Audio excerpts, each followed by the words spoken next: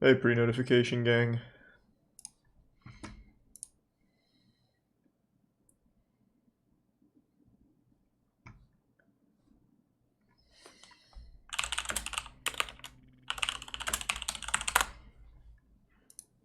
Thanks, resub Weedle. Yep, just showered.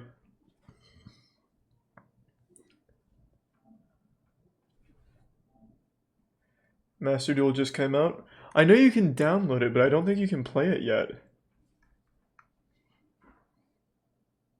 At least not according to the people I was reading from on Twitter.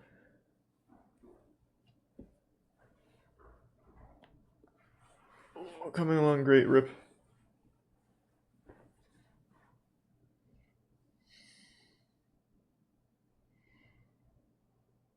I did see the Cuphead show trailer.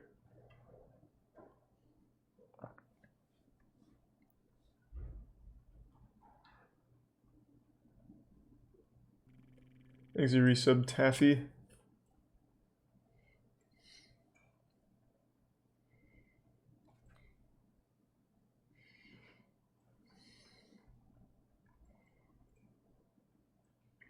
Yeah, so Master Duel is downloadable, but I don't think you can play it yet. At least as of an hour ago from the people on Twitter. Maybe it's fully playable now, I'm not sure. Either way, though, I'm fucking stoked, but I won't be playing it tonight.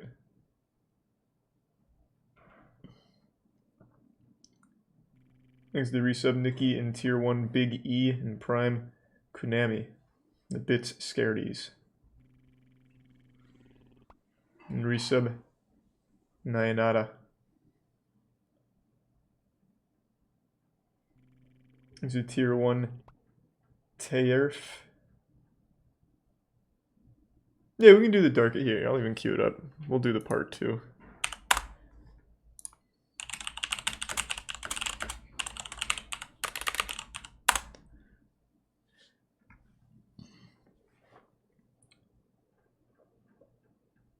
No, I still haven't made the peanut butter jelly mayonnaise burger yet.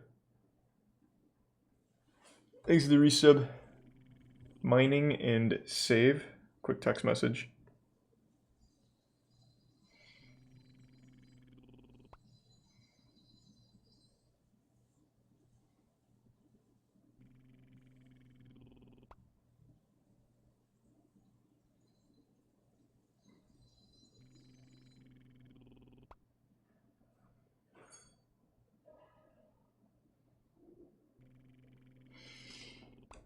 Thanks to the resub. Video game, more family, ponage, cute, honey, and A. And the prime sloth and street. The resub warmest.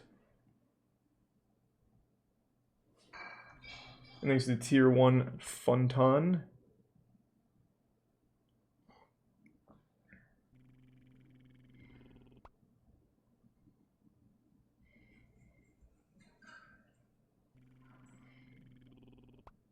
Yeah, I still shower. When's the moist shirt coming back? It's pretty serendipitous. It literally just came back. And there's a black version.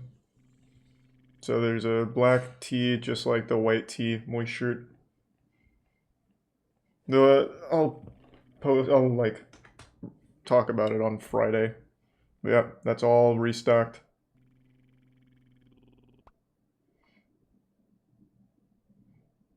Yeah, I know you can download Master Duel now, I just don't think you can play it yet.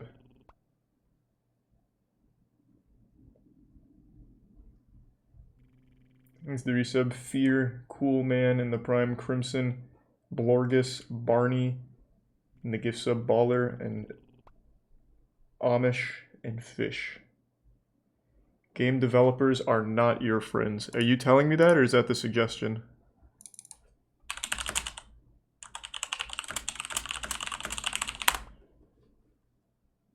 That's the suggestion. Is it give sub Barch, Green, Tier 1 Seal, and resub Mihar, Narwhal, and Bits Frog, and Prime Pet.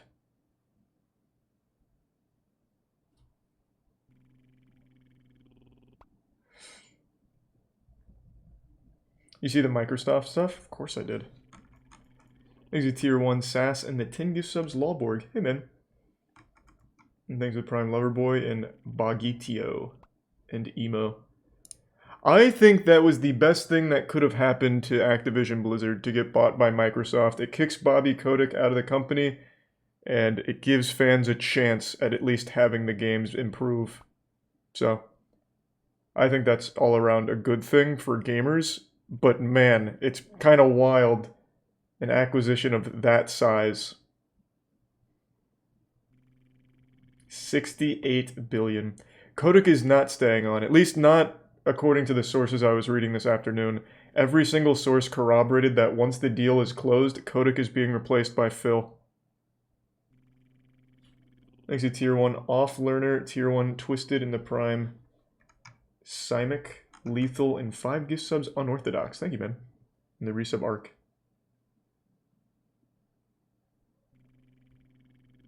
Maybe, Scott.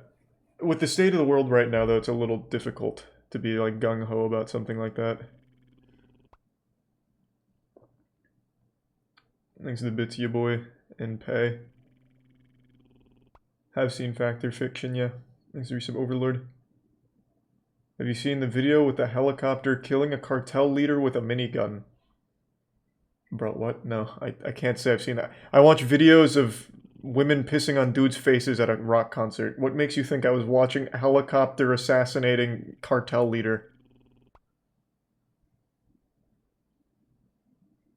It sounds intense, though.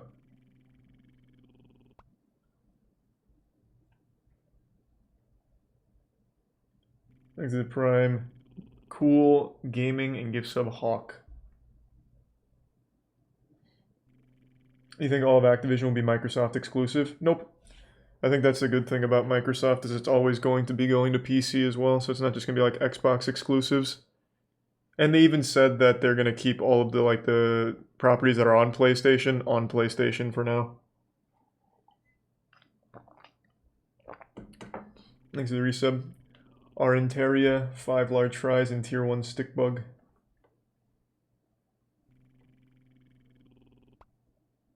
And the resub Zolotl. And the bits mining. Jesus, there's a ton of them in 80. Yeah, I saw a couple more that I haven't watched yet. Thanks to Tier 1 Trey. The resub Vin and Moist. And Saw, Pizza and Pizza Man.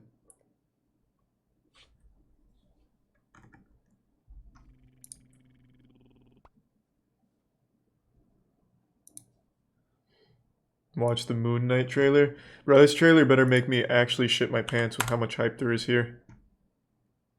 I don't know anything about Moon Knight, but sure, we'll watch the trailer. Whoa, 14 million views in 23 hours? That's high even for Marvel. Is this like a beloved character or something? I've never heard shit about Moon Knight. He just looks like a stormtrooper that's going through a phase. The only thing I know about Moon Knight is I bought one comic of Moon Knight when I was a kid because I thought his mask was cool.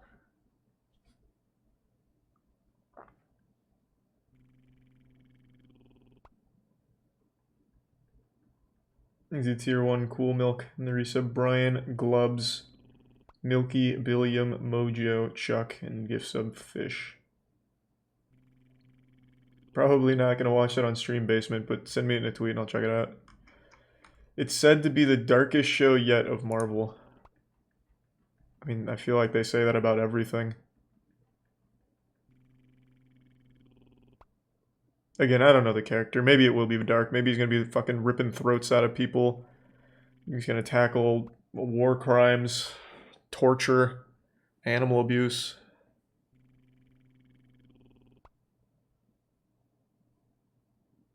Yep, fresh out of the shower. Thanks to the bits Psy and give sub at Trey, and then bits Nady and Trey. I haven't seen that skit, Trey. And apparently, Nady, I had no idea it went so deep. Thanks to resub Drez and Ben.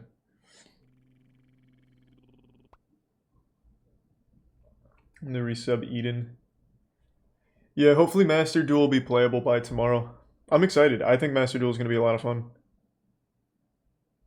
So we'll see. Not going to play it tonight, though, if it is actually playable. Let me send a quick text message.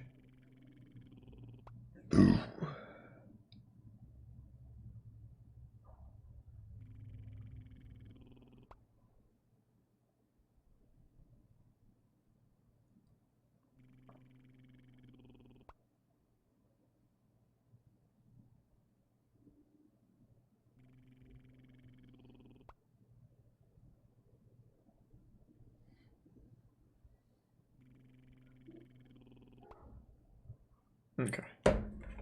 Thanks to resub Dillaton in the Prime Randy Jackson.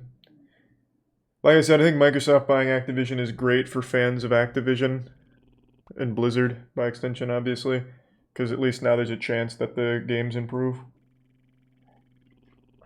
Thanks to Tier 1 Cliffy and gift sub Slack.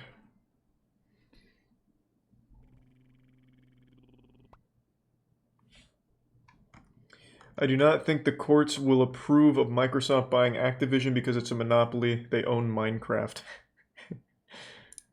That's fucking cute. I mean, I'm sure if Disney can buy Fox, Microsoft can buy Activision Blizzard, but yeah, I mean, it's a pretty fucking wild acquisition. Thanks to Prime, Hasdo, Fire, and the 5 gift subs TBG. Thank you, TBG. You think Overwatch will change? I have no fucking clue. All I can say is there's at least a chance that the game stops spiraling into obscurity. I think especially on the esports side. So if you're like an esports fan, I think this is like great news for you. Thanks to the resub, iconic initial Wolfstorm in 360. Neither of them are Monopoly though. I think they were just kidding because of the Minecraft thing, man. I don't think he was being serious. Let's get wild. Let's get wild. We'll start with Moon Knight. Hello, and welcome to Staying Awake. I have a sleeping disorder. Oh. I can't tell the difference between my waking life and dreams. Hello, and welcome to Staying Awake. Imagine how much more effective people would be if you didn't need to sleep, man. Sleep sucks. I think I'm losing it. We'll catch you on. Thanks to Prime Sci and gift sub Salt. Stevie. Steven. I can't tell the difference between life and dreams. Thank you. Lost the contact lens. Thanks to Prime You Joe, found it. Brian, and resub Thanks. Matt. This doesn't seem that dark so far. I haven't seen full frontal nudity, I haven't seen gore, nothing. Yeah. Oh my god, you're alive. What's wrong with you, Mark? Why did you call me Mark? It must be very difficult. But who is that? Voice. Is that Ethan Hawke? There's chaos in you. That's his name, right? Ethan Hawke? That's hype. I like that guy. Embrace the chaos.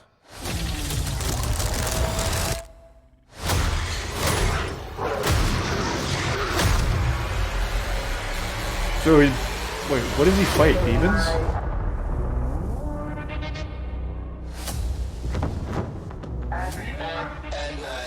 That was a really cute way of ending it. That's just like the old Disney Channel thing when like Hilary Duff would take a little stick and draw the Mickey Mouse ears. That was pretty cute. Nice little send-off. I mean, it looks fine, man. I mean, I'm not losing my mind over it. I don't know Moon Knight. That seemed like just a pretty generic trailer.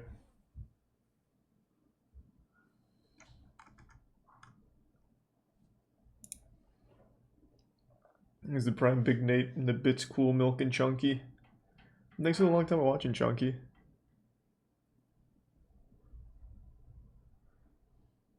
Thanks to the gift sub Fish and resub Schlurb. And the gift sub Poob.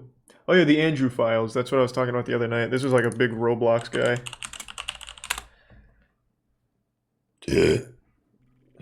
There's apparently a huge set of awful shit So yeah, maybe we'll try and catch it. There's so much drama in Roblox recently, man. It's wild. It blows my fucking mind. There's a Prime Lucifec, Chef, and the Tier 1 Exia, Tier 1 Domatron, and the resub Gaio, and Ash.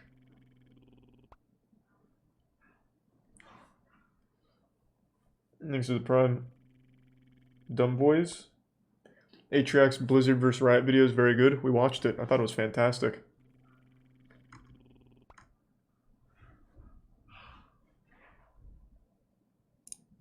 It's a resub of Void.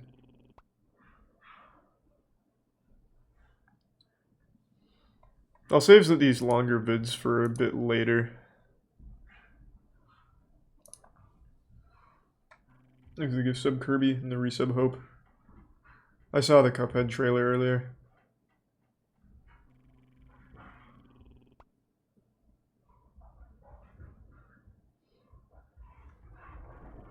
Horse kicks tree, farts on dogs, then runs away.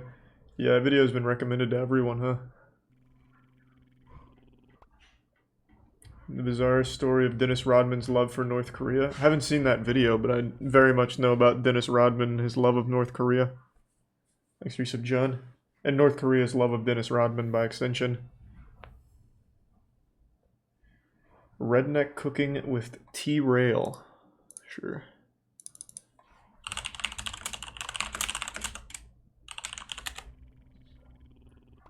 This? What's up, YouTube? Oh, Jesus And Christ. T-Rail fans, how y'all doing? It is me, T-Rail. Where have I been?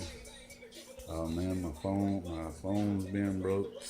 Oof. Screen's been broke for a while. Let's just get to the cooking, maybe. Let that cook.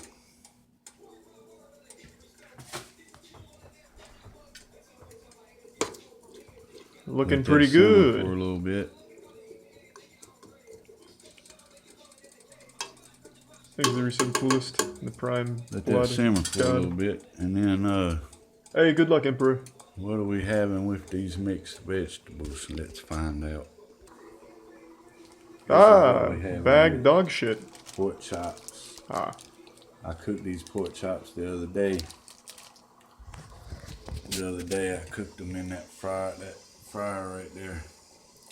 But we got the vegetables are steaming. And go ahead and stir this up a little bit. alright. So does he just dump the pork chop in there and that's about it? It's a pre-cooked pork chop and some basically heated what we're gonna vegetables. And so we're just gonna put this pork chop in the microwave and heat her up real fast. Heat this pork chop up real fast. Hey, makes sense to me. It'll only take about 30 seconds, a minute. Get that thing heated up. I'm here to guard the manger. Church. As your So tier we're 1 1 Fern. minute. And the resub early 20s in Ethos. And when that's done, And give sub Twixie. the veggies should be done. Stir this up some more. Those veggies are coming out nice. Yum, yum, yum.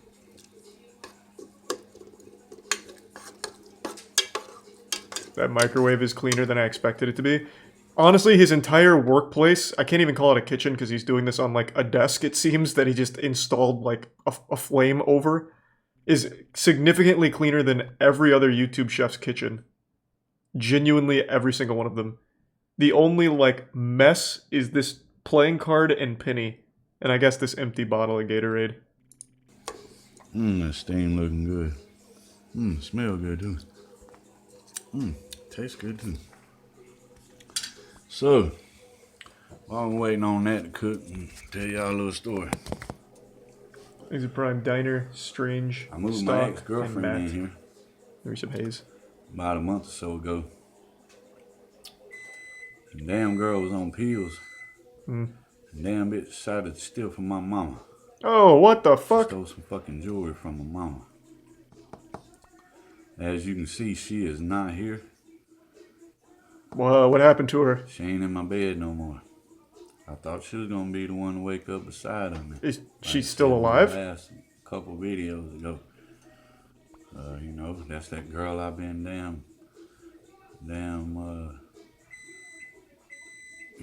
known for 3 or 4 years now. We just been on and off. Well, we was on again, but she wanted to get on them pills, and so now we off again. She's off doing her damn pills, getting fucked up. Me, I'm still living good. Over here cooking. All right. You know what I mean? She's over there asking motherfuckers for food and shit now. Thanks the prime. For food and water and cigarettes. Imitator and the She didn't have resub to ask Dank for and shit when she Tehair. was here. Well, pork chops is ready. Let's go over there and get the plate. Spoonful over here. Let me see the finished product. Cut this off and unplug it.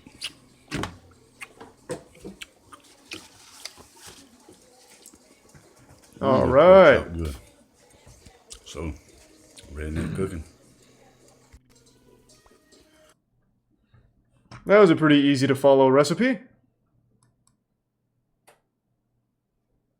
Is a tier 1 disconcerting and tier 1 JD and the resub Shrutini and Keaton and Mantis.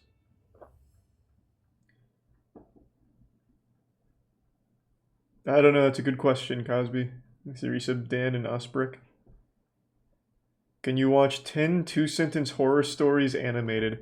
Bro, I fucking hate two-sentence horror. We had a whole podcast episode dedicated to it like 2 weeks ago.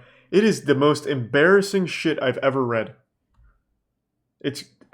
I mean, yeah, I'll check it out. We'll see it animated, but my god, it's horrible.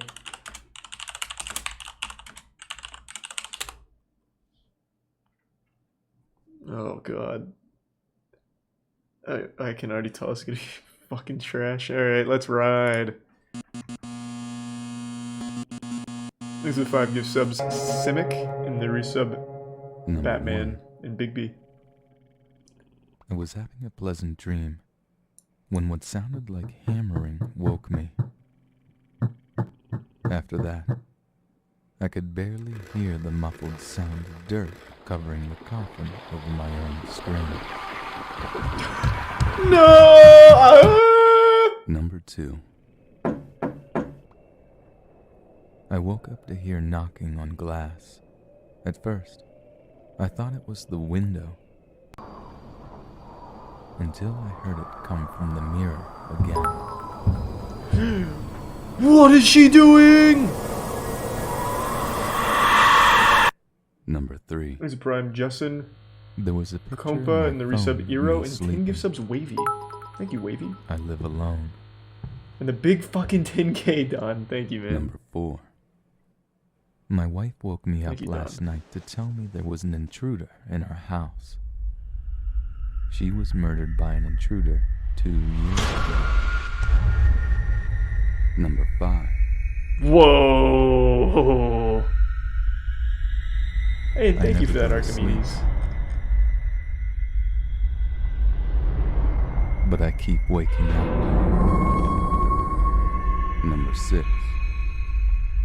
The last thing I saw was my alarm clock flashing 12:07 before she pushed her long, rotting nails through my chest, her other hand muffling my scream.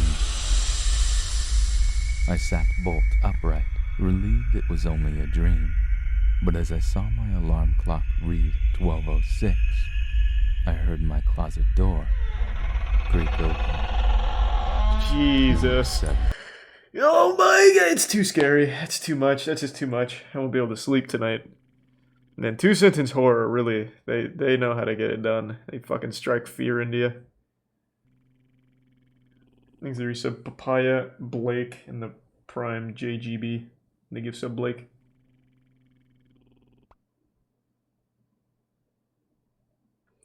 This video's last story made me scared to shit when I was a kid. What? How? Let's see.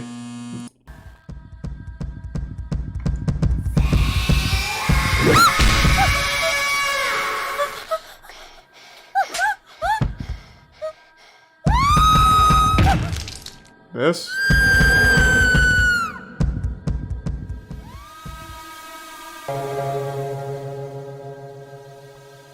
No, two-sentence horror has been around for like 10 years now. That subreddit's old as shit. I'm guessing he means like the actual two-sentence horror. Is this? God, it's like a full-blown short. I don't feel like watching that. Thanks to resub Winter and Conch. How losing a password just cost a company $190 million.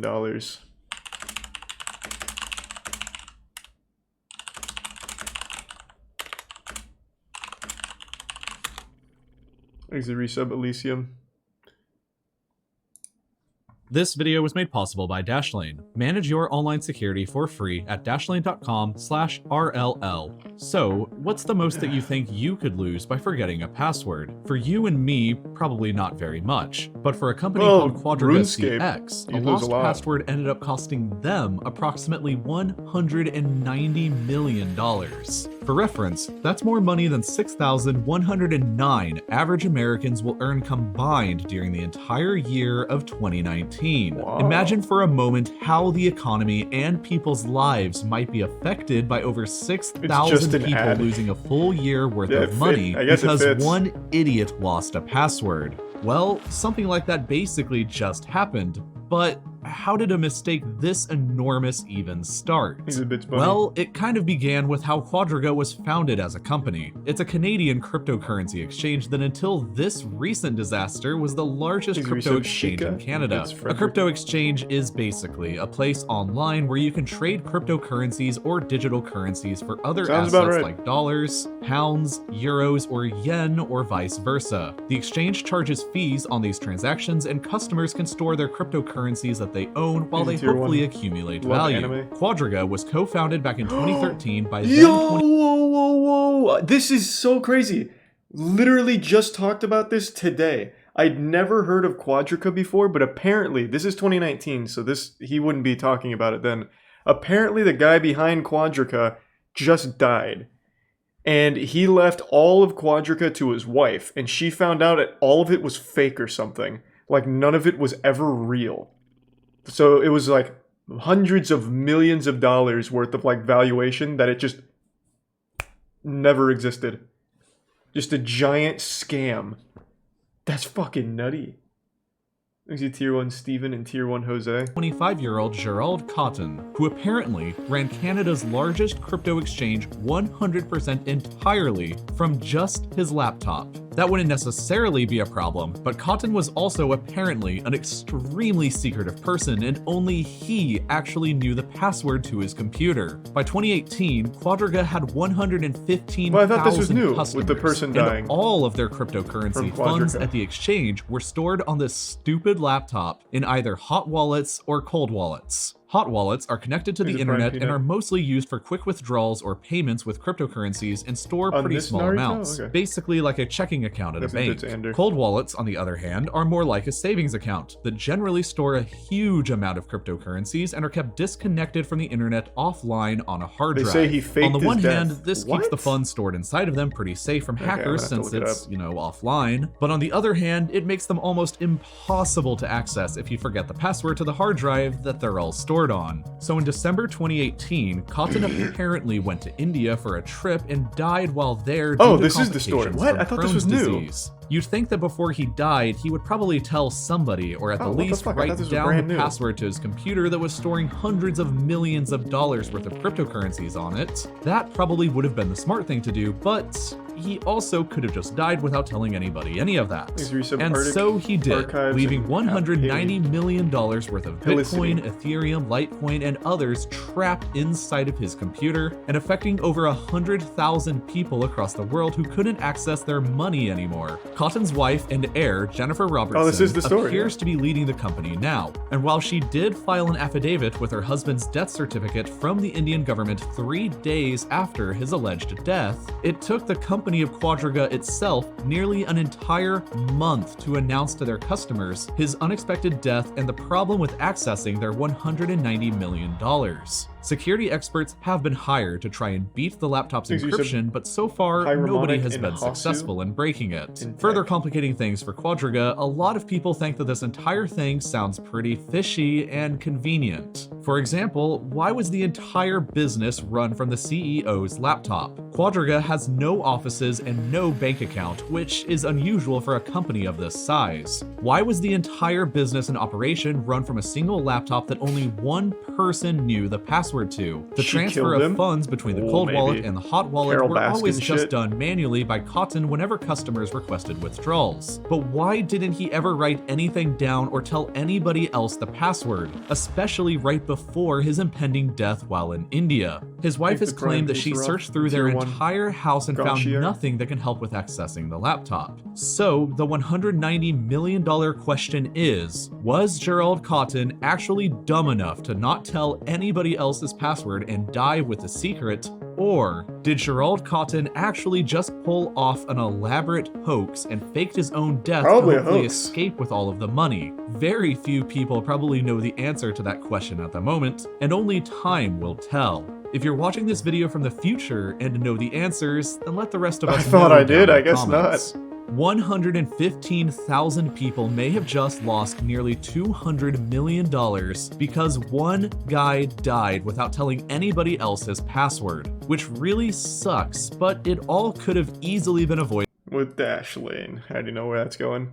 So that's what they do. I thought this was brand new. Because Danny brought it up like today about Quadriga and the guy dying, and it was like all a scam or something, but I guess a lot of wires got crossed there and the story was incorrect. Thanks to the Prime Vimo. Is that a game, Pugs, or is that like a video?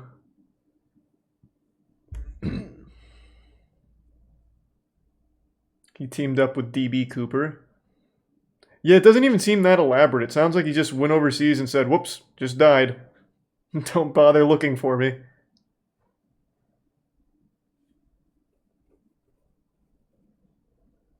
Look it up. Why is there like an update to it? Let's see.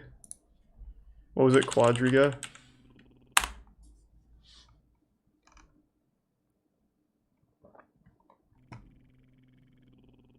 Oh, this is probably why I brought it up, because she just spoke out about it again.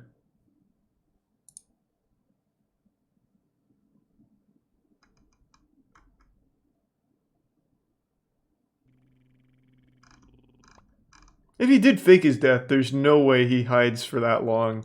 Especially not with that amount of money. He's going to spend it.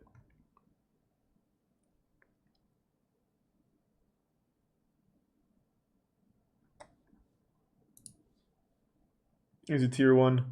Really in the resub Wolf and Plasma. Why making fun of this guy can get you life in prison. Oh, before I even hit enter, is this about Turkey's leader, Erdogan?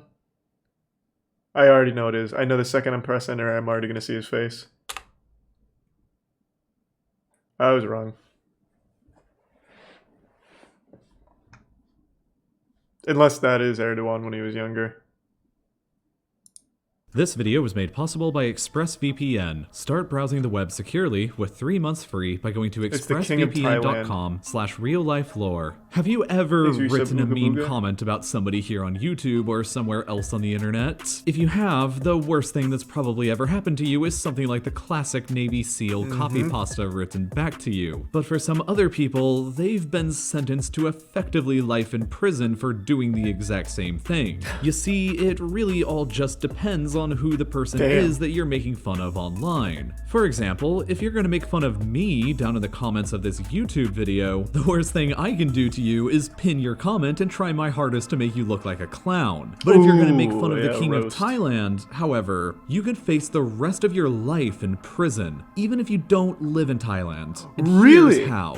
Theoretically, Thailand is a constitutional monarchy like the United Kingdom or Japan. But unlike in those countries, the monarchy is not only super super revered, but it's also illegal to criticize them. The position of the Thai monarch and the royal family is enshrined in the Thai constitution, which at one point states, "The king shall be enthroned in a position of revered worship and shall not be violated. No person shall expose the king to any sort of accusation or action." So not only do we have those scary words to work with, but Section 112 of the Thai Criminal Code also makes insulting or otherwise degrading the king or a member of the royal family a severe criminal offense. It states verbatim, "Whoever defames, insults, or threatens the king, the queen, the heir apparent, or the regent shall be punished with imprisonment of 3 to 15 years. The punishment of 3 to 15 years, however, is for each insult that a person gives to the king. It's cumulative, so okay. If you were to hypothetically post 5 comments on a video such as this one that were insulting in some nature to the king of Thailand, you would face 5 counts of 3 to 15 years in prison. That's fucking nutty. Yeah, imagine Gideon like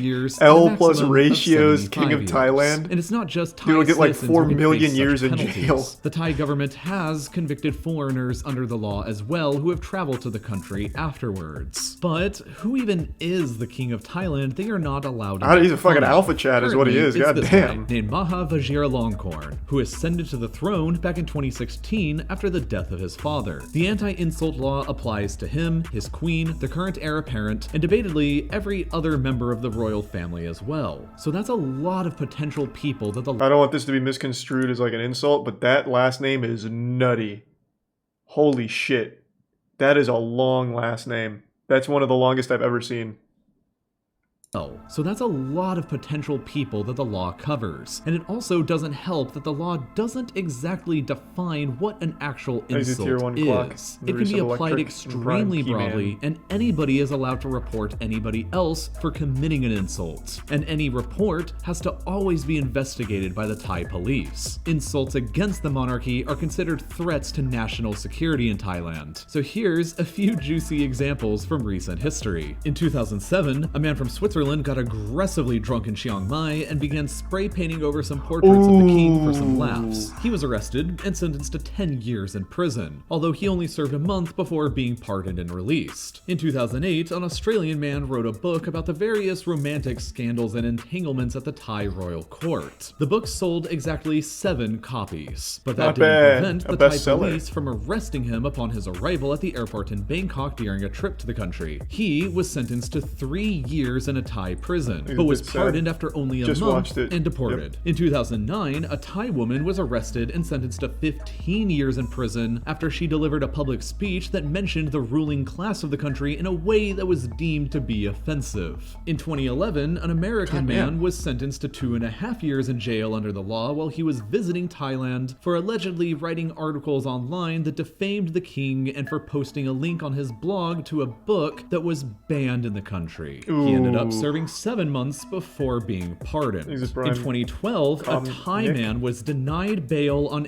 8 separate occasions and sentenced to 20 years in prison because of 4 text messages he sent from his phone that were deemed offensive to the king and queen. 5 rookie years mistake. in prison for each text he sent. In 2015, a 27-year-old factory worker in Thailand was arrested under the law for supposedly making sarcastic comments about the king's dog on Facebook, which for reference looks like this. According to the BBC, the man had posted multiple photos of the dog that appeared to mock the king, and in addition, he was also charged with posting the like button next to a doctored photo of the monarch. He spent 90 days in prison for the crimes before being released on bail and faced a maximum penalty of 37 years in prison for the Facebook posts. His current location and status of the case has been unknown since 2018. He's probably fine. It is also important to note that under the law, making fun of or insulting any previous Thai monarch is also considered a severe criminal offense. For an example of that, in 2017, a man made a remark while at a Thai university forum that he doubted the existence of an epic elephant battle in the 16th century between King Narswan of the Thai kingdom of Ayutthaya and the Crown Prince of Burma. This was considered insulting to a previous Thai monarch, even one who had been dead for over 400 years. years, and the man was subject to prosecution by the Thai authorities because of it. The case was eventually dropped, however, but that hasn't prevented other ridiculous claims from being made. In 2018, a relatively famous Thai YouTube personality got in trouble under the law for describing a dress worn by the Thai Miss Universe contestant as ugly. Unfortunately for her, the dress was designed by none other than Princess Sirivanavari Naryatana, the only daughter of the current King Vajiralongkorn. This got her into trouble for saying an insulting comment about the work of a princess. But others have gotten into far worse trouble for even less. In 2017, a 34-year-old man was arrested and sentenced to 70 years in Thai prison for simply creating 10 Facebook posts that were each deemed to be insulting to the Thai royal family. Do we have a record of them? Sentenced him to 7 years in prison for each Facebook post, which is the harshest sentencing that anybody in the country has so far ever received for insulting the monarchy. It was effectively a life sentence, but it was gracefully commuted in half for him to only 35 years in prison because he confessed to being guilty. Part of the problem with this law is that the media in Thailand rarely ever report on it or cover active cases, because even simply doing that can result in charges of insulting the monarchy for yourself. So I realized that even by creating this video on YouTube, I've potentially opened up a can of worms and gotten myself into some legal trouble in Thailand that could potentially restrict my ability to visit the country in the future, even though I feel like I haven't been insulting or degrading in this video at all, and I've simply only been reporting facts. The facts themselves can be considered insulting. However, if you were to hypothetically leave an insulting comment below and you ever go to Thailand afterwards, you could potentially face jail time there. And if you write multiple insulting comments, you could even end up facing the rest of your life in prison in Thailand if you ever visit afterwards and get caught. YouTube itself has even been blocked in Thailand on multiple occasions for videos exactly like this one. And I already know that this video is almost certainly going to be immediately blocked there. You see, Thailand and YouTube worked out their differences a long time ago so that rather than blocking the entire website there, YouTube just agrees to block potentially offensive or harmful videos in Thailand for them. Seeing as how other videos featuring far more minor content than this one have been blocked under this agreement in the past, it's safe to say that this one will be too. Internet censorship is not only a pervasive issue in Thailand, I'm sure or even the on King YouTube, of Thailand but is across the much entire cooler world now. and across every website. If you want to be able to access anything ExpressVPN. That's kind of wild. I had no idea. Thanks to Prime Crisp. No, I think the King of Thailand is awesome. I think he's, you know how much I like the King of Thailand. I've been saying that for a long time. Thanks to the bits, Nady and Jaded.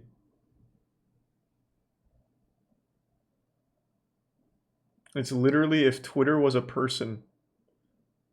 What the fuck do you... No, if it was Twitter was a person, he would literally argue with each comment in like himself and start like this giant thread and then have them arrested. Thanks to Resub Cheesy. I'm afraid of flying. I have no plans of visiting Thailand. That was an interesting video. I've never even heard of that before. Thanks to Resub Break. 5 eerie coincidences throughout history that need explanation. It seems more like a lesson than like a goofy thing. We've seen that, Sarge. No, I usually don't watch that kind of stuff on stream, Nitty. That's why I've been watching it off. Did I hear about the Final Fantasy porn that interrupted an Italian Senate Zoom event? That sounds great. It's probably the best Zoom event they've ever had. Thanks to resub Swine and the gift sub Bunny and Dolphins. And the resub Alexander. Seen it, Cryo. I forgot his name, though. Thanks to resub Sosochi. It was the Salmonella video on him. Can't remember the dude's name, though.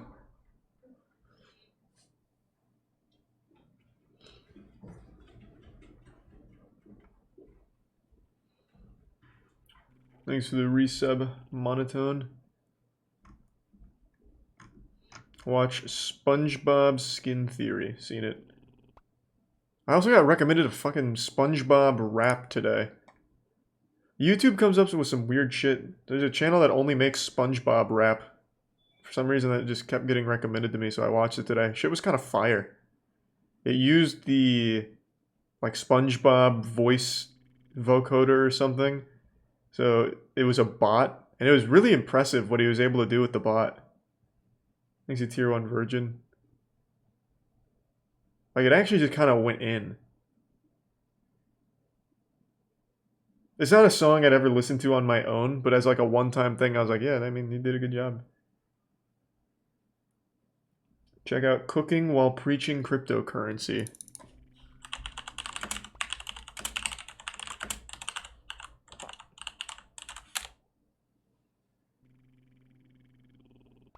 This is a 32-minute video, man. I think I'll pass.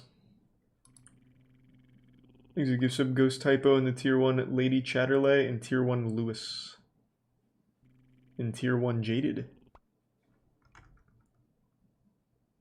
My pussy wetter than SpongeBob. That rap is real and it's so bad it's good. Well, that's not the one I saw today. The one I saw today was like family friendly and just like well done. It wasn't my pussy is wetter than SpongeBob. Here, let me look that up real quick.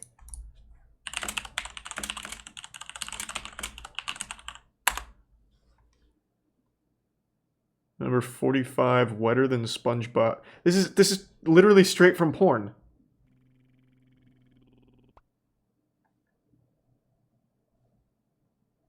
Okay, I'm just gonna not even risk it on Twitch.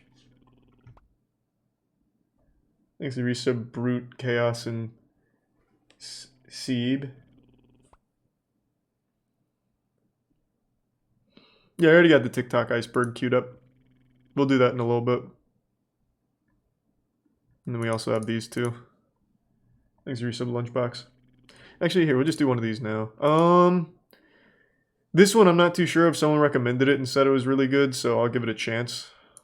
So I got a new job near the start of the pandemic. It was the first quote-unquote corporate job that I've ever had, and the training was straight up jarring. Before getting into all the procedures for the job, I was shown a video about the company's mission statement. I was expecting something about peace, love, and positivity or some other shit, but instead, their mission was a lot more, well, evil. After getting through the long history of the company buying up thousands of local chains and rebranding them, their stated goal, above all other things, was complete brand loyalty. This concept isn't a new thing, and companies like Apple absolutely dominate the market through brand loyalty.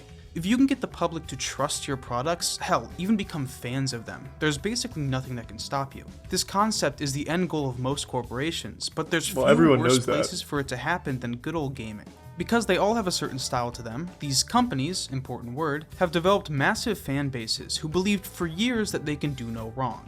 I'd like to help change that. I thought about how to do this video in a number of ways, but I've decided that the best course to reveal the sins of these companies is to get straight up biblical. It's time, my friends, for the 7 deadly sins. Now, I get that if you like some of these developers, you might find my criticism a little distasteful. So, to ease us in, let's look at I feel like everyone just knows this, though. Representing the greed of the corporate world, let me introduce to you Electronic Arts.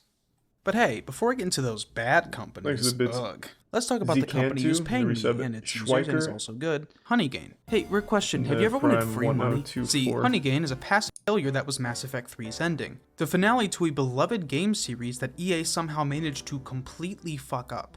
However, EA is an overachiever. See, they might not have the money of something like Walmart, but they pack a lot of greed in those 2 tiny letters. Speaking of Mass Effect 3, our darling company decided to release the game with something called Day 1 DLC, aka a content patch that was made alongside development, only to be locked behind a paywall to people who literally just bought the game. Commonplace now. Even worse, it's not like the expansion was something unnecessary or extra. It adds an entirely new character and storyline, which are almost essential to get the full story the game is trying to tell. A story which, I should say again, they fucked up so badly that it ruined the entire franchise.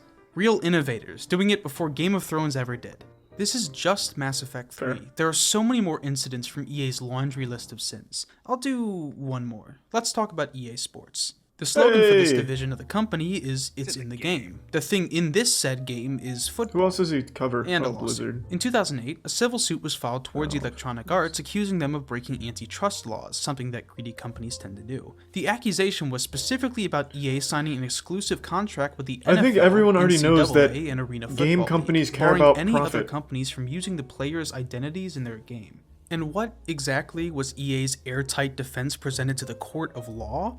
They argued that the football players' identities used in the game were entirely, quote, incidental. Like a fucking intern tripped and then coded the models' names, stats, numbers, and team affiliations into the fucking game. Whoops! Sorry about that. A series of lawsuits were settled 5 years later in 2013. This time, the multiple lawsuits all surrounded the company using hundreds of thousands of people's identities in the NC. I'm not sure. It just seems more like it's, here's what these companies are doing and why it's greedy, which everyone already knows. Doesn't stop people from being, like, obsessed fans. Like, look at Disney. Everyone knows how soulless and corrupt Disney is, and yet they'll wait 8 hours at Epcot because there's a popcorn bucket that looks like a dragon. People don't care. They literally love to be used like piggy banks for these companies. And then there's the added benefit for the companies that these fans will literally fight their battles online. Defend them to the death.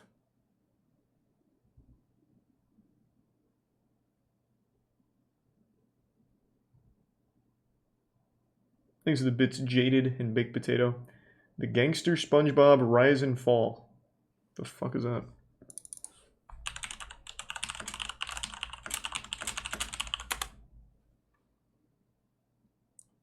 Oh, it's one of these wacky animations. Yeah, sure.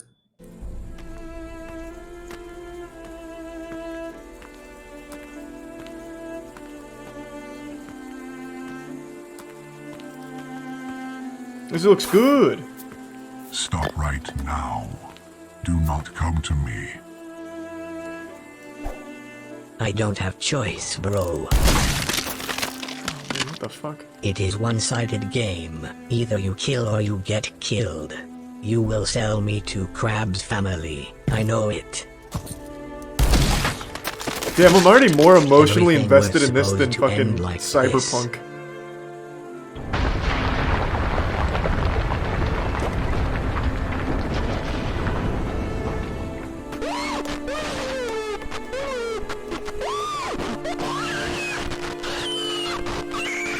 Is it tier 1 Twisty and the resub Starkey and Sonata?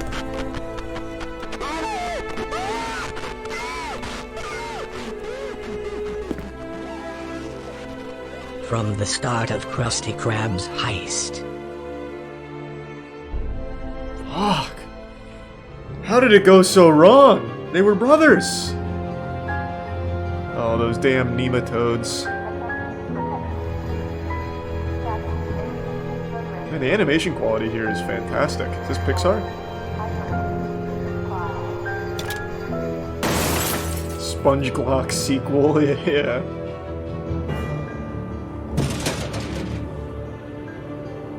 First, prepare, then the come. Are you ready? 3, 2, 1, go. Thanks for Prime Vamp and Preston. Hands up, Daddy!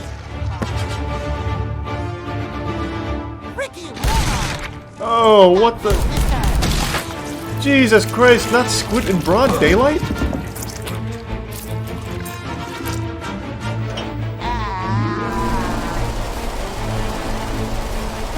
Shit, he has a gun. Thanks to resub Goody in blue. Hurry up! I will kill you! I am pro. Is this canon? I'm not sure. I haven't read the SpongeBob manga. Do you even know who are you robbing, boy? Come here, loser. You will regret Forget about it, this. I know. Fucking cops. We must rush, bro.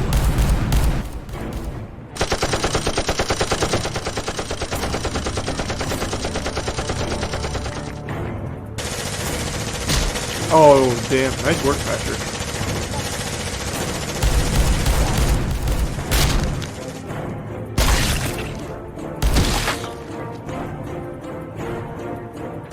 see you tomorrow. Thanks to the resub, me and Manny. Big Sexy became the most loved player in sports. Sounds interesting.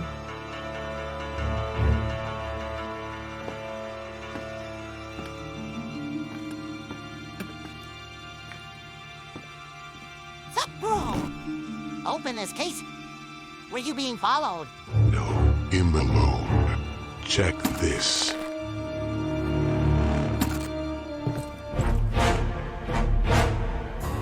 Now give it to me. We don't have friends in this business. You knew about this. I need to kill you. Don't move. Make it quick. Patrick, he deserves so much more. Why does he keep coming back? Noob. Cops will find you. Then they will find you. Shit.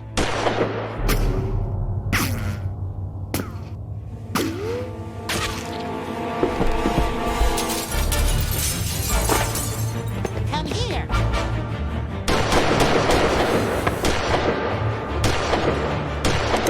The camera work here is fantastic.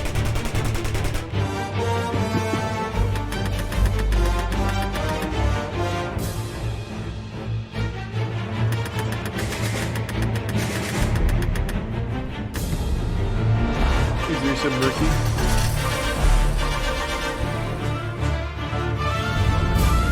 Why does he have a Guy Fawkes mask? Because he doesn't want his identity to be revealed. Bro, he's committing a crime. It is not your game, bro. You were been such kind and sensitive.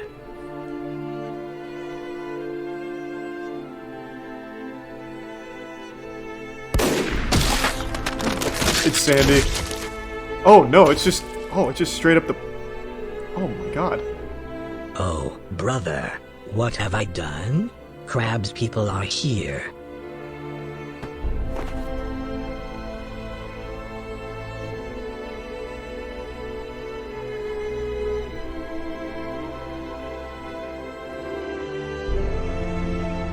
There's the Prime Sentinel. The Tier 1 orange. They left me here completely alone. Help! Here.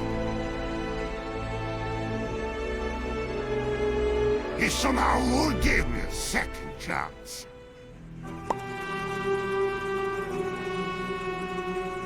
Fuck, man.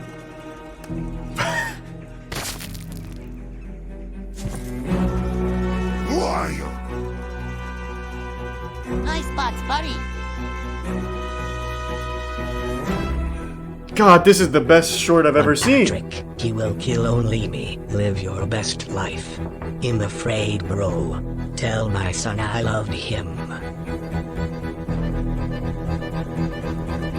Tell him yourself. You will tell him by yourself. Hey! I will hold him up. It would mean a lot to me. It's my turn to save you. I will miss you. Me too. Run. Now. Bro. Don't do it, Patrick! He's not worth it! No! I will raise you as a hero, like my friend.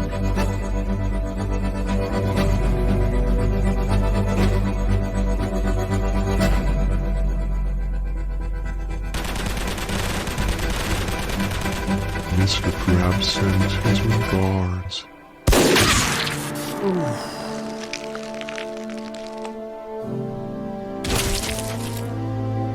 Aren't starfish, like, immortal? Well, I guess maybe if you shoot them between the eyes, it changes things.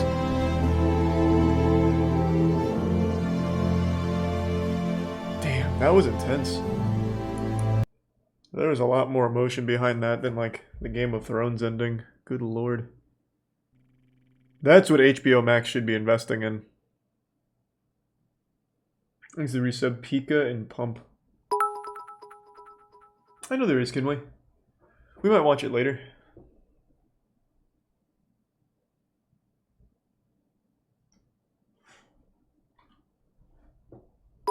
I don't know about that, KG.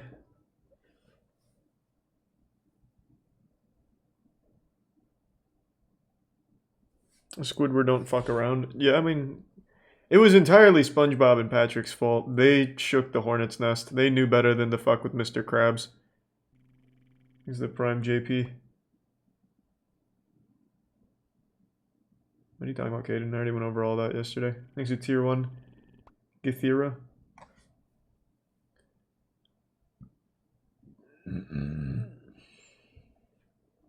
I guess a little bit mining.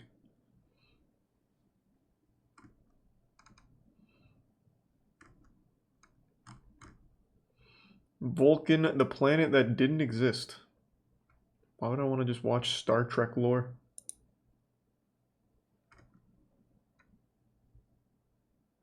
I don't know the name of them, but there's a group of people that believe that they shifted RR. What does that mean? Are you talking about the secret space program?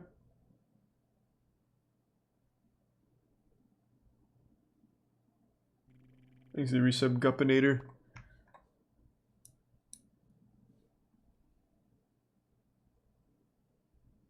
Oh, reality shifters. Oh, I vaguely know that. Thanks to the bits Paparoski.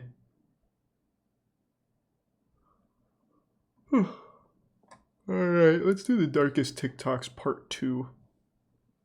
Part 1 had a ton of shit I'd never even heard of before.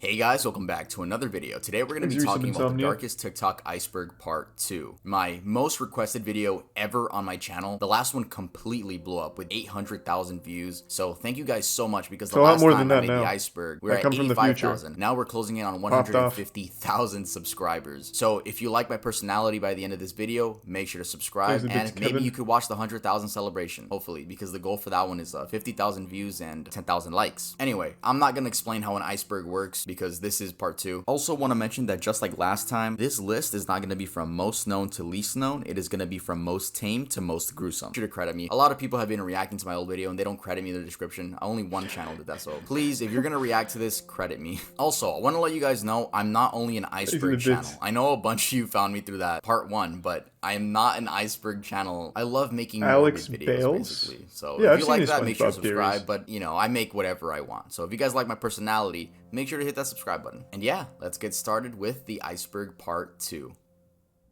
The tip. Faking disabilities part 2. Last time we talked about faking disabilities, we spoke about this man that was just pretending to be disabled in general. There was no specific disorder that he was faking. It was just, you know, he didn't even explain it. That's how bad it was. But you guys were telling me in the comments that a lot of people fake Tourette syndrome and multiple personality disorder, aka DID. I always knew about these, but the reason I didn't include it in the original video is because I didn't want to call anyone out in case I called out the wrong person, and let's just say that person actually does have Tourette's. I would look like a horrible person. But luckily, someone was called out, and they were called out because they were faking Tourette's and they were caught. A user by the name of @TixandRoses was caught faking Tourette's. So this person would make TikToks showing their daily struggles dealing with this disorder. Though when they had a tic attack, this person was smiling throughout the experience. If you know anyone that has had a tic attack, you know that it's a painful and irritating experience, not something that you smile about and get giddy about. Anyway, this person was found out to be faking this because 1, people with real Tourette's were calling them out, this got and controversial. 2, they had a second account focused on crystals, energy, and astronomy. I privated the video because I didn't know what to believe they anymore. Had no tics at all throughout these TikToks and the live streams on that TikTok account. Eventually, their sister posted on Reddit explaining that they had never shown any signs of tics as children. She goes on to explain that they want nothing to do with the family anymore, but they are mentally ill. Now, in the case of multiple personality disorder, aka dissociative identity disorder, there are a bunch of posts on the subreddit called their sister retracted the statement, where a bunch of users are being called out. However, I'm not going to be calling out any specific users for the multiple personality disorder because I simply don't want to. But what I will say is, if there are people faking Tourette's, I'm sure there are a bunch of other people faking all kinds of disorders on TikTok. Cryptic translations. In late 2020, early 2021, users found out that typing re into the comment section and then clicking translate would lead to creepy messages such as, "It's crying, it's weeping." Cry. What is the meaning of the word? Lame. It cries out behind you. Suffering, it's all right. At first, I thought people were just changing the code or, you know, basically glitching out the TikTok system in order to make these comments look creepy. We're still in the most tame section, it was a though. genuine glitch. that anyone could do. You could type it out and it would translate to that. But trying it out now in 2021, it seems like it has been patched by TikTok. So, I mean, I got it to work on one comment, if that means anything. Identity disorder is new favorite thing why to fake. Why does re translate Yeah, to I mean, that's still very popular on TikTok. According to Google Translate, the word re and its variations could be translated to Maori, an endangered language spoken by one of the indigenous tribes of New Zealand. According to the Maori dictionary, the word re means to be angry, annoyed, or enraged. It does not mean Rihanna. The word ear, on the other hand, is detected as Shona, or I'm not going to pronounce that, I'm going to butcher that. Shoza. One of the native languages of Zimbabwe and South Africa. So at the end of the day, it seems like TikTok was going off the Maori definition of re, but it would like glitch out because it interferes with the other languages, leading to some very messed up translations. Confused_me too. Confused_me too is a TikTok account that one of you guys said I should include. So while editing this video, the account actually got taken down. But I think I described it with enough details for you guys to understand what's going on. So I'm just going to put some stock images as I talk about the account. Also, I really want this in the iceberg because I want to let you guys know to not believe everything you see on TikTok. The account only has 2 posts, and one of them shows someone squirming around in a garbage bag, and the other shows a river. The song playing in the background is I Feel Fantastic by Tara the Singing Android, a video we covered on the Darkest YouTube Iceberg. Anyway, the watermark says the video belongs to Devin KB816, but it seems that account has been deleted. I do think this is fake because, I mean, come on, it just looks so staged. It's like some teenagers just wanted to prank the TikTok community. And also, if you it's very easy to do that. First of all, you wouldn't upload this. Second, if that person in the bag shouldn't have their feet out because then you can see their skin color. Now you can tell that they're a light-skinned person. All the community in that area would have to do is see who's been missing recently that can match that skin color and, you know, probably trace it back. And that was just me thinking about that. Imagine what detectives would be able to do. So yeah, I wanted to include this on this list on the tip because, guys, don't believe everything you see on TikTok. And imagine, like, I'm still gonna believe everything. Because it's more fun that way. Suffocating flies trend. In 2020, a new trend began emerging where users would trap flies in syringes and squeeze the bottom, alluding to the idea of the fly being squished to death. Most of the times they wouldn't squish the fly, at least on video, but sometimes they would actually post it. This is a rare case where someone actually claims they made the trend. The user goes by DJSHBDBDB, and his bio read, "Hey girl, I made that squishing fly trend on TikTok." Trend now. This user has since changed his name and gotten banned due to violating community guidelines. I saw some people arguing in the comment section saying, wow, Gen Z is so soft, we're really protecting flies now, but like, that's not the point of the argument. No shit, we all kill flies when they're flying around in our room. But it's just really stupid when people do shit like this for clout. Like, dog, everyone kills flies, but it takes a special kind of person to trap a fly, put it in a syringe, start squeezing the bottom of it, and then post it for TikTok clout. I don't feel like hunting that shit down. It's such a hassle. Fly at 50K. The surface. Skinwalker dog. Before I get into this, let's go over the definition of skinwalker. In Navajo culture, a skinwalker is a type of harmful witch who has the ability to turn into, possess, or disguise themselves as an animal. One day, a woman posted a TikTok of her dog opening the door from inside the bathroom. She screams, "Oh my god," as the dog looks at her and closes the door again. The comments were full of people telling her that her dog was a skinwalker. Look, if the doorknob was... yes. From Upper Kazuki. Yes, of course. The only man qualified to diagnose your dog with a possession. I have no doubt, too, that this kid truly believed it. They're like, oh my lord. That's a real possession. Just like in Demon Slayer. Skinwalker. Look, if the doorknob was spherical, then yeah, I would be creeped out too. But the owners then showed that the doorknob was one of those lever type doorknobs. So, you know, my that's dog how opens the dog doors. opened the door. There is a whole community on TikTok dedicated to finding skinwalkers, but let's be honest, most of them are fake or just misunderstood. Bolivia College Incident. The Bolivia College Incident is another one of those situations where users would just upload these shock videos onto TikTok until they get taken down, because that's how a lot of you guys told me you guys found this video. Anyway, this clip showed a bunch of college students on the 4th floor all cluttered up together. Eventually, the railing breaks and students begin falling to their deaths. It's so scary seeing this one girl about to fall to her death, but is pulled up by a colleague. Usually I know about these shock videos that go around. I've never heard of that. No idea that this even happened. So thank you guys for informing me. Also, to the people posting this to get clout or likes or just shock value. Fuck? When did that happen? I've never heard of that in my life.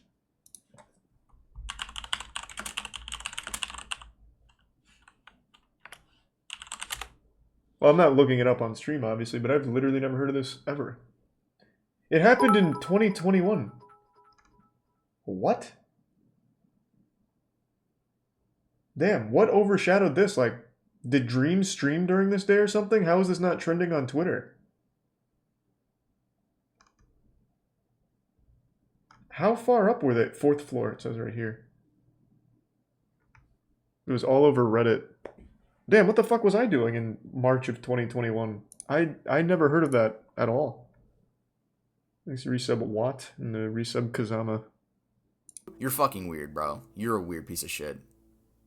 The body. Jesus, I'm sorry. I just haven't heard of it. Jesus. TikTok. That man came after me. April 24th, 2021 was no longer a normal day. Instead, it became TikTok's day. I'm sure you all remember this because the news seemed to have went mainstream, considering my mom was talking to me about it because it was being talked about on Univision. But yes, this was supposed to be a day where guys would go out and girls? I don't think anything happened though. I read a lot of articles about it, but no, it was just no a big really troll. Said anyone got hurt. At least I hope so. I hope no one got hurt. I remember that one, yeah. The person who started this trend can't really be traced. It didn't seem like there was a person. It seemed like it was just a community that did it all at once. So, God damn, man, thank you. Yeah. Update on Cat Killer's identity. In part 1, we talked about the lady cat killer that would go on Omegle with the tag furry from 12 a.m. to 2 a.m. and would show off skinned and burned cats. She would also go on TikTok basically having fun that she wasn't caught. And in the video, I said that the authorities did get involved, but I did not mention who she was because I thought the internet never found out, which was stupid of me because this is the internet. The cat killer was found out to be Crystal Cherica Scott, a 19-year-old woman in Indiana who apparently sold Animal Crush videos on the internet. She would go on websites looking for families that were giving away their pets and then proceed to kill them on video. When searching her home, FBI agents recovered numerous animal parts and skulls that were consistent of the size of cats and dogs. Agents also discovered approximately 3 live dogs, 12 live cats, and several lizards. Scott is facing up to 7 years in prison, 3 years of supervised release, that is so fucking stupid. $250,000. That is so dumb that they are not more strict on that. It is fucking shocking. Even if, let's say you don't even like animals. Let's say you're a person that just fucking hates animals. At the very least, there is so much documentation to prove that people that harm animals or torture animals on camera for views or to sell the videos are literally the most likely to be serial killers. So even if you fucking hate animals, there is no argument where this person should ever be free again. For this long, this many tortured and killed animals on camera, there is no world where this person should be allowed back in general population. Fucking crazy. 7 years maximum with 3 years of supervised release. Good lord. Foreigner challenge. So the foreigner challenge is something I witnessed people talking about, but never saw any of the videos themselves. I mean, thank God, because this seems horrible. So this was a trend that started in April of 2020, where people would post compilations of little fan edits of themselves, basically, with Pop Smoke's song Foreigner playing in the background. Rest in peace, Pop Smoke. You cannot say pop and forget the smoke. Except the people in these edits would put their names into these edits. Yeah, exactly.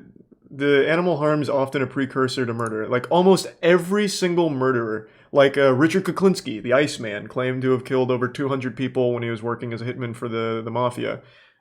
Jeffrey Dahmer, I believe, also in that group. Ed Gein, pretty much everyone. Ted Bundy, I think, as well. Pretty much everyone you can think of all started with killing animals. Like just like torturing animals as a kid in their home or finding strays and beating them to death. They all started there. And yet still the law doesn't seem to take it seriously. Crazy. Which is already weird for TikTok. I mean, that's against community guidelines. But the reason this foreigner challenge blew up was because the main people doing this were CJ minors. And the 5 gift subs, Tyler. Thank you, Tyler. Little girls. I don't know why. I don't know either. But basically a bunch of like bigger TikTok influencers were just like calling this out and telling like people to report these videos right when they saw them and, you know, trying to stop it basically. And I guess it worked because I've never seen one to this day. Again, thank God I haven't. Well, yeah, you'd be in jail if you did. Suitcase murders. In the summer of 2020, I remember this teenagers were using an app called Randonautica. This app provides you with totally random coordinates within a set radius. You can then choose if you'd like to adventure to that point. Honestly, it seems like a fun app. I might even download it after this video. No, this is not a sponsor. But in this case, these teens were led to some rocks on the beach. While there, they discovered a suitcase that they said smelled horrible. After recording some of it, they called the police, and authorities later discovered that there were human remains inside of that suitcase. This one was real. The man was 27-year-old Austin Winter, who was killed by a gunshot wound. Police also connected this to another body they had found a month before near the same location. And that body belonged to 35-year-old Jessica Lewis, who was his girlfriend and died from multiple gunshot wounds. The killer hasn't been found to this day. Also, the family's GoFundMe is linked down in the description in case anyone wants to visit it and donate. Thanks to resub Kazbot. TikTok Bangladesh human trafficking. In June of this year, Bangladeshis were shocked when they saw a video circulating on WhatsApp. The video showed an almost 4-minute clip of a woman being gang and tortured by 4 men and 1 woman. Authorities got involved and were able to save this woman, which was a victim of human trafficking. The reason this is on the iceberg is because a popular TikTok influencer who went by the name of Babo not only and trafficked the women in the video, but also would use his social media clout to lure 50 other women into a cross-border human trafficking ring between Bangladesh and India. Traffickers use TikTok and Facebook groups to find women in Bangladesh. They were lured to India under the false premise of either shooting videos or finding employment. And that's sick. Imagine like a struggling woman in Bangladesh looking for a job, looking for employment, just to be lured into one of these No, I don't think I've ever heard that one, Goblin. In May of this year, an account on TikTok began gaining traction called Puberty Helper 101. The goal of this page was to help little girls go through puberty and deal with the changes their bodies were going through. But eventually, people found out that the owner behind the account was a grown man. It was even more disturbing when the account posted this. Hey guys, I'm going to pick 3 of you randomly and DM you and give you my phone number to help you and talk you through anything you need. If any of you would find this helpful, write in the comments and maybe I'll pick you up. What the fuck? This TikTok account Thanks, Austin Jones, I guess. TikTok community found out it existed. Who ran that account? EDP? Like, goddamn. In April of this year, a 12-year-old boy by the name of Joshua passed away due to attempting the quote-unquote blackout challenge. This challenge consisted of choking yourself until I remember this one. Joshua's twin brother ended up finding him unconscious on the bathroom floor. This resulted in Joshua being brain dead and being on life support for 19 days until eventually passing away. Their GoFundMe is also linked down in the description. They're almost near their goal. Their goal is $200,000. Yeah, if you guys want to donate, then donate, but rest in peace to Joshua. Rest in peace.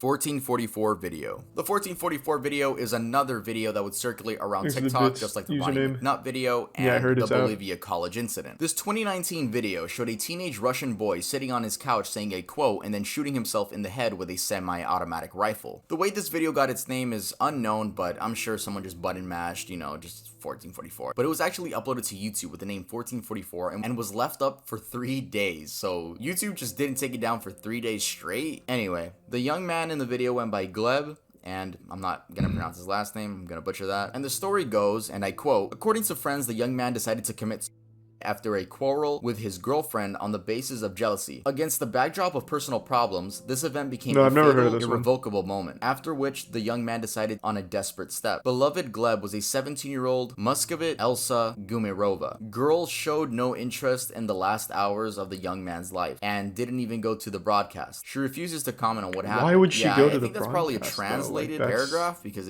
the English wasn't that good on that. Please take this as a grain of salt, because that was submitted by an anonymous user. He was live streaming this on VK, which is a social media in Russia. Before he commits, he says a quote, and that quote translates to, Nikita, if you tell my parents about this too quickly, I'll get you from beyond the grave. I know that you have their phone numbers. Anyway, how does the saying go?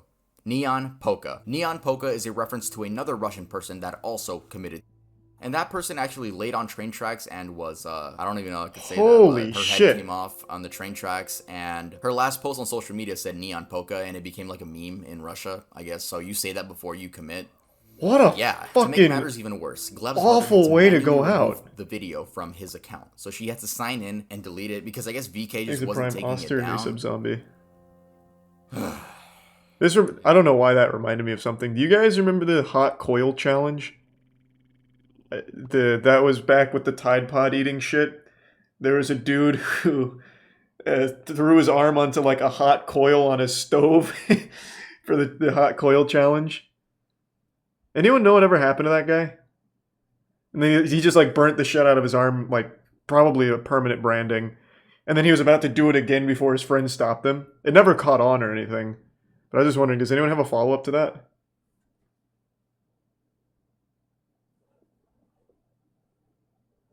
No? No follow-up? Damn. He's got nice scars. No, he's got stupid scars because it was literally just a hot coil. So his scar is just going to look like a pile of dog shit on his arm. It's not even like a cool scar or anything. Thanks to Tier 1. London resub zombie. I guess no one knows what happened to the guy.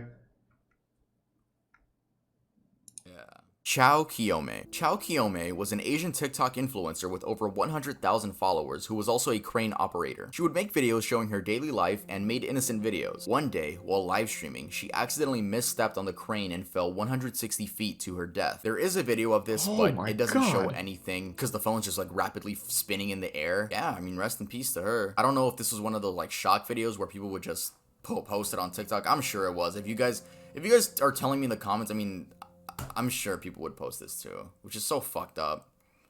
Stillborn TikTok. Mothers coping with the loss of their unborn children isn't anything new. I guess it just comes to a shock to people when they see it on TikTok or any other form of social media. The loss of a child is a pain I never want to feel, let alone a child that you never got to meet. Most women cope with this loss by holding the child in their arms and pretending that they're alive, even if it's just for a few hours. Usually it's done right after the delivery.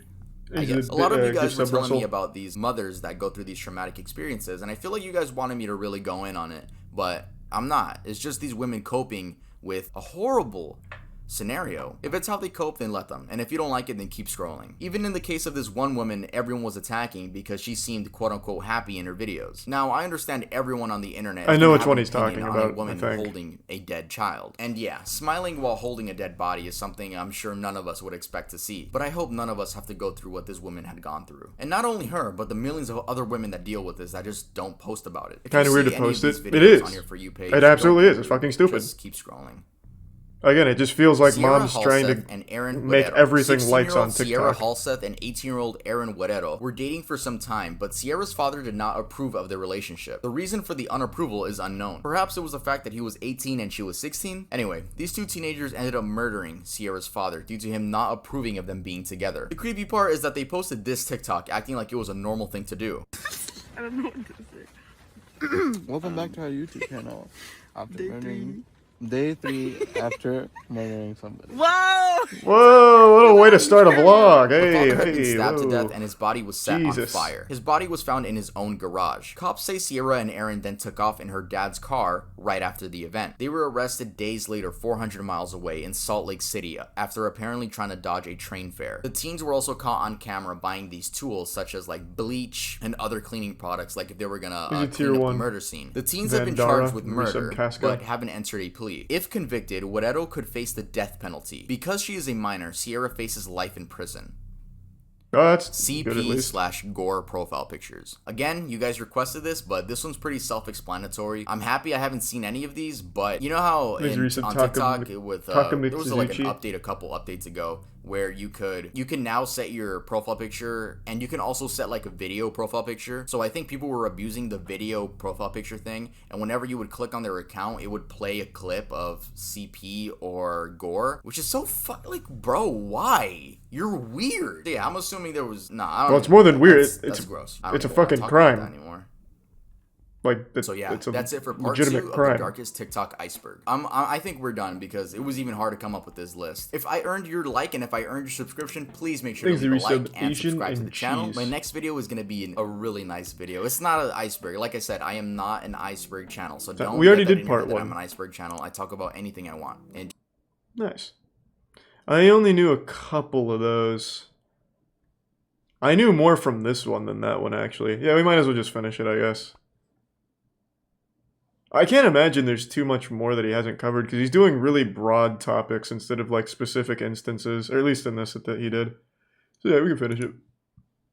Hello guys, welcome to the Darkest TikTok Iceberg Part 3, the final tier. I do want to start by explaining how this video is going to work, because it is a little bit different from the first two parts. So first, I want to start off by saying I'm not an iceberg channel.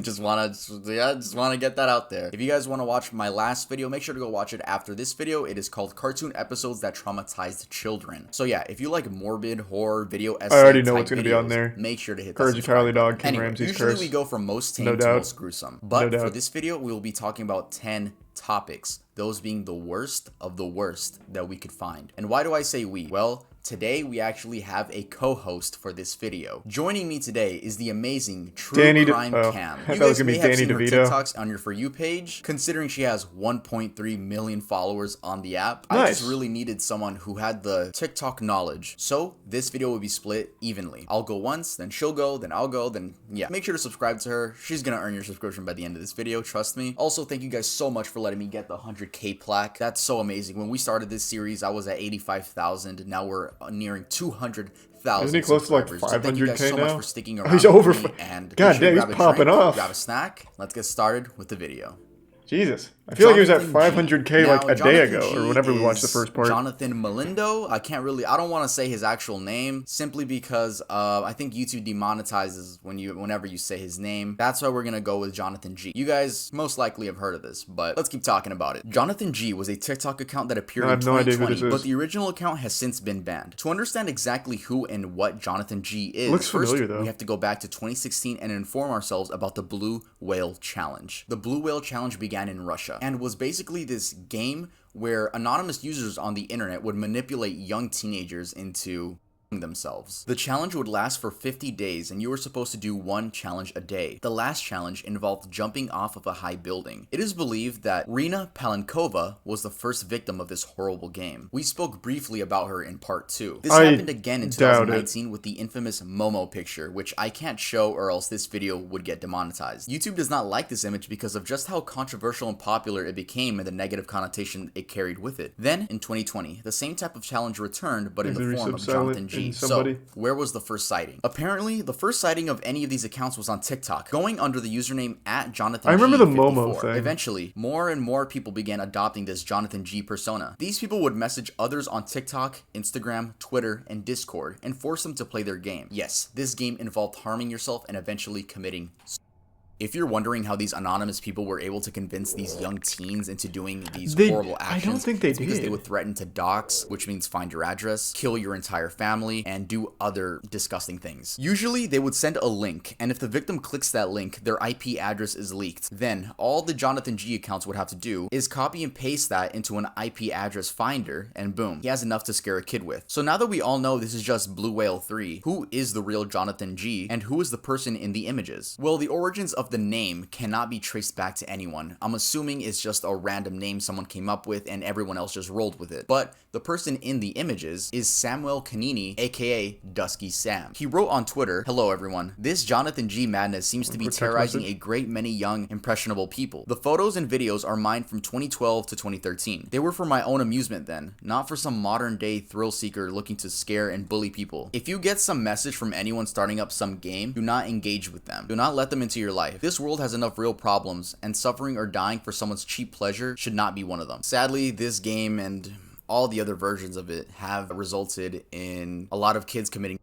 Well, I don't think so. If I remember correctly, I haven't done research on this, but I do remember that Momo thing. I don't remember Goofy, whatever that is. I remember that guy's face, but I don't remember that being anything like further than that. But the whole Momo thing was all just a complete hoax. It was all completely fake. No one actually like hurt themselves or anything like that. I don't even know what I type in to find it. Momo related deaths, maybe? Let me see. Oh, that's what it was called. The Momo Challenge. Yeah, the Momo Challenge hoax. I don't think there was an actual case of somebody, you know, killing themselves from it. Who Momo is? I don't know why you asked that so awfully, but it's this thing. It's a picture from some old horror skit or something. This thing.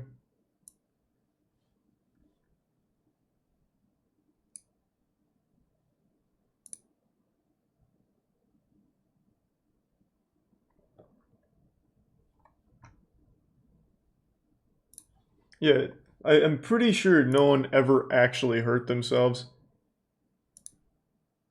It was just people making it up, and then places like Mirror ran with it. So, like, here's Mirror's headline. Momo challenge victims revealed, kids as young as 12 killed by twisted craze. But I don't think any of it was ever actually real.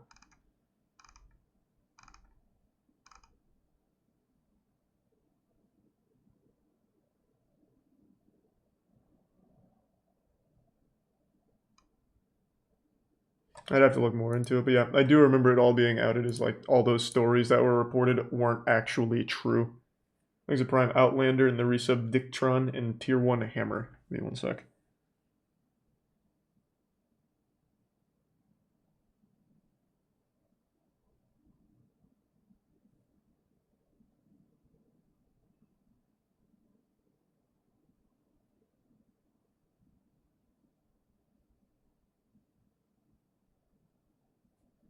Okay. This 11-year-old boy in Italy, and he left a note on his tablet, like his final message, and that... Okay, people keep saying blue whale. I don't even know what that is. That is foreign to me. I know blue waffle, I've never heard of blue whale before, so I don't even know what to look up here. Blue whale death? Well, I just got videos of blue whales dying, okay, so probably not. What do I look up? Blue whale challenge?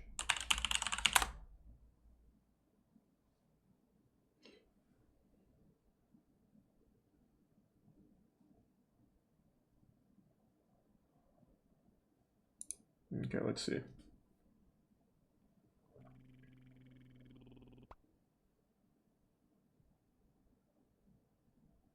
That was a Russian thing?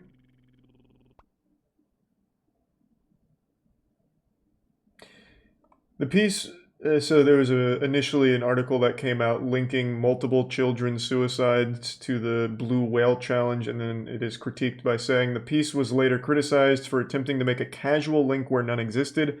None of the suicides were found to be a direct result of the group activities. Claims of suicides connected to the game have been reported worldwide, but none have been confirmed. That's what he's talking about. Well, I know, I'm just saying, like, I've never heard of the blue whale one, but none of this was ever, like, actually confirmed, ever. That read, I love you, Mom and Dad. Now I have to follow the man in the black hood. I have no more time. Forgive me. I just can't believe people are out there trying to manipulate kids into doing this. Just why? Because it's fun? Because it's cool? Like, if it makes you guys feel any better, people actually were caught trying to be this Jonathan G character, and they were sent off to prison. And thank you for the tier 1. Hello everyone, I'm Cam, aka True Crime Cam on TikTok. I also have a YouTube channel if you want to subscribe. I would love you forever. And I also want to say thank you to Tuv for inviting me to collab on this video. You're awesome. Okay, let's get into it. Let's talk about John Ferry, aka the founder and CEO of John's Bones. I'm sure a lot of you have seen this guy on your TikTok For You page at least once. And if you have seen him, you would remember because he has a massive collection of human bones. He's come under scrutiny recently because people are questioning if his business and the way he treats the remains are ethical. John told Mashable this in an email referring to his business.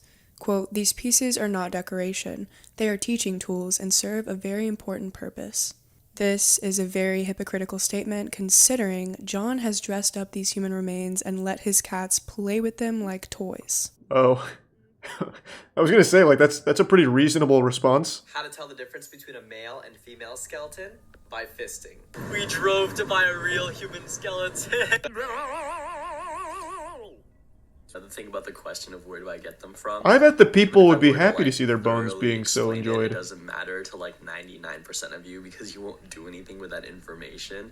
And the second thing is it's kind of like going to your weed dealer and being like, where do you get your weed from? I first want to point out that John is not an osteologist, which is a trained professional who critically analyzes and evaluates remains to determine where they came from, how old they are, etc. People have stated that if he tried to get into this field, they would shut him down as soon as they saw his TikTok. John is just a designer, a rich guy in New York City that started his business with the help of his parents. John buys his remains from old medical collections or bone traffickers, then sells them back to the public under the guise of making the study of bones and human anatomy accessible. Anyone could buy these human remains and do whatever they want with them. You could close out this YouTube video right now and go buy some human bones. That is it. Give me just 1 second. Is that true? I had no idea. I know you can buy, like, for, like, I remember in college some classes had human bones to teach. I didn't realize that was just something I get on Amazon. Let me see. Bone trafficking? Let's see. Looted skulls and human remains are being sold in the black market. So where is this site? Because that's not coming up for me. Is it on Etsy, maybe? And do I get to know whose bones they were? Like, do I get, like, a picture of what they looked like before death? And it's like, hey, it's belonged to fucking Paul Cheeseburger. These are his bones. Thanks to resub Skykill and Squatch. Yeah, I just read about that, Shadow, but like I said, there's no actual reports of that being real or anyone actually doing that. Thank you for the 2K bits, Nick, and the resub intervention. Thank you for that, Nick. Yeah, I don't know where I'd find bone traffickers. They're like an NFT. I mean, unironically, you get more value out of human bones than an NFT. Yeah, this guy seems like a real maniac. If you have the thousands of dollars to spare. There's also absolutely no way to know if these bones were collected ethically. I mean, if someone really donated their body to science, do you think they want to be hung in some random New Yorker's apartment put on TikTok? So the even darker side of this practice is the history of colonizers grave robbing indigenous people and stealing their bodies for, quote, scientific collections. At one point, John listed for sale the skull of a Sami person. The description of the skull also included a slur in reference to the group.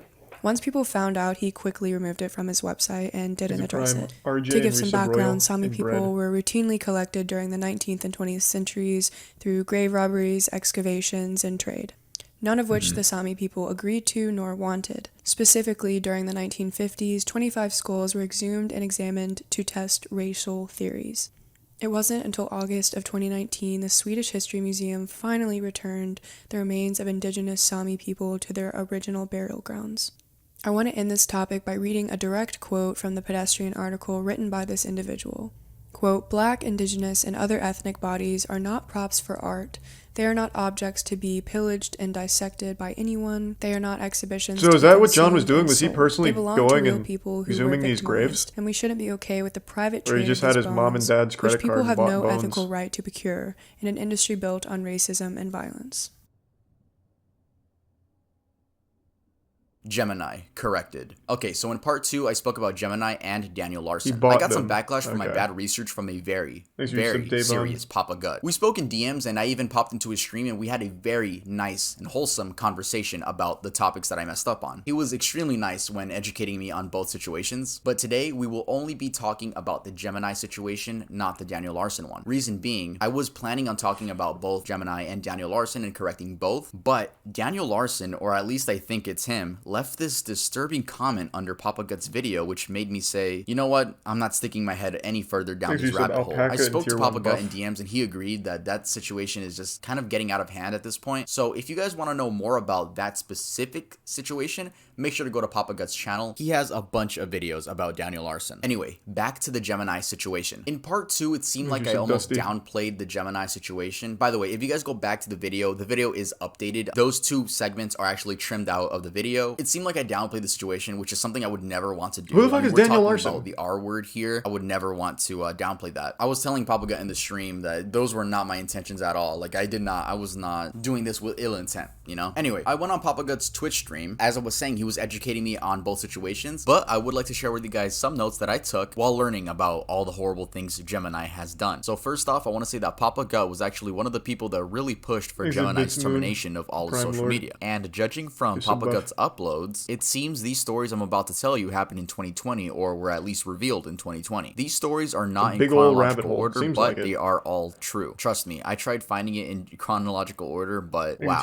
there is a lot to cover here. So I'm going to give you guys my main bullet points. Gemini registers as a minor on Yubo to talk to other minors. This isn't necessarily illegal, but the implications of this are very odd. Gemini has sex with a 15-year-old not knowing she was 15, and him being 19. Then Snapchat screenshots came out revealing that when he did find out, he still wanted to have phone sex. And him having sex with a 15-year-old is still illegal. Like, that's extremely illegal and irresponsible. As influencers, we're supposed to make sure that the people we carry conversations with on the internet are over 18. Gemini was an RA in a college dorm and would be creepy and break into girls' dorms, on their beds and wait for them to come home. This resulted in Gemini being kicked from the school due to sexual battery. Papa Gut says he received this info. Did he pull the naked man? At college. A girl came out with her story about Gemini in which she showed images of her bruised body and claimed that she was drunk, so Gemini took advantage of this, drove her home, and R-worded her. I in no way meant to downplay the situation when I first talked about it, and I'm sorry to anyone if it seemed like I was downplaying the situation. I don't even know what you said about it, my fault. If it was just bad research on my part. I don't remember. Gemini has since returned to Instagram as ZZER_00, where he took the religious route and praises God every chance he gets. Happens every time. You can even tip him or buy a cameo from him, which I said in the original video, which is why? Why? So yeah, this Gemini dude is disgusting and trying to get people to pay for his cameo, like, or tip him. It's absolutely disgusting. And again, thank you to Papa Gut for educating me on the subject. I've never heard of him Victor or Daniel Sosa, Larson. The killer that TikTok users found and caught. So on February 23rd of this year, Daisy De La O was fatally stabbed outside of her family's California home by her ex-boyfriend, 25-year-old Victor Sosa. Her body was discovered the next morning by a property manager, covered by a roll of carpet. And Tier 1 Victor was a suspect Asian immediately after her death, but he had already fled the country. Daisy's family and friends decided that they weren't going to sit by and wait for authorities to act, so they launched an investigation of their own with the help of TikTok. They posted videos and images of Daisy, shared her story, as well as images of Victor calling for people to share and find him. They used the hashtag #JusticeForDaisy. Luckily, the videos landed on the right For You pages, and tips started rushing in. Victor Sosa had been spotted working at a bar in Mexico called Papa's and Beer. The person who sent this tip in said that Victor had been working at this bar for weeks and was living his best life like nothing ever happened. The tips were confirmed by authorities, and Victor was arrested on July 2nd. He was transported back to LA and pleaded not guilty to the murder of Daisy. Daisy had ended her relationship with Victor just weeks before her murder because he had allegedly been This was not the story I thought it was. Victor then texted her, convinced her to come outside, and that was the last time she ever saw her family. Daisy's mother, Susanna, told the media this, quote, "He took a part of my soul and I can never get it back until I reunite with her again. I hope he remembers my daughter's face every single minute of his life. I hope he rots in jail and never hurts anybody else." Susanna wants justice for her daughter and hopes by telling Daisy's story that other young women will find the strength to lead these abusive relationships. If you or someone you know is suffering in an abusive relationship, go to www.thehotline.org. I feel like TikTok would actually be a really good tool for something like that. Benadryl challenge. Just because everyone has TikTok. TikTok. Trend surfaced on TikTok. That being like, look at EDP, challenge. For example. EDP literally can't exist in even like a parking lot in bumblefuck nowhere without someone videotaping him for TikTok. That man can't go anywhere. So actually, maybe using TikTok as a resource for catching people would be pretty effective just because there is so many people on TikTok. Benadryl is an over-the-counter drug that anyone of any age can buy. It's used to help relieve symptoms of hay fever, other allergies, and the common cold, as well as itchy skin due to insect bites. Teens began taking more than they were supposed to experience the high. Overdosing on Benadryl can lead to abnormal heart rhythms, hallucinations, seizures, and even death. So the typical dosage for Benadryl is 25 to 50 milligrams. These teens were taking 12 times more the expected amount and taking 300 to 500 milligrams. A teenager in Oklahoma died from this challenge, and several other teens were hospitalized. An unthinkable tragedy. An Oklahoma teenager dies How is as a it result unthinkable? of the latest TikTok It's a challenge. Benadryl Is TikTok also blamed challenge. for the hospitalization of at least 3 teenagers in Texas earlier this year. While young people meet. Now, I couldn't find any of these TikToks, probably because they were all taken down, but even if I did, I wouldn't be able to show you guys. If any of these trends come back, like try to make a comeback, please guys, don't let this happen. For the love of God, don't overdose on drugs and then record yourself and then end up getting hospitalized. It's one of the dumbest things you can do. It is definitely up there. The TikTok challenge that dares people to strangle themselves and escape.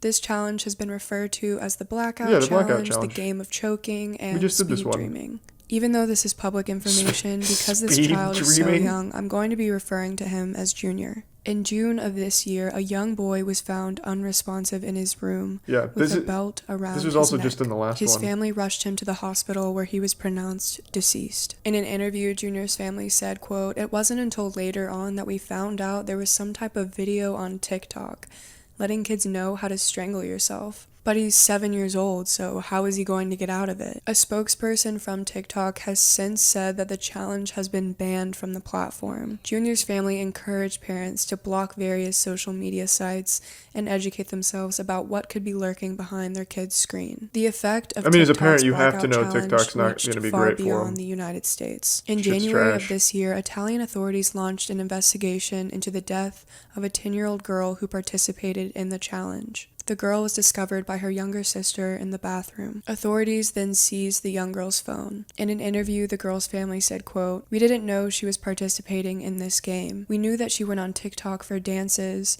to look at videos. How could someone imagine this atrocity?" Italy's data protection agency even filed a lawsuit against TikTok in December of 2020. This lawsuit alleges a, quote, "lack of attention to the protection of minors," and it criticizes the ease in which young children could sign up and use the app. These are just two of the several kids that have passed away after participating in this dangerous TikTok trend. And this really begs the question, what dangerous TikTok challenge is going to trend next? And is TikTok even going to stop it in time, or is it going to take the lives of more kids? Yes. Zombie Woman is You want to know how you solve it?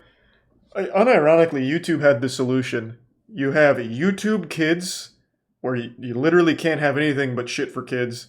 Then you have normal YouTube. And then they fucked it by just still allowing kids on normal YouTube anyway. So that's how you solve it. You have TikTok for kids, and you have a TikTok that kids cannot access. And the two never collide. That's how you also get rid of all your child predators. Easy. But then again, it's hard to well, you wouldn't know people's ages on TikTok for kids, I guess. I don't know how you'd enforce it. Right, we're prototyping right now in the lab. I'm still coming up with the solutions. Thanks to the resub Roston and the gift sub Mr. Asian. Require an ID to sign up? Yeah, but kids don't have an ID. What are they gonna give me? Their fucking Roblox username? Yeah, it'd be tough. How would you enforce it? A biometric scan? I don't know what the fuck you'd do. Social Security? That'd be good, because that solves two problems. Not many people want to give up their Social Security number, so then TikTok dies, and that's a net positive overall too. So yeah, I mean, I guess you could do SSN. Thanks to the resub. Necreus, Genix, and Roston. And the 5 gift subs Cyaxis. Appreciate it, man. Thank you.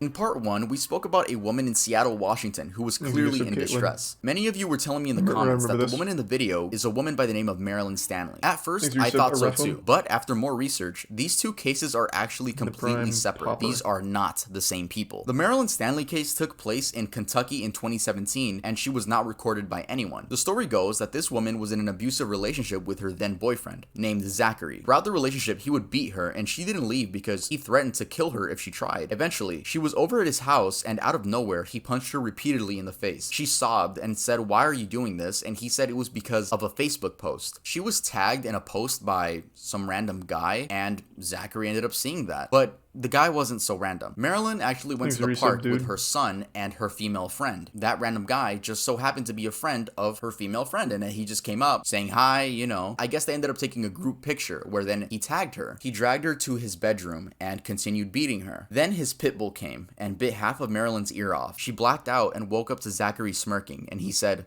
"Look at you. You're bald. Now nobody's gonna want you.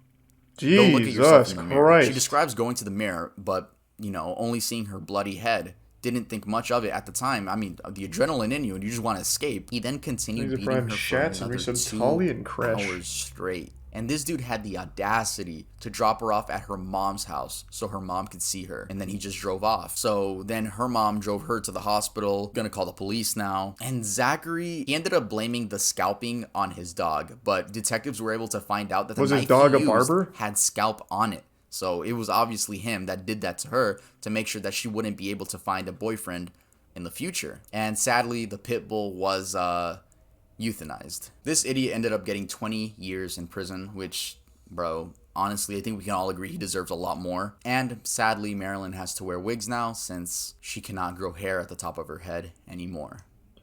God damn. TikTok helped identify an Appalachian Trail killer. Because that video looked like it was like makeup or something. I thought it was like from like a horror set. Flowers Don't Growl. Holy shit. Went camping with her boyfriend at Fall Creek Falls in Tennessee. Taylor was just 5 months pregnant at the time and expected her boyfriend Chris to propose, so she heavily documented their trip. The morning after they arrived, most of the nearby campers left and they were left isolated on the campgrounds. That night, they heard a large boom and went to investigate. It ended up being a car crash about a half a mile away. They just went over and made sure that everyone was okay, and after police arrived, they made their trek back to their campsite. Ahead of them, they saw a man with a flashlight sprinting to the bathroom.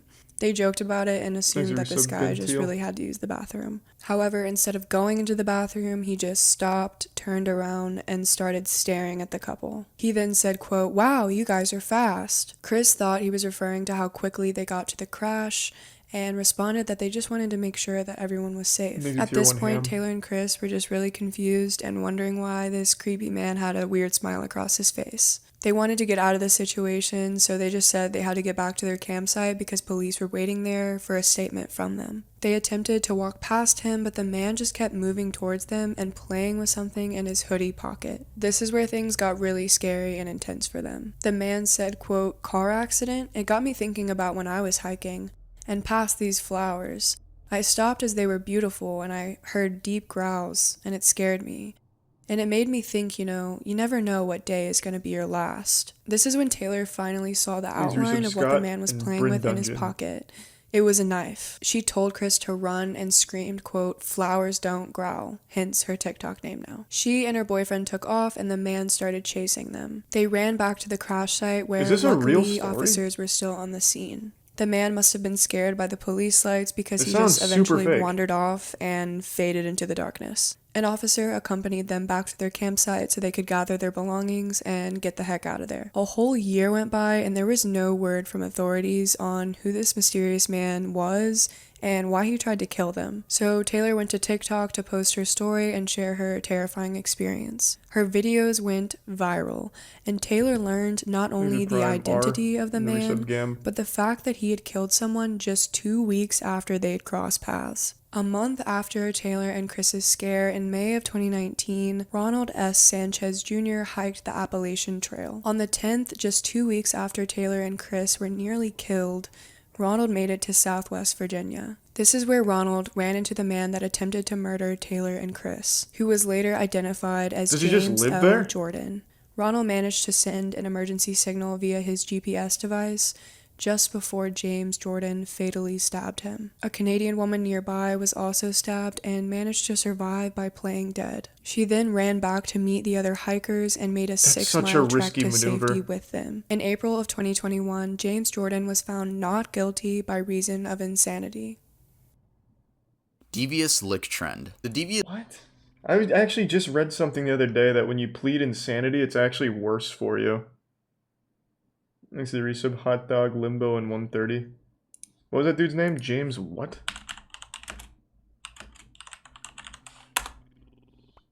Oh, my fucking searches are all fucked up now. It's just putting bone trafficking at the end of everything I Google.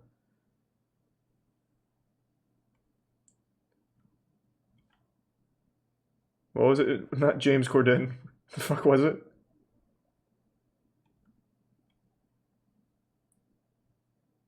I was reading that, like, if you plead insane, it is significantly worse. Then you're just confined to a mental institution for, like, your entire life with no chance of parole or anything or some shit like that. James L. Jordan? Is that it? Oh, yeah.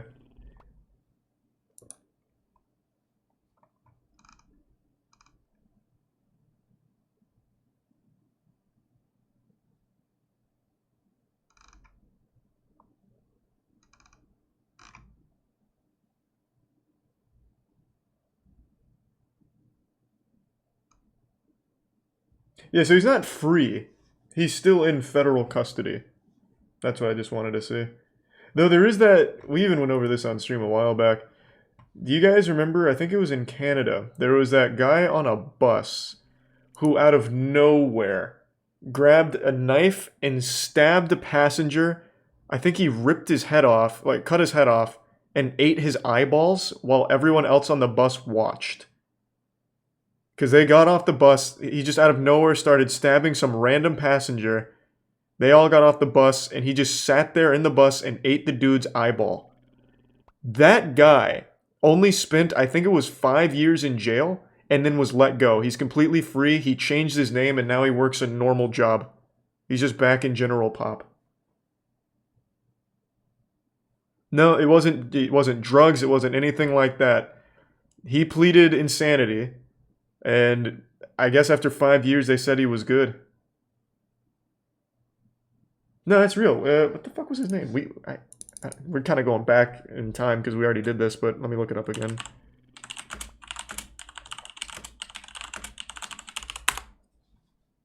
The killing of Tim McLean. But who's the killer?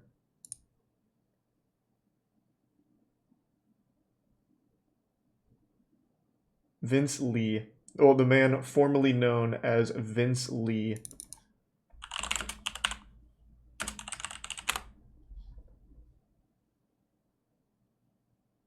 Vince Lee was found not criminally responsible in the killing of Tim McLean.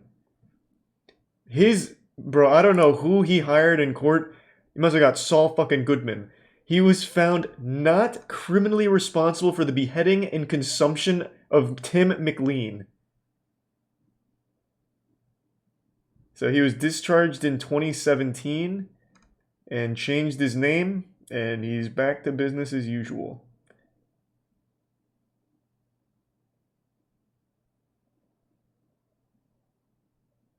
Fucking wild.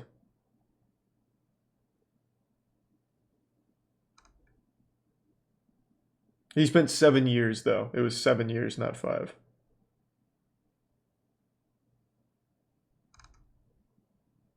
God damn. Wasn't drugs. Apparently, they said that he had untreated schizophrenia. That's what his legal defense said. Whether or not that's true, I mean, that's up to whatever you want to believe. But after spending 7 years institutionalized, they deemed him safe to be put back into like General Pop. So he went to independent living. From independent living, he changed his name and now he's just full-blown like back to being a citizen.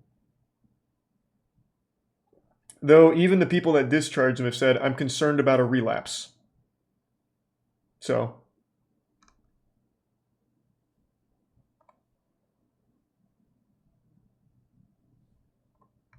the man ate someone. Yeah. Not only did he eat someone, he ate like the worst part of someone. He ate a fucking eyeball. You know, like, push comes to shove, you and me, we're trapped on like a mountaintop, we're running out of food. The first thing I'm eating from you is not going to be your eyeball. I'd start with something that looks a little familiar, like maybe like your leg or something, like nibble on your calf. I would not start with an eyeball. Thanks to the resub. Bob, Lunar, and Straight Up. And the Prime Sinister. This lick trend is the most recent trend that I'm going to be talking about, and it's so recent in fact that it's happening as this video is going to be uploaded. In case you don't know, hitting a lick means robbing someone or robbing a certain place. Shout out to GTA for teaching me that. Basically, high schoolers are stealing things from their school, this one was trash, and posting it on TikTok like it's some sort of achievement. At first, they were stealing things like the clock in the classroom wall, calculators, expo markers, but as time went on, kids began stealing things of way more value. Why? For shock humor and TikTok likes. They have stolen things like water fountains, fire extinguishers, bathroom mirrors, security cameras, hand sanitizer dispensers, toilets, and so much more. Not only this, but kids began like just basically destroying the inside of their bathrooms, just making it a living hell for all of the staff and janitors. This trend has actually forced schools to remove the bathroom doors, go on lockdown, make announcements, and overall all, just super glue everything to their facilities. It's fucking dumb. I'm just kidding. That last part was a joke. They don't have to super glue. I don't know how vandalizing and committing theft is a trend now, and especially the fact that you snitch on yourself when you post about it. You know, we only have 3 months left in 2021, and I won't be surprised if there's one more stupid trend just squeezed in there, maybe even 2. But I won't be surprised if we get one more stupid trend by the time this year ends. TikTok user Frey Todoroki. A Brazilian TikToker who goes by Freya conspired with 2 friends to kill a girl. I'm really sorry if I slaughter the pronunciation of any of these names in this story. 19-year-old Raíssa Borges wanted to know if she was a psychopath. To test this theory, she conspired with 18-year-old Freya and 22-year-old Jefferson to kill a petite person that couldn't fight back. They made a list of 3 possible victims, eventually settling on 18-year-old Ariane Laureano. That's what they decided to test. On August 24th, the group invited Ariane into the woods to hang out. Ariane texted her mom that she was hanging out with friends and she'd be coming home shortly. However, Ariane never returned home and her mother never saw her alive again. The group planned the murder in great detail beforehand. They decided that after they were all in the car, they would start playing a specific song about murder. During the song, one of the teens then snapped their fingers, and that was the cue for Raíssa to attack Ariane. Raíssa then started to strangle Ariane, but ultimately couldn't kill her alone. That's when Freya and Jefferson joined in. As Ariane passed out, they stabbed her 3 times to make sure that she was gone. The group then disposed of her body in the woods and fled. Ariane's body was discovered a week later on the 31st after reports of a foul odor came to authorities. On September 16th, authorities arrested Raíssa, Freya, and Jefferson, and this case is still ongoing. Hopefully it ends with life in prison. If you guys enjoyed the video, make sure to leave a like. And if you're not subscribed, if you want to know if you're a psychopath, just do what normal people do. See if you like Overwatch. Also, don't forget to subscribe to Cam. She makes amazing content. And I'm sure if you guys enjoy my videos, you're going to love her videos. Make sure to go check out her link in the description. I never heard of that story. And also shout out to Papa Gut for educating me on the Gemini and Daniel Larson situations. And as for the iceberg videos, I am going to continue making them, but I don't want my channel to be an iceberg channel. So you guys, I hope you guys can watch my cartoon episodes that traumatize children. I make morbid videos. I say it every time, but I want you guys to realize that and just don't subscribe to me because iceberg guy. That was good though. Those were good icebergs. I had heard of a decent bit of them, but not a ton. Especially not that last one. I feel like that one would have been bigger news. Maybe it was and I missed it. Because apparently I missed quite a few big ones. Thanks to give sub Binchy and the Prime Villain and resub Jack. No, I've got the Andrew files right here. I was going to watch that later. I don't know anything about this, but it's apparently pretty crazy.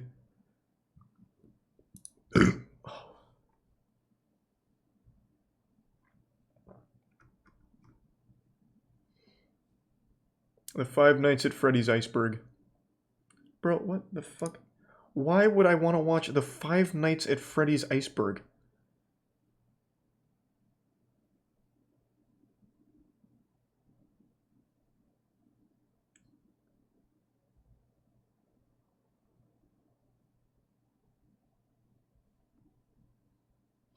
The Back Room. Didn't we watch that?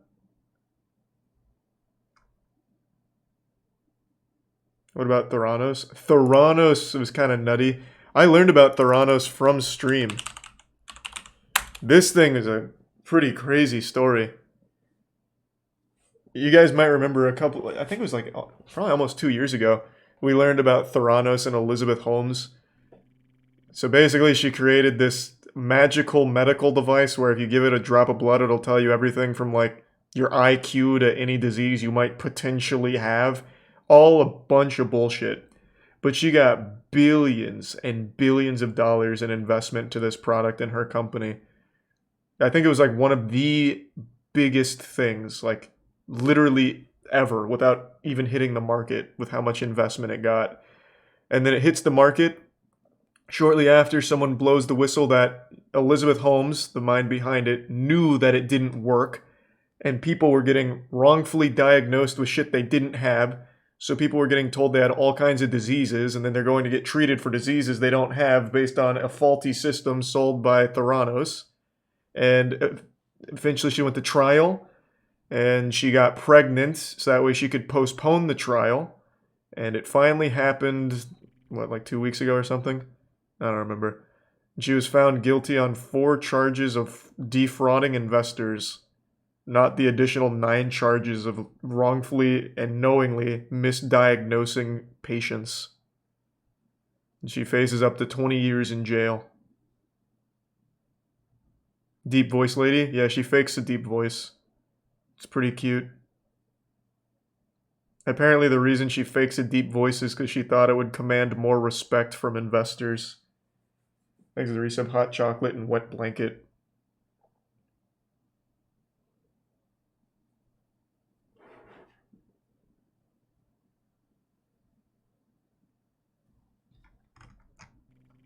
We learned about it 5 months ago. No fucking way. It had to be longer than that. Thanks to the Prime Yozorosa. Or Yozora.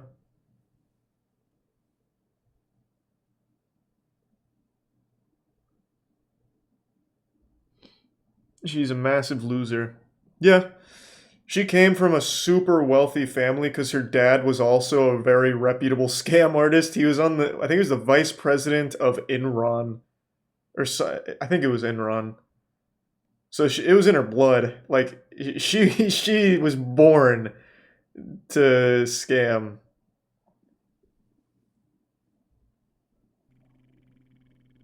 Thanks to the resub, Jerry. And the tier 1 Kodiak. Just like Dan Bilzerian. Hey, man. In Dan Bilzerian's defense, he never says that he doesn't pay the women for sex.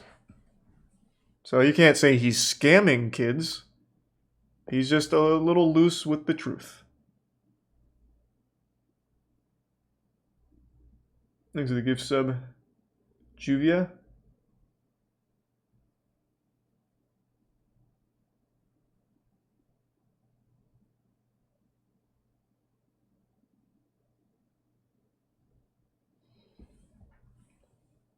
We already watched all of To Catch a Predator. Yeah, we can do the Andrew files next. Let me fill up my water real quick, though. I haven't had water in a little bit. I'm getting thirsty. I'll be right back. And thanks to the resub Moose. And thanks to the bits Pyrox. Appreciate it, man. The hardest, easiest game. Maybe in a second.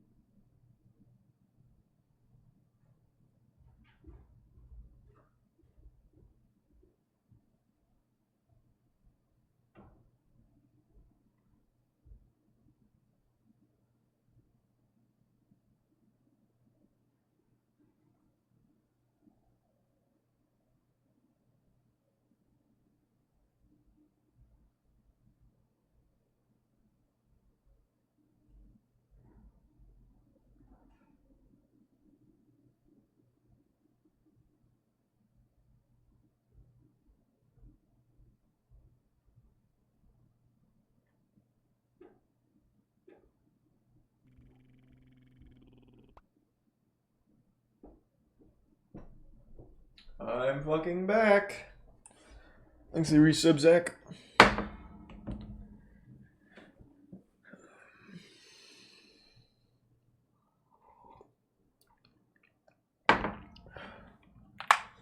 Most fucked up film you've seen? Thanks to the Prime Mooney. I mean, everyone, it usually says, like, shock movies, like Serbian film and shit.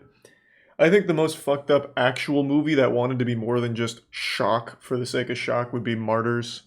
2008 Martyrs. Thanks to the resub, Lexa. Alright, let's check out these Andrew files. Let me preface this by saying, what you are about to watch is no run-of-the-mill Roblox developer dating a 15-year-old girl and being inappropriate. There's run-of-the-mill could very well be some of the most situations like this, vile footage you have ever seen. I'll be sure to warn you when really bad things are coming. That's a bold claim. I've seen some fucking horrible shit, my man. I've seen some awful... Have you ever heard of cake farts? I've seen some shit. Even just today, I rewatched that video of Brassigans pissing on that man's face. I've seen some wacky stuff. But for now... Blue waffle. Enjoy the video. 2 girls, 1 cup is too casual.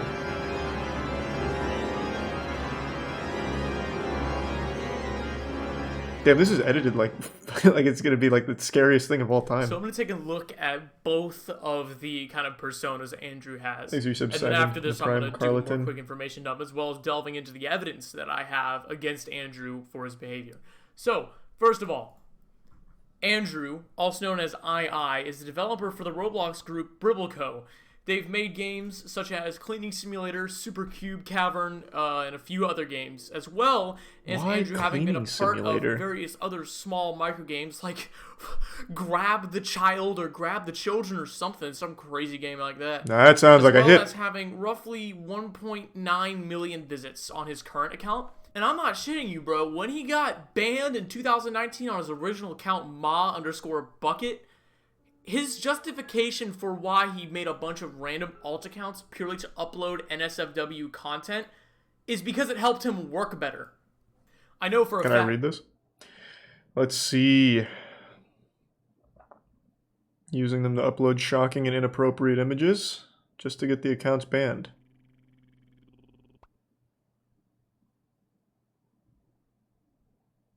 Okay.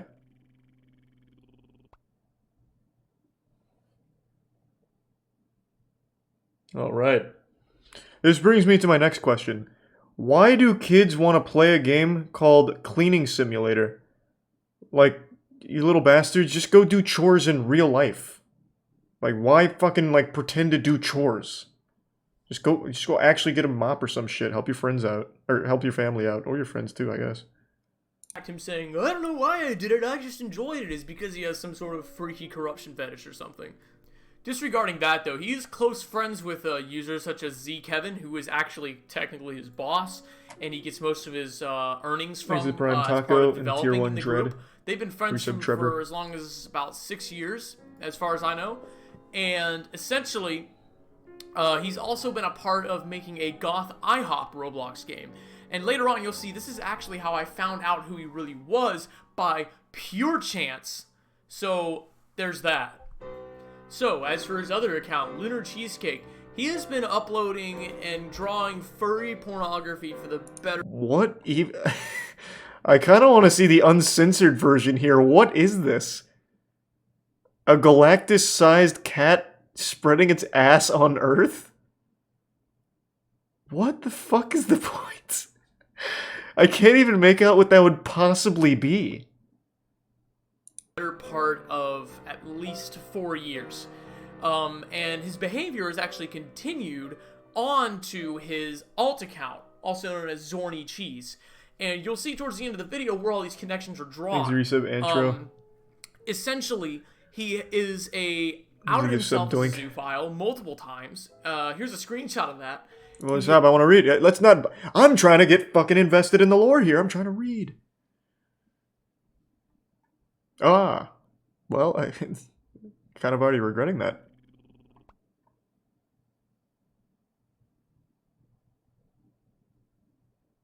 Damn. Well then.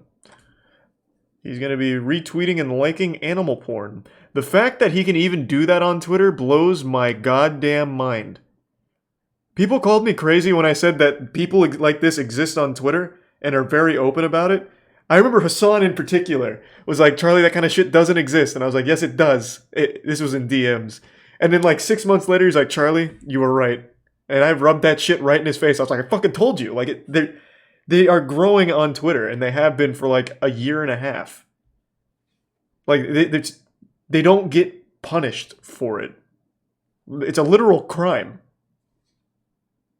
He is also openly a quote-unquote map or a minor attracted person, which is a very nice way to call someone a pedophile. He also has many instances on his account of very, very poor behavior, as well as liking various instances of essentially furry children in very not safe for work environments on both accounts. Thanks, Prime. So these screenshots aren't from me, they're from my friend who I won't name without his permission. Because first of all, his account is pretty secret. He's worked his way into this community, but also because I don't want any of these people running away and being able to hide themselves, because these accounts are all private, and we're able to follow them and get access to who follows them and their screenshots. And Jesus, the soundtrack's going crazy. So, with that out of the way, let's just get into some of the evidence, and you guys will really see why this guy is probably one of the worst Roblox predators of all time. Oh, and before we really get into the evidence, if you have any instances where you want to come forward with instances of this guy sexually abusing you or someone you know, please contact the National Center for Missing and Exploited Children or law enforcement or both. What this guy has done is extremely illegal, and I guarantee you the victim that will be shown here is not the only person he's done it to. So just keep that in mind, and thank you very much in advance. Using this music is really taking away from the actual message here. It makes it sound goofy when it's actually serious. Is a Roblox developer who has been basically harassing children and encouraging illegal acts from these kids over the course of the past few years. And he's been able to get away because why the circus music? Separate personas. One of them being fucking Tom and Jerry soundtrack. And the other one being his other persona. And I was able to connect the dots with the help of some friends that I will not name without their consent. By the way, for anyone wondering, this account that we're using is no longer in use by the person who used it. Plus, the name and profile picture have all been changed. So this is completely different from when it was originally used. It's another tab. No, it's not, man. What do you think I am watching on my other tab where I'd be listening to fucking Psychonauts fucking Meat Circus soundtrack? No, it's in the video. It's just very off music here. I don't know why. For like a serious topic, it would be his backing track, that Grant Kirkhope's Banjo-Kazooie OST. See here that the victim was not the one that reached out to Cheesecake. Cheesecake, in fact, was the one that reached to us. And as you scroll down through these chat logs, you see immediately felony number 1. Hey, thanks to the recent distribution of pornography to minors. Immediately, regardless of it being a drawing or whatever, already committed a felony here. Rather than being like, oh, that is correct. 18, I can't really do this. It's just immediate breaking the law. Another felony, same thing. This is... I can't see over the explosion. And as we scroll down... This is Probs the best dick I've drawn. Nice cock. Damn, that's good. What the fuck, man? Jesus Christ.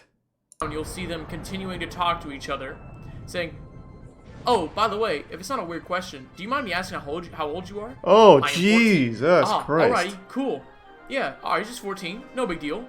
And then it just goes to, sorry for not telling you my age before I followed you. By the way, I know people make a big deal over minors following NSFW accounts. It's fine, dude. I mean, I don't actually mind. Oh. People make a big deal about it, but we're all just weird, horny weirdos on the internet.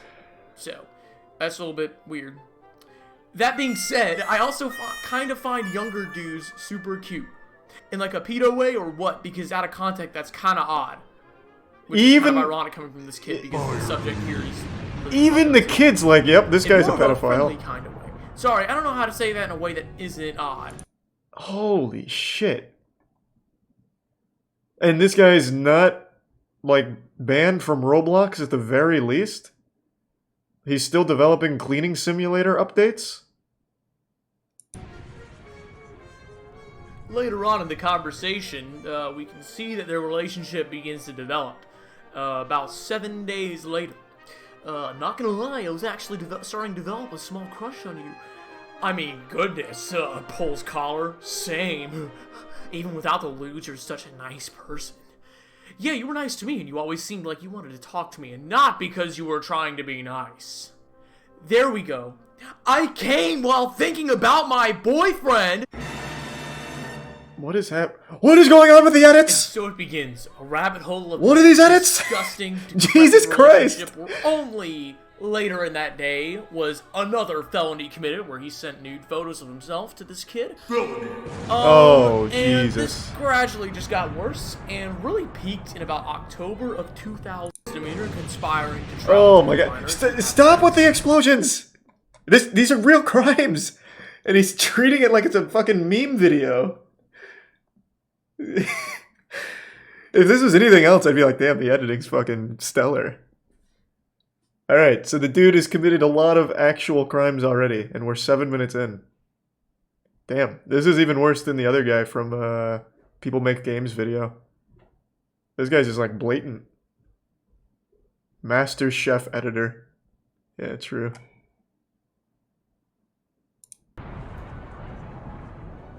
And if you haven't been convinced yet, the smoking gun. Well, at least one of them. But this is him. This is the picture I've been using for the entire damn video. In this Discord chat. No, this is not a fake persona. This is a chat that went on for like 4 months. Thanks for 5 gift subs, I appreciate clearly, it, if man. anyone was having the fake persona, it would be the victim in question, although that wasn't the case, unfortunately. And now, for one of the most blood-boiling, horrible things I have ever read, and probably you as well. I do not like trigger warnings, but by God, I'm putting one here. If you do not want to see this, skip to this time segment.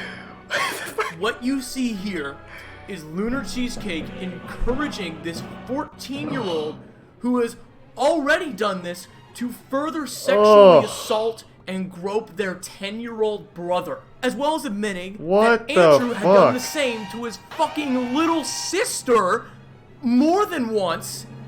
Are you serious? How the fuck is it fun and harmless? What is wrong with this motherfucker? Oh my god, and it gets fucking worse. This is a lot more intense than I thought it would be. Holy shit. Oh my god. And this guy's not banned on Roblox? I mean, he's already used like the DEFCON nuclear alert air raid siren sound effects to warn us. I don't know how it could possibly get worse. I need to look this guy up. What was his Roblox name again?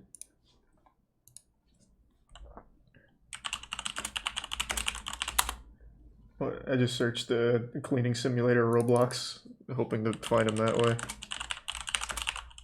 But it didn't work. Let me try something else. Oh, Z Kevin was his friend, right? Z Kevin was his friend. I can find him here.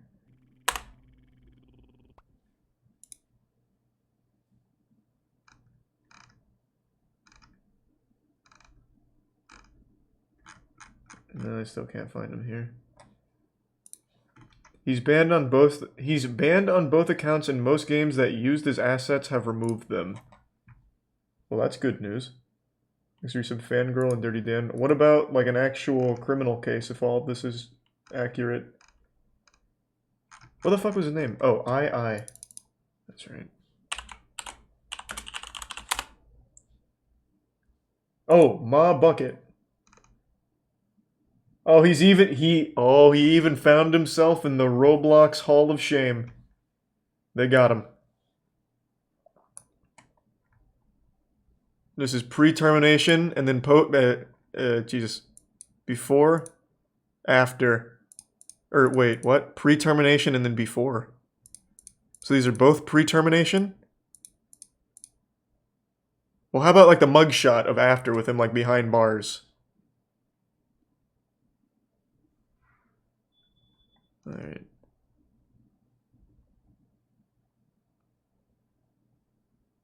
So this was in 2020?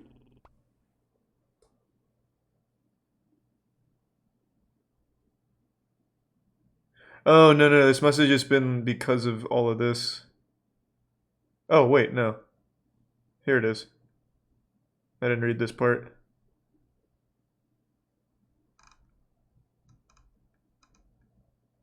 Damn, he made a lot of games.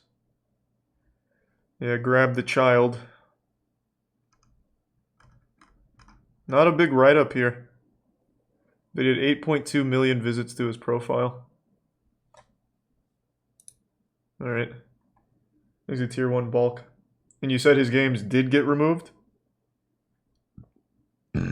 Thanks for the gift sub to Mimi.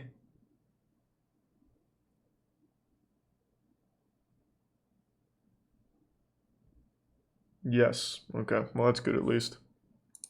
Talking about how don't start while he's asleep. Don't stop if he wakes up. I doubt he'll talk about it. Rape victims don't usually talk about it either. This motherfucker, things don't usually make my blood boil. I'm reading a lot of this stuff. This guy is really fucking bad. Oh my god, what I am doing right now is raw emotion. This is what I am feeling right now. I'm not acting this. I am fucking pissed. It doesn't fucking end. 8 years old. 8! Are you serious? The YouTuber here is making this whole situation super weird with the music and the whole atmosphere here. But the guy is real scum. This is a lot worse than I thought it would be. I thought this was gonna be kind of goofy. It's really not goofy. Thanks to the Prime Schmoody. Why is the volcano erupting? I guess it's symbolic of his anger. I don't know, man. Thanks to Tier 1 Beetle Bailey and the Prime Rymat. This all started with Roblox lawsuit against Ruben, man. All this shit's coming out now, I guess. Finally, people are willing to talk about all the horrible shit going on Roblox. It's fucking nuts, man. Yeah, I don't even know if it's really worth finishing. I think I've got the gist. I don't need to see more of the awful shit this guy said. I'm convinced. Unless there's more than just screenshots where, like, he's talked about this shit or something, or said, like, that didn't actually happen. I don't know. My brother was on the account.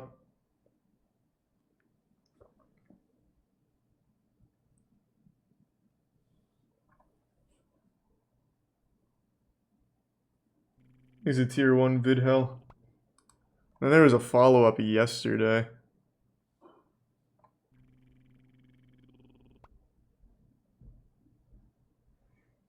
And this says this Andrew's sister is safe.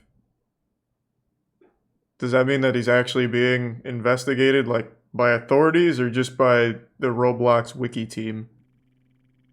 Fuck. Thanks to Prime Soup in round. You going to bed?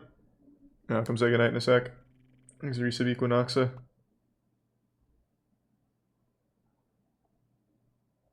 And the resub shift.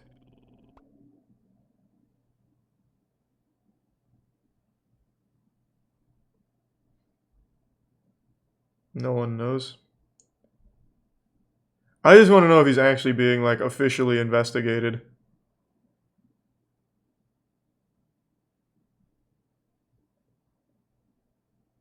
I've seen that thing from Vice.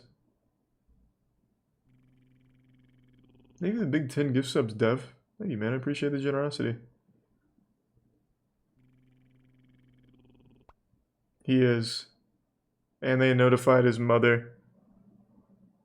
Okay, well, that's good news then. Let's give some sex.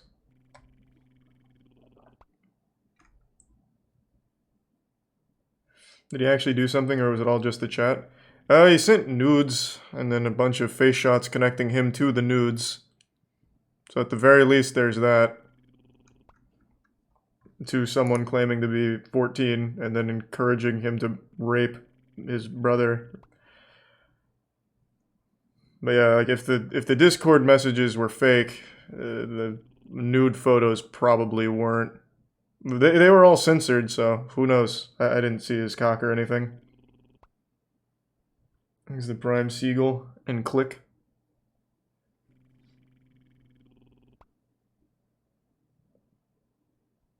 And the resub nasty.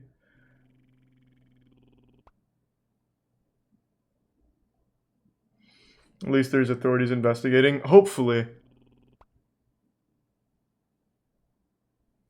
Thanks to the gift sub sacks.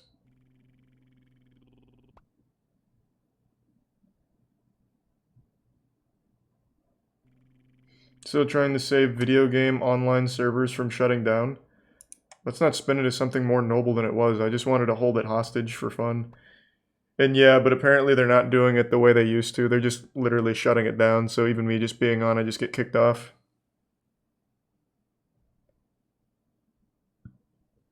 Thanks for the bits, Somni.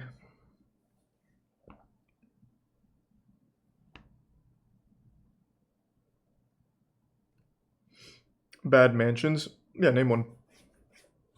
Give me one to look at. Thanks for resub, big man.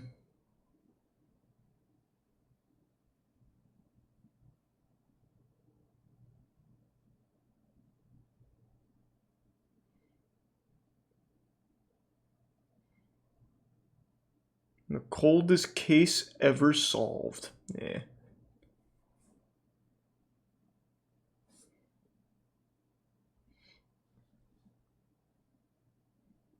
We should look up Enron, the biggest fraud in history. I already know a lot about Enron, though. Thanks a Prime Lane. And the bits Dragon. Thank you, man. Ooh. Things people get wrong about Stan Lee.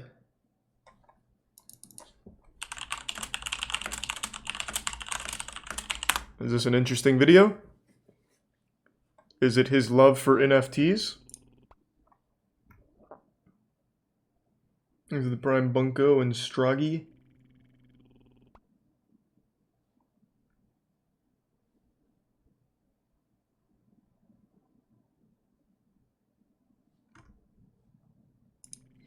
Thanks a resub, Tony. And Flames. Alright, let's see what I get wrong about Stan Lee. Nerds have all sorts of visionary creators they look up to that not only change the landscape of pop culture, but global culture as a whole. I'm talking about titans like Shigeru Miyamoto, George Lucas, Hayao Miyazaki, and of course, the iconic Stan Lee.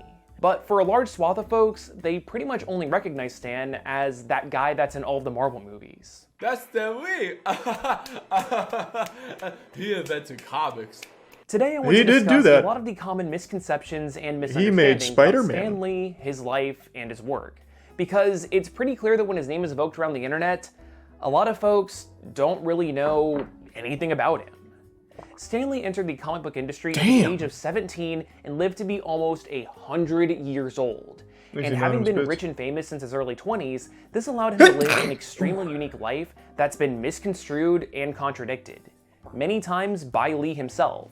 So join me as I try to untangle this complicated web as we dive into what people get wrong about Stan Lee. Thanks, Chet. But you know what? If there's one thing that Stan Lee really liked, it's making money. So it's in the spirit of things to include a sponsor for today's video. Dragon. Thank you, man. So big thank you to Trade Coffee. Absolutely exception out of the 1920s. Stan wanted to be a writer for most of his life and didn't initially think too much about comic books or even know what they were all about. So when he got a job at Timely Comics, who would eventually turn into Marvel Comics, Stan wrote under his pen name in hopes of saving his real one for when he became a more serious writer. It could have been the next he had his name legally changed to Stan Lee in 1970 since his pen name became so well known that it caused issues with things like using credit cards and booking hotels. Sometimes stuff would be under Lee, and sometimes it would be under Lieber. It became a big mess from time to time.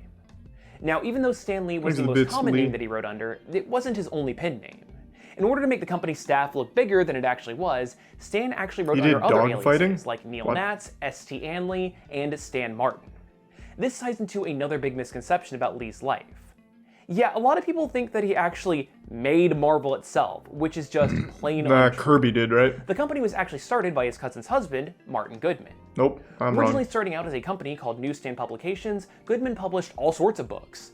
This business would pivot towards comics, though, after the success of their book, Marvel Comics #1, which introduced the world to characters like Namor the Submariner. Yeah, I don't think I care too much about the Stan Lee origin, to be honest. I like what he made, but I don't think I'm super interested in learning what people get wrong about him. He's a Prime Fancy. I don't think I could even watch the woman who uses moose poop for art on Twitch. I'm sure they'd have a problem with just actual shit being displayed on Twitch. Thanks to the anonymous bits again, man.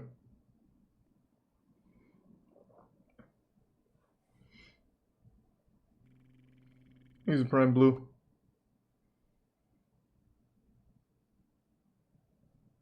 bits, Binchy.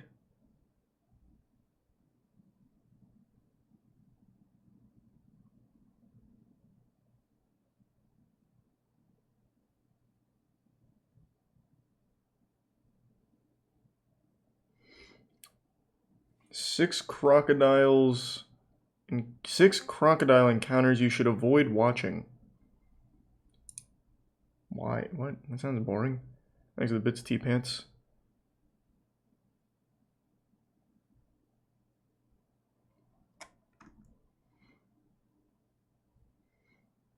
I can hear you clean up the mean streets of Reddit. What? What does that mean? Is that like a video suggestion, or what the fuck are you talking about?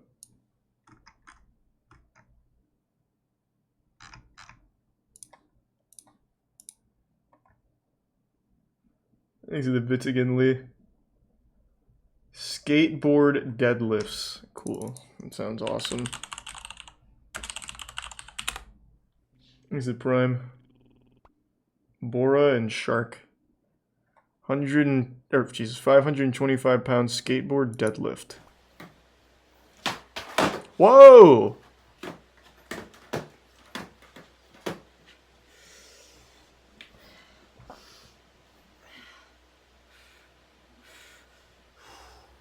Nah, I'm not impressed. Now do this on ice. Then you'll have my respect.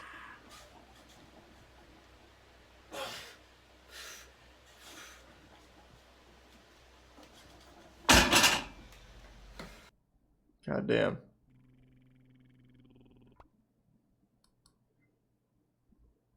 Someone's gonna die like that? Well, it's not exactly how you're supposed to do deadlifts. It's just one guy doing it. I'm sure he'll be fine. He's a professional. Thanks to tier 1 random and the resub David.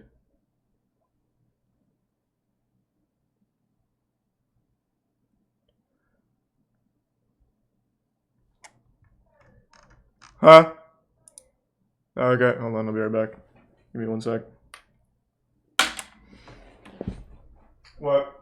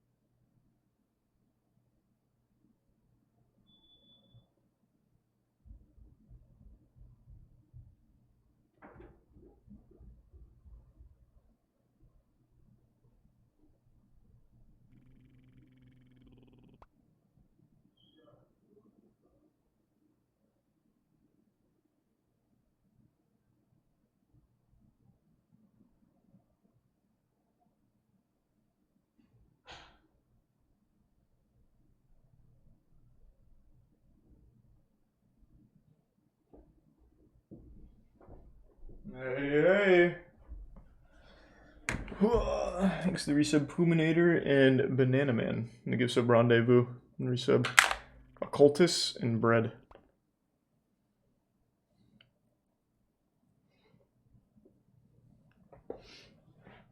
And the bits Gunix.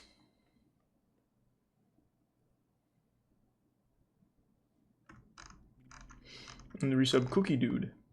Watch the Great Spider-Man Suit Heist.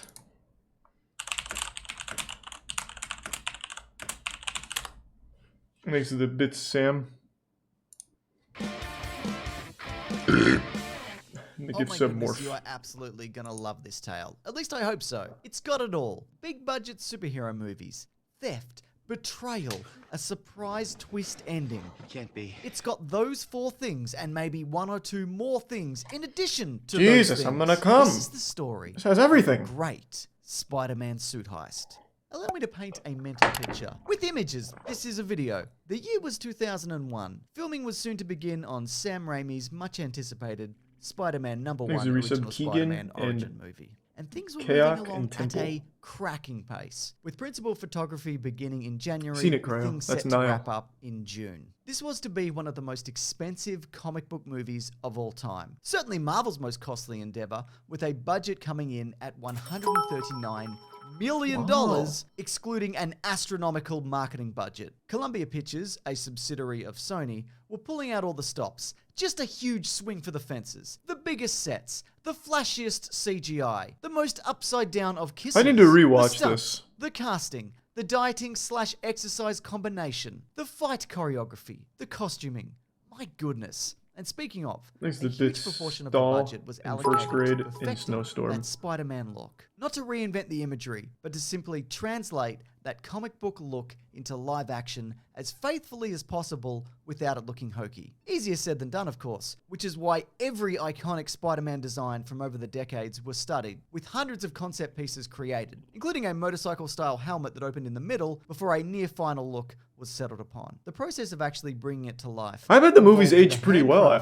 Of form-fitting suits using full-body casts. I remember it being really good. Tobey Maguire and the stunt performers. This included both the head and hands, made all the more daunting for Maguire, who suffered from claustrophobia. So much so that when his body casting was underway, he began to black out and was quickly lowered to the floor with the heavy plaster bandages swiftly removed. He ended up taking one of the suits home to help acclimatize his body and mind for the lengthy shoot ahead. Foam muscles were also built.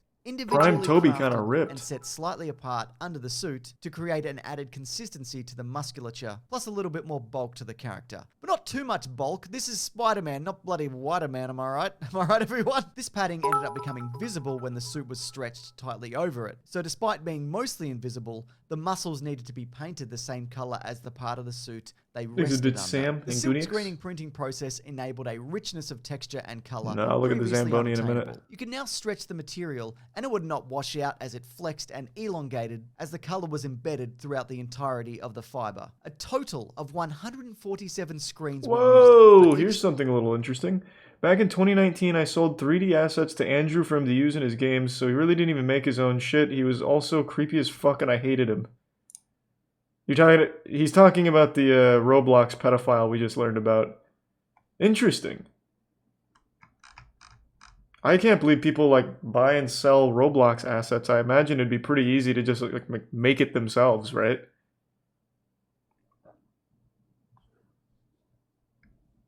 Damn. Suit with the outer pattern printed to replicate the musculature of the human body, giving the whole thing even more Not definition. Andrew Garfield. Hand sculpted Oakley Yeah, lenses no, not were Garfield. used for the eyepieces also. Originally, these were attached to the headpiece, but due to heat and sweat, they would quickly fog up on the inside, requiring the whole headpiece to be removed, the lenses wiped clean, and then the whole thing placed back on. The solution ended up being removable lenses, which have been employed on pretty much every Spider-Man suit since. Raised computer-cut webbing was then added to give the whole thing a 3D look, and a hard helmet-like shell was placed under the mask to keep a consistent head shape no matter whom was in the suit. And the result? Fantastic. Both for the time and now. It instantly became one of the most iconic superhero costumes of all time. But at a cost! Not like a metaphorical cost, a literal cost. Money. Cash. The production ended up burning through 60 suits over the shoot, many in various states of disrepair, as Spider-Man gets beat up quite a bit at the end of that movie. It's kind of crazy.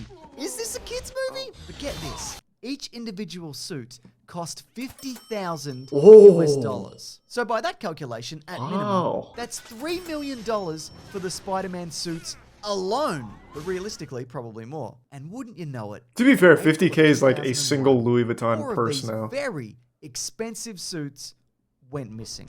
We've just miscounted. The production team probably originally thought Perhaps Tobey Maguire forgot to take one off at the end of the day and just strolled out the door. Or perhaps it was like that fable of the factory owner who knew that this particular employee of theirs was stealing, but after watching him every night for months, he only ever left with his empty wheelbarrow. Surprise! Turns out he was stealing wheelbarrows. It's not a real story. It's like a fairy tale about how to steal wheelbarrows. Anyway, it was none of that. The suits were tallied up, and those 4 were deemed definitively stolen. Seems as though were taken from a locked building inside the Sony lot. There was only one plausible scenario. Willem Dafoe. It was an inside job, but nobody saw anything, or nobody was talking. Either way, Sony did not take the theft lightly and offered up a public reward for $25,000 for the safe return of these items. Considering they were worth $200,000 in total, this seemed like a wise investment on Sony's behalf. A spokesman for the company officially stated at the time, "We consider these they'd be hard to sell too, and we hope this reward will help get them back." Filming continued.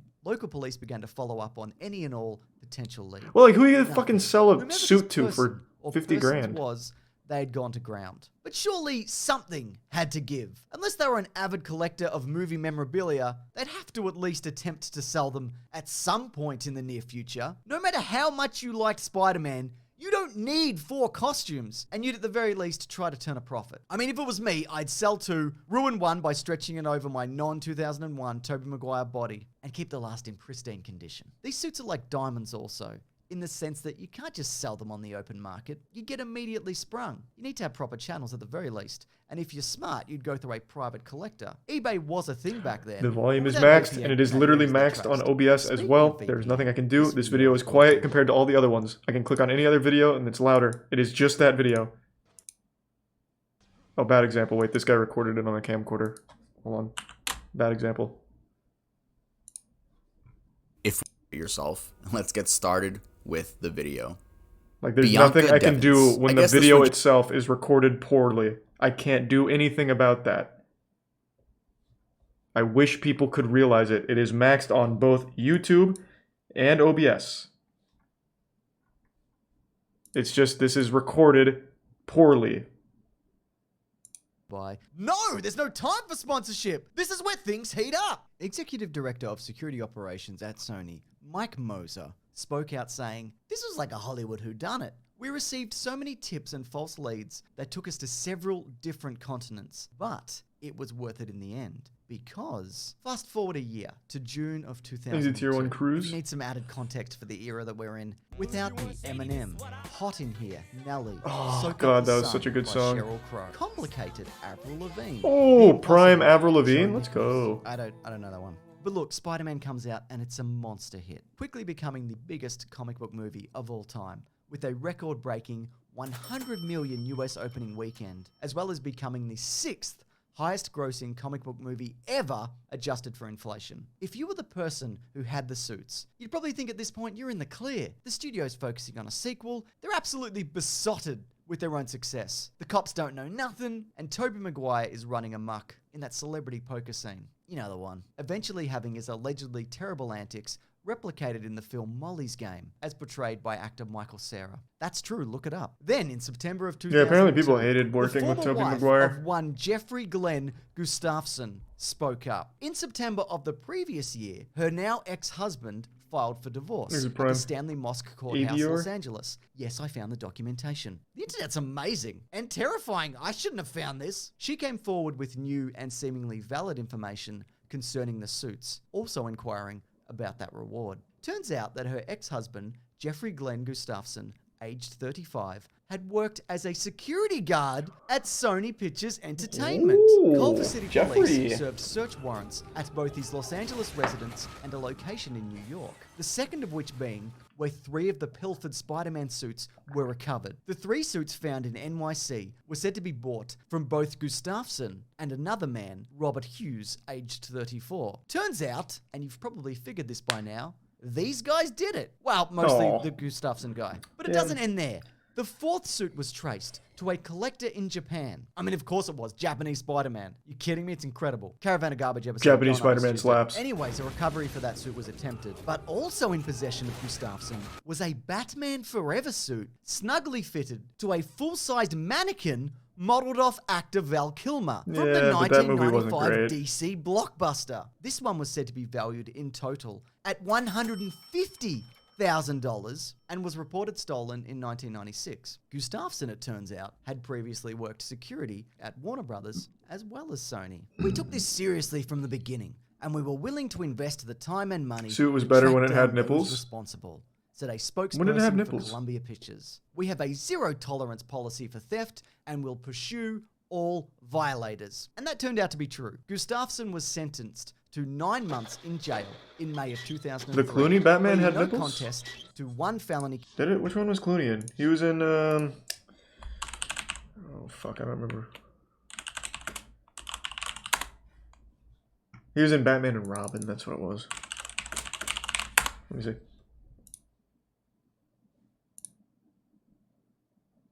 Man, I don't see any nipples on this suit.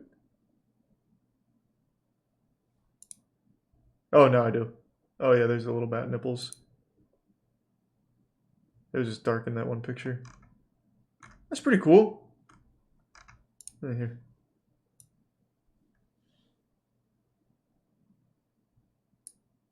It has a bulge, too. Did it? Like Bible Man?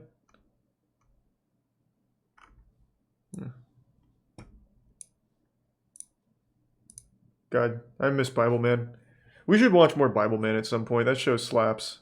Count of receiving stolen property in connection with the theft of the Spider-Man suits. He was also placed on a 5-year probation and ordered to pay $93,000 in restitution, including $46,000 to collector Stuart Walensky, the resident of New York who bought 3 of the suits, which were of course removed from his possession. Warner Brothers declined to comment on the nature of Gustafsson's employment or the specifics of the theft in relation to the Batman Forever suit and Val Kilmer mannequin. It was never proven Gustafsson stole that suit, so hence he was never charged for it. His co-defendant, Robert Hughes, also pleaded no contest to a misdemeanor count of receiving stolen property and was sentenced to 2 years summary probation plus 30 days of community service.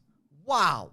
What a ride! Do you think I talked a little bit too much about how the suit was developed up top? I did that to kind of, emphasize how expensive and how important they were to Sony. The suit was cool. A narrative here. Plus, if I'd have invested... Actually, we're not quite done. Because a website called The Original Prop Blog began a brief online investigation in 2008 concerning the authenticity of a metal Terminator endoskull listed on eBay. What does that have to do with Spider-Man? From the Terminator 1984. In this particular eBay listing, they featured a Q&A with a specific question relating to the history of the item.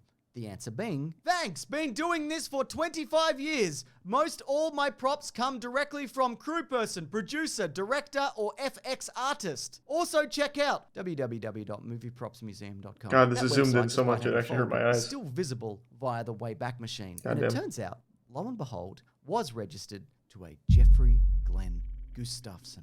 Is it the same guy? Well, let's just say at the very least, it's a guy with the same name who's also in the business of procuring and then selling rare and expensive movie items. Anyways, he was caught and he faced consequences for the Spider-Man thing. I figure at this point, yeah, he's allowed to make a living. I personally believe that most people should be afforded the ability to move forward from previous illegal activities if they've shown to move on and reform. I genuinely hope he's doing well. And I hope you enjoyed this video. So much so that you might even be interested in our podcast, The Weekly Planet, where we talk movies and comics and TV shows every Monday. I need to rewatch Spider-Man. Spider-Man No Way Home. It's on iTunes, Spotify, other podcasting platforms, and has a... Nice. Have you watched Full Force? Of course I have.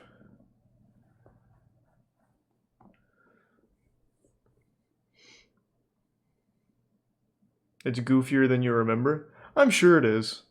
All movies made back then had some level of cheese and corniness to them, but I think that's what really helped elevate them to a certain degree.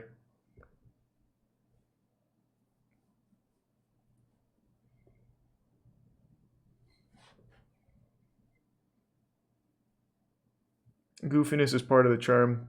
Yeah, shit takes itself too seriously now. It's also formulaic.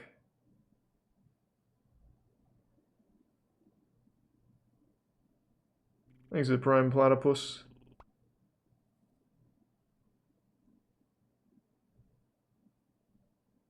Master Duel's out now. Is it playable though? I know it, like, you could download it, but you couldn't actually play it. But either way, it should be playable tomorrow, which is when I would play it.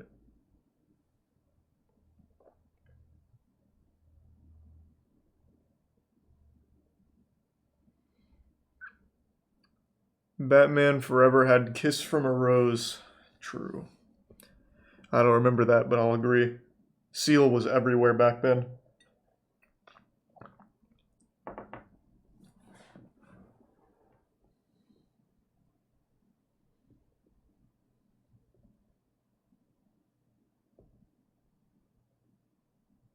Isn't Kiss from a Rose Seal? Thanks to resub Hansa. Yeah, I thought so. Why is someone saying Seal, Omega Law? With a question mark? No, I knew it was right. I know my Seal. Thanks to resub Wodi.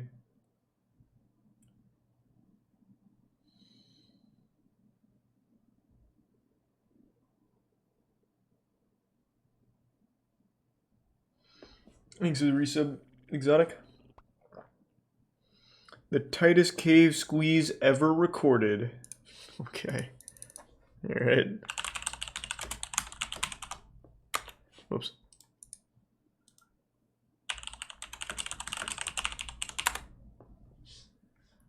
Oh, let's go, caveman. Hang on. Then the very different strategy of seeing if Jacob will fit, and I'm holding on to rocks so that he can push. Seems like he's torturing his son. He was putting a lot of torque on there. You have to remember, from here up, Dad. Grandpa doesn't approve. Yeah, but why? Out here. This is literally the worst. So I'm still running my camera gear in there ahead of Jacob.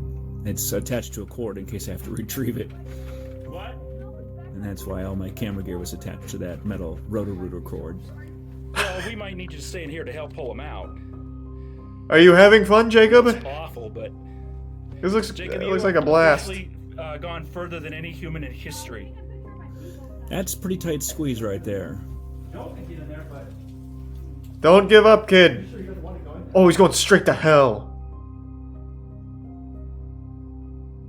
Like, what is this? Like, let's assume for a second this goes full nutty putty disaster. What the fuck is this little shoestring gonna do to help pull him out?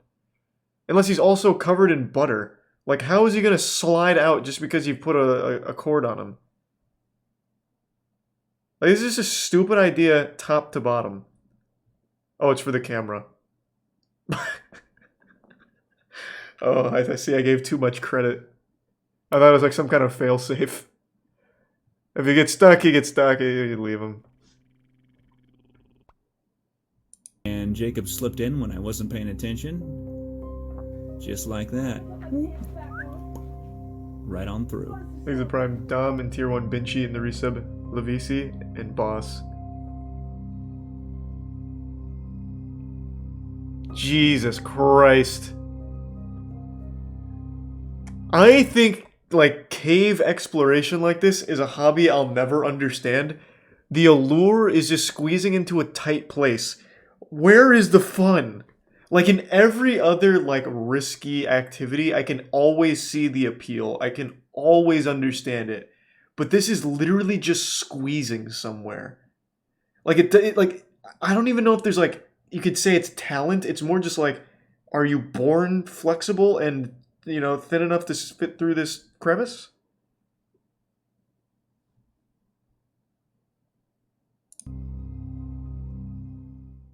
Okay, you need to go in there, and we'll try you turning around and coming out head first. but if you can't, you'll have to come out late. You'll have to back in the way you can. Oh, just look at this. Look at this. It's like little fucking spikes up here. I mean, it looks like they're at least blunted at the tip, but God, that's gotta feel like shit. Okay, and we have to be mindful of taking you out the same way you went in. And if it makes you feel better, I brought a tub of butter in my car. Hey, I said the same thing about butter. Give you a different camera, okay? So I had to yell instruction, Jacob, how to set the camera down, how to set it up, how to manage the lights, and this is probably harder than going through the caves. Oh my goodness! I can see you back there. Can you see me? Yeah, hang on, let me zoom in. Wait, let me jump. Rah, see? I can still see you? Yeah, that light's pretty bright in there. Hey, buddy. Hey. It's about 7 inches by 10 inches, that hole. Hey, Jacob, do you have everything? Yeah, let me hang you. Jesus Christ. So that's the hole? 20 minutes. Come on. Whole body to inch out. Oh, Because he can push from one side and I can pull from the other and oh, wait, my pants are slide him out. There we go. He's about 5 feet hanging out of that hole. Okay, let me just... I couldn't even put one leg through that hole. And I'm not a big man here. Oh, wait, no. I'm here like you can pull on me. Just powerful. Never forget it. My butt is coming. God, that seems fucking awful. That seems absolutely miserable. Thanks to Prime Clique.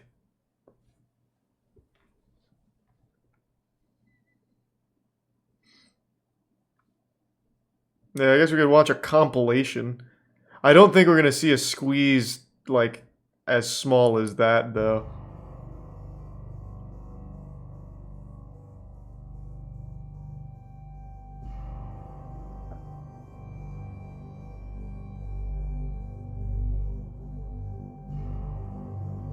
Thanks to the Prime Peanut.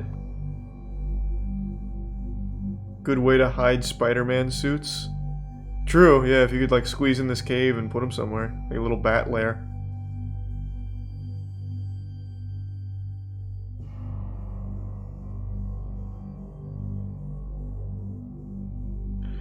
Like this whole activity is just like the worst part of like anything ever. Like squeezing through a tight space, it's such a hassle and it's uncomfortable. Like when someone parks a little too close to you and you can only open your door a little bit and you have to like fucking shuffle your way into the driver's seat of your car. That shit sucks. And meanwhile, that's the entire appeal of doing this. I just can't wrap my head around the fun. Thanks to the resub Butthead in the Prime Helia and resub Wiener. Like, I'm not a claustrophobic person or anything. It's not like the tight quarters making me uncomfortable. It's just, I don't get it. It like chat said, it's literally just LARPing as a worm. I don't see where the enjoyment is. I guess maybe getting to the other side? But even then, you could just send a camera through to see it anyway.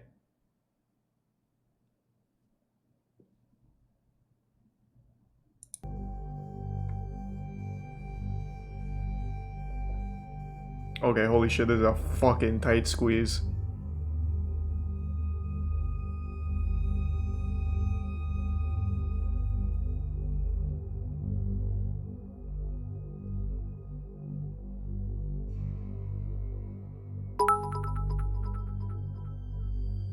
Thanks to the Bits Robot and the Prime Jaeger.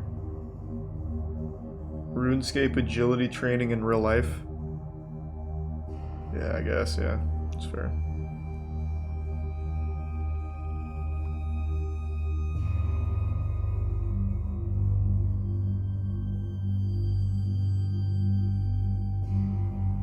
Holy shit.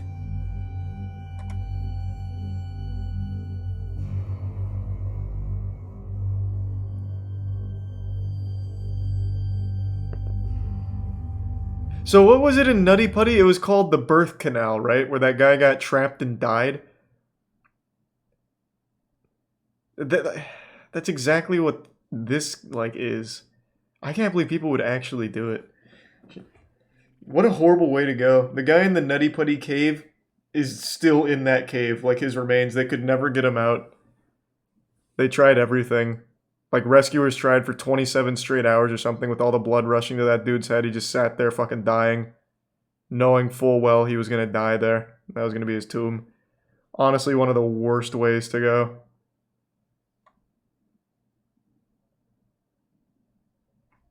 Thanks to the resub Sully and Solidify and 8 Brett. He went down the wrong hole. Yeah, that's why I said it was called the birth canal. The thing he went down was called the Nutty Putty Cave birth canal. Or I think it was called Satan's birth canal or some shit. I don't remember. And then he just got stuck. He just kept going and going and going. And just, he fucked himself.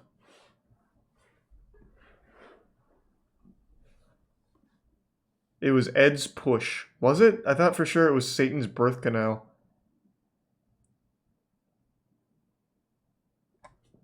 Thanks for resub, Breeze.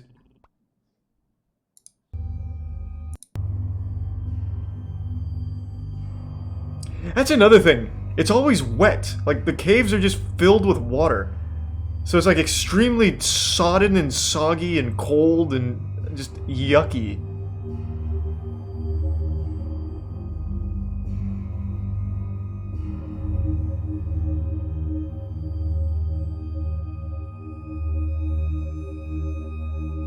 They almost got him, but the rope snapped.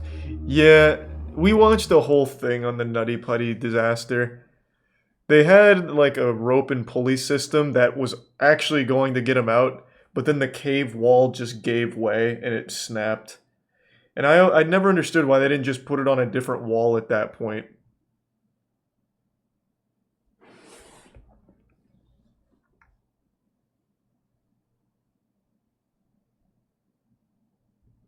There's a resub Blaze and the tier 1 dual bark and the resub Breeze and the prime spawn. And thanks, that one guy.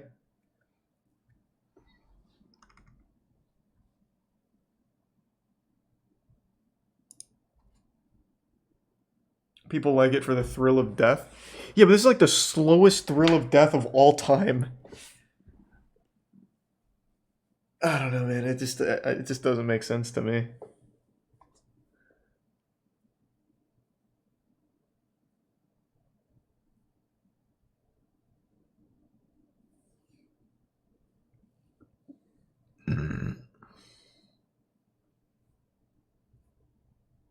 I've done it, it sucks ass. I also did it once. My fucking school took us on a field trip to a cave to fit through the little cave holes. They didn't even supervise us. They just brought us to the cave place with no guide and just let us go to holes. I only went through like 2 of them and I was like, this is fucking trash. Those rocks, those walls in the cave, they feel like movie props. Like they don't even feel real. I don't even know how to describe it. That shit is just so concerning.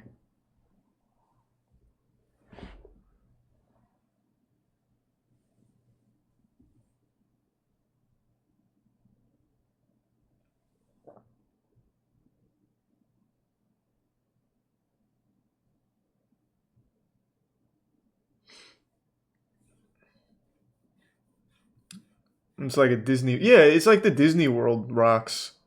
Like, it's smooth, but like they almost feel like kind of weightless. It feels like there's nothing behind the rocks.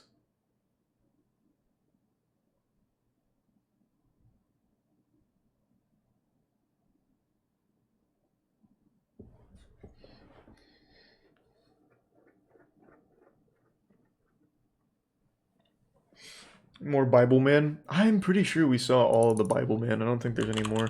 I only like OG Bible Man.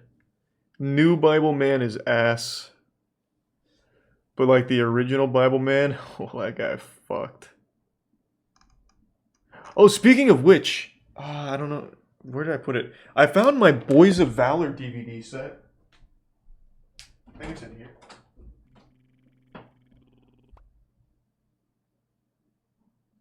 No, I moved it. I was moving shit out of my closet to a different closet, and I found my Boys of Valor DVD box set, if you guys remember Boys of Valor. Found all 4 DVDs.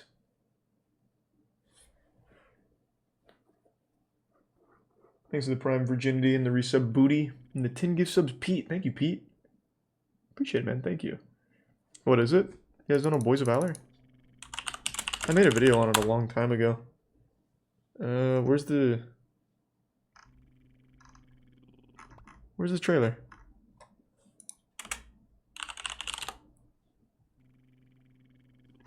They take down the trailer for... Oh my god, am I the last source of Boys of Valor? I remember I had to go through so many hoops just to find them. Like, finding that DVD box set was so hard.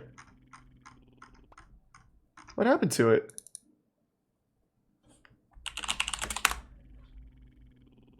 Oh my god, yeah, it's down. They had their own YouTube channel. What the fuck? I'm sure it's still on Google. Yeah. Oh, it's on Amazon now. Well, I guess I should have just waited 8 years and I could have bought it on Amazon. Yeah. So the Boys of Valor... Oops, didn't mean to back out. The Boys of Valor box set.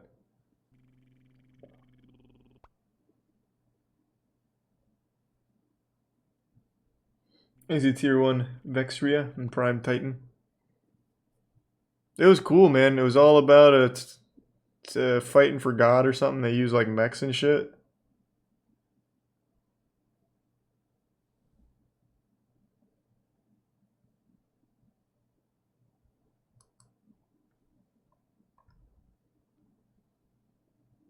Read the reviews. Ooh, that's a good idea, actually. Let me see.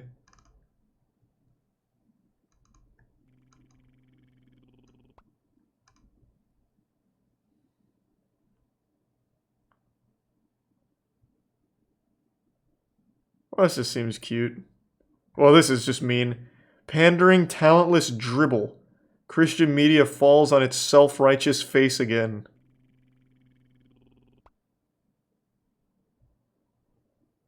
Yikes.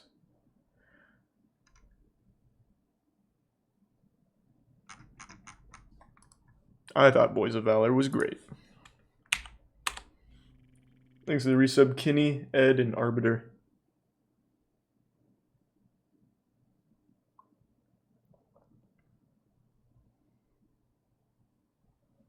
The Prime Sosa.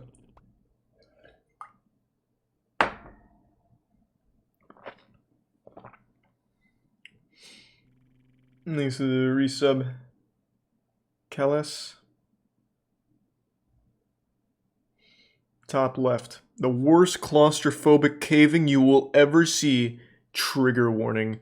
This is like a Nuke's top 5 video. Caving so claustrophobic, you're gonna piss in your mom's pants. Close your eyes, because you're not sleeping with these scary caves. Now.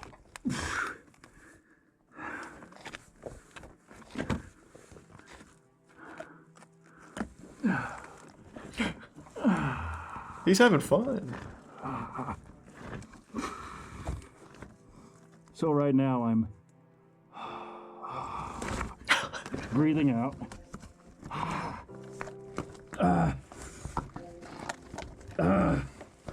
It does sound like a fetish, yeah.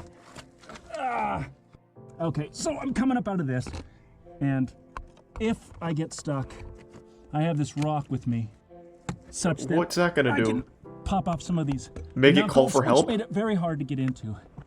Now I have to go slow. So what the fuck is it?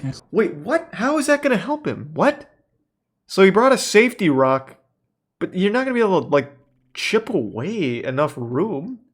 That wouldn't work. I guess he could, like, kill himself quickly so he doesn't have to die an agonizing death.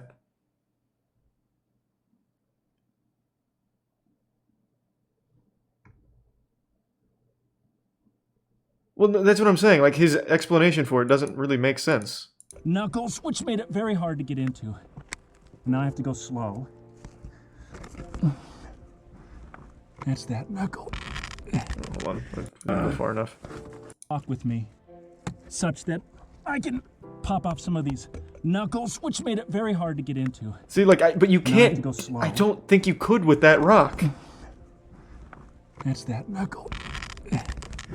I'm gonna be shirtless shortly here. Warning, the actions and stunts performed in this video were done so by professionals. Do not enter a cave. Dwarven rock cake. He just starts biting on it to lose health. lot of people ask why we do this, and I did ask that. We're just never going to get a sufficient answer. Why do you wake up in the morning? What? You know, what drives you? What makes you want to get up and go study a subject or go to work or go out, hang out with your friends? So basically you have no idea why you like doing this. Nothing, right? This is life. And that's all. This is our way of living. It is not our way of dying. It is our way of destroying shirts, but our bodies are just fine.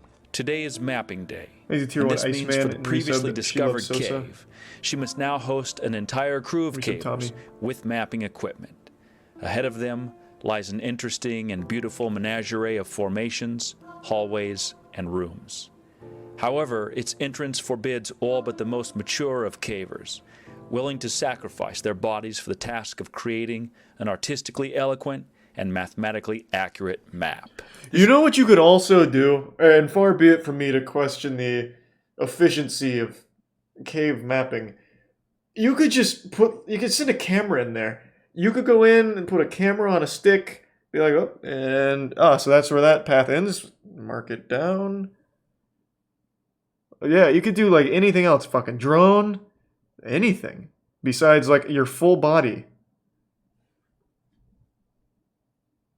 This is a big cave. It goes quite a long ways. It's very sonar true. There's a lot going on, a lot of neat formations, but it's very hard to get into. The entrance has 2 squeeze passages that are very, very tight. Oh, so okay, so they do bring tools. Upon entering the cave, it's immediately obvious that not all of the cavers will fit through the tightest portions of the entrance. The lead caver begins to chip away some of the more obtrusive rocks in order that the mapping team can pass through. You know, only a couple times I ever wish I had a mask in a cave, and that was for a hantavirus. Interesting. We were digging through, rat minion piles. What do you think the danger of that is with rat and bat poo? After that trip, I did have some, chest, congestion and stuff. So this is what they were chipping, is through this area here to make this a little easier to squeeze through. This is a big cowards! Get through this to get in there. Playing on game journalist Gary difficulty. Elects to make the squeeze head first, Boo, with both arms at his side. This makes the body as streamlined as possible while exposing the front of the face and chin to more damage along the rocks. Size of body is exchanged for leverage and comfort. Many cavers have a low tolerance for both of their arms trapped at their side. I imagine they would. Small plastic pieces are laid on the floor to enable the cavers to make the tight squeeze. It looks like he just went in there and died. This is Gary. So when you're doing this, you literally can't breathe very well because you can't let your diaphragm expand or anything. Nice and high. Easy. That's quite an angle.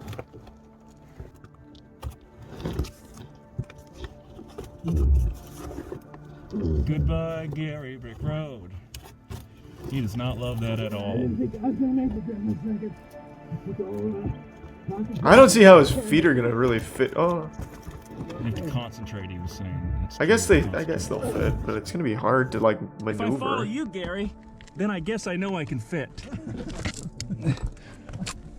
I'm gonna go one arm. Did you go both arms forward or one arm back? Both behind me. Okay. I can see you. The lower arm probably can be. Yeah. This is much nicer. These sliders are great. Aero mat. Yeah, we could probably bring a sheet through here and just leave it because this makes this so much easier. It looks pretty easy. I'll smash that for your number of subscribers on your channel. Is that one of those? We don't even ask. We don't care. People don't gotta watch us. This is I'm not even sure I would call that a squeeze, guys. Well, you know what? Okay, so with the cardboard, super easy. The next cave down? Yeah, this guy's just a real veteran. This cave ain't shit. Blue shirt on and everything. Man's like an octopus. He can fit through anything. No, getting hung up in there would just take a lot longer to get through. And then you're tired. They've all made it through the first squeeze, but they must regroup and replan, as the second narrow passage is both longer and tighter. Where this are is where they? Even the most experienced cavers may want to rethink their strategy. Well, the part that really got me was like, I assume this is the next. Yeah, I've heard of Choo Choo Charles. Thanks for resub, Robert. Yeah, you got it all this in here. Yeah, right? I'm looking at it. Yeah, I did. So asked to go on a cave dive and make a video. I would never do this. Okay. Well, that's a standing room. And of course. Well, here's a couple plates. I can get more if you want more. No, 3's good. If there's anything worth noting. I'm small enough that I know I could fit through some like pretty impressive tight little buttholes, but I don't want to risk it. We can push you through. Of course, you got this far before. This is the farthest he's been in. He's in. Yeah, well, he just needed a little sibling rivalry. Yeah, I just need that drill. Okay. Drill is coming. What if it collapses? I wouldn't even worry about that. I don't think that would happen. I shouldn't be talking too much over the show me. All right. Hey man, they're having fun. They're not hurting anyone. I don't get it, but at the end of the day, if they like it, that's fine. That is one of like the only like extreme activities that I genuinely don't understand though. Thanks to the resub, Kirby, Rick, and Psycho.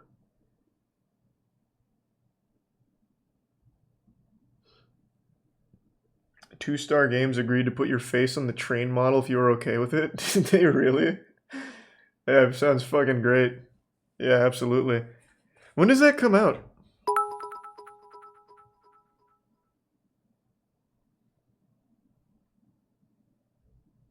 Let's see. I'm looking it up real quick.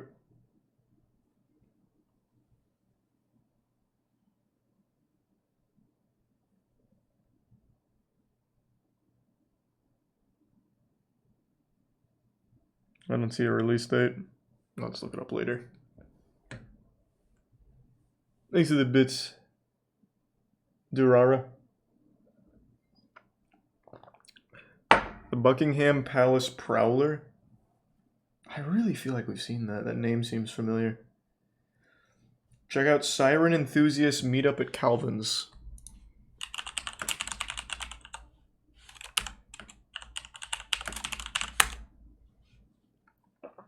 This?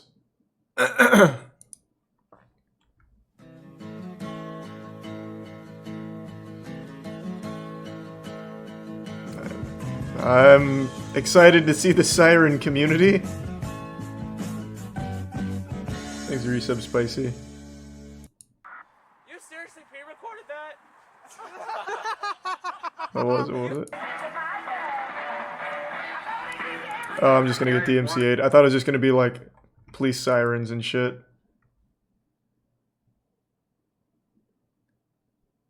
Comes out at the end of 2022. Sure, I'll send him a message. It's a YouTuber that's helping make that game, right?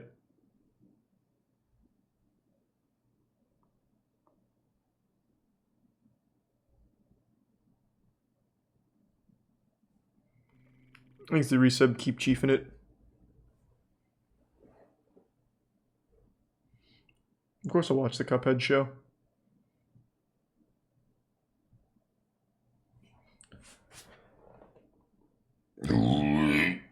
He's a solo dev. Oh, really?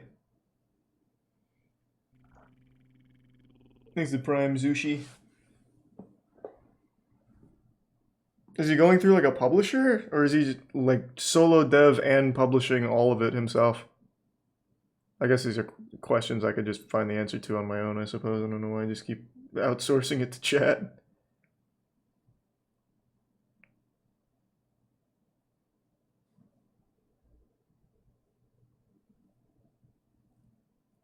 No, we don't watch Starman anymore, man. He's too self-aware. Lost its charm.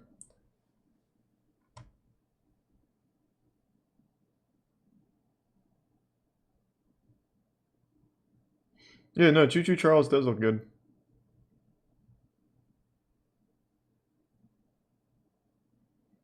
Ring Dinger guy. I'm talking about my boy Advanced Chiropractics. We've already done a lot of Advanced Chiropractics though, and there's no new summoning salt. Trust me, I'd know. Have I seen the Gaston push-up contest? Yeah.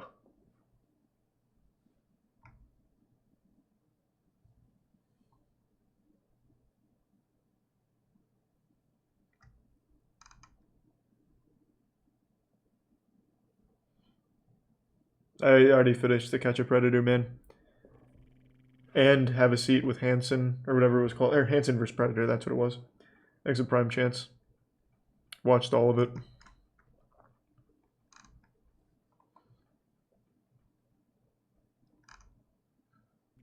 There's a Tier 1 Devil Deed. The only world record that cannot be broken. Is this about the fastest land speed? Or is it going to be something real cheeky where, like, world record set by some kind of crazy death? So you can't, like, repeat that death. Nope, something entirely different. This video popped the fuck off. 11 million views in 11 days. This must be a crazy record. It's July 20th of 1984.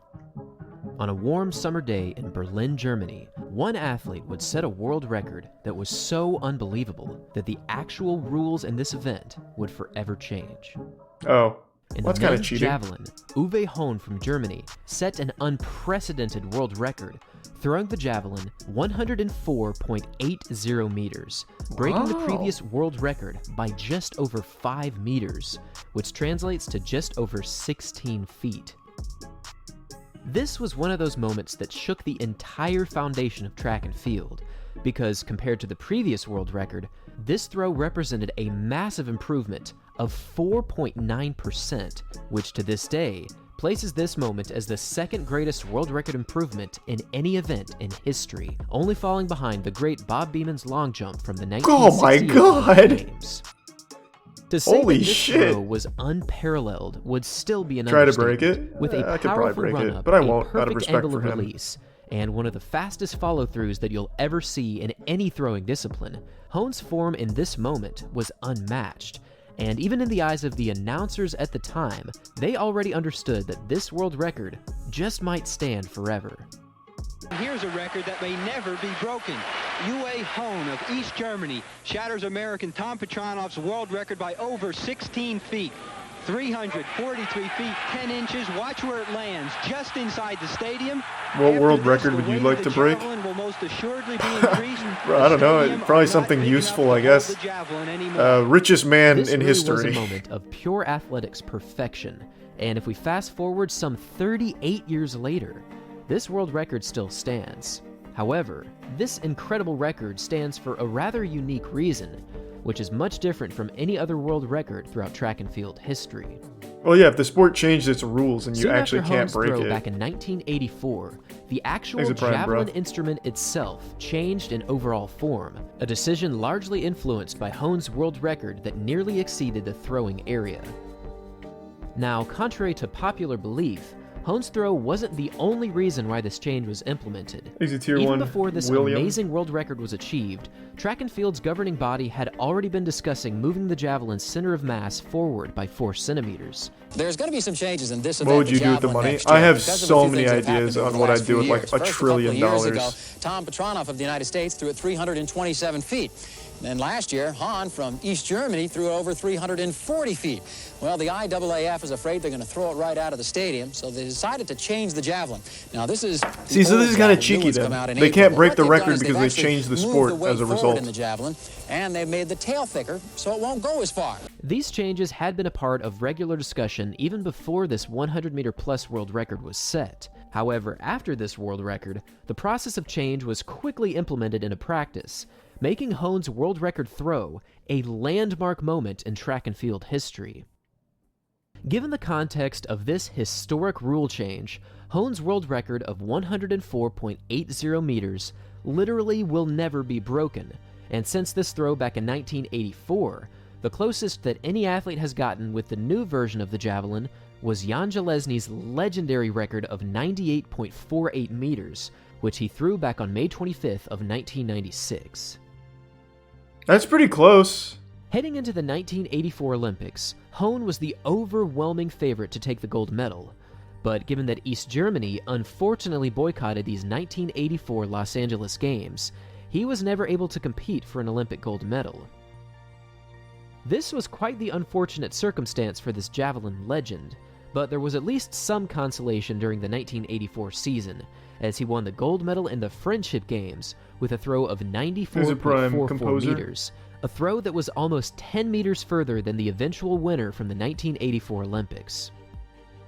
For many around the world, Hohn's 94.44 meter victory was the equivalent of an Olympic gold medal placement, making this 1984 season one of the greatest ever for any athlete, not just because he shattered the world record and literally changed the rules in this event, but also because he maintained a completely undefeated record, throwing over 90 meters for each and every competition that he entered. Good for him. Hohn's dominance in the javelin has only since been matched by the new world record holder Jan Železný, and even though it seemed like Hohn would go on to dominate this event for well over a decade, his career abruptly ended in 1986 after several setbacks due to unfortunate injury. Aww. Since becoming the only man in history to throw the spear beyond 100 meters, Hohn has since become a javelin coach, and just like his previous days of competition, he has also seen worldwide success in this endeavor as well, as his own athlete Neeraj Chopra won the Olympic gold medal in this event in the 2020 Tokyo Olympics, winning the javelin with a throw of 87.58 meters. Oh, not even 90. The first and only Indian athlete in history to win an Olympic gold medal in track and field. Throughout the deep history of track and field, many world records have shifted the landscape of their respective events. Those However, happened? I don't know, man. I don't watch the Olympics. I think the shit's boring. As Uwe Hohn's world record from 1984. Thanks for watching, everyone. And as always, until next time. These are tier 1 VeggieTales.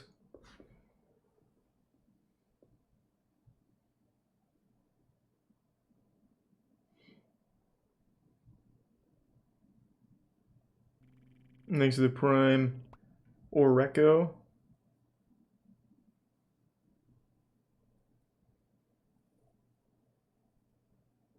Shit's boring without PEDs. That's what we said on the podcast. There should be 2 Olympics. There should be like no PEDs and then an Olympics where we have fucking superhumans. Roided out, juiced out, fucking out of their goddamn mind on meth and then see what we're capable of. Like, unlock full human potential.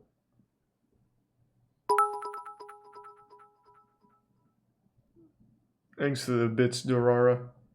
I don't know why we don't. That would be really fun to see. You'd be seeing some crazy records. If you put some of the best runners on meth, oh my god. Those times would be nuts.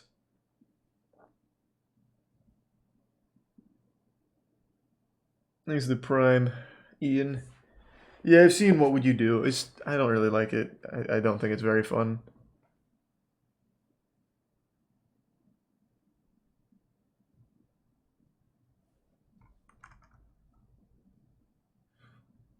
Thanks to the resub snack.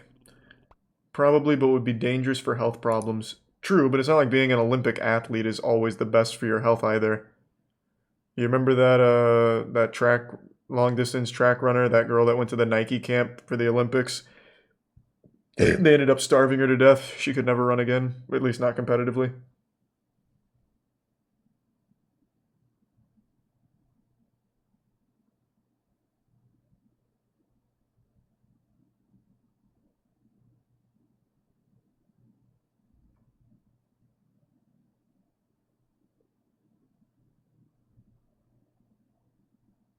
Well, she didn't die. She didn't. Okay, I was exaggerating. They put her on an extremely strict regimen of not eating, and she suffered a lot of like muscle atrophy as a result, and she wasn't able to compete anymore.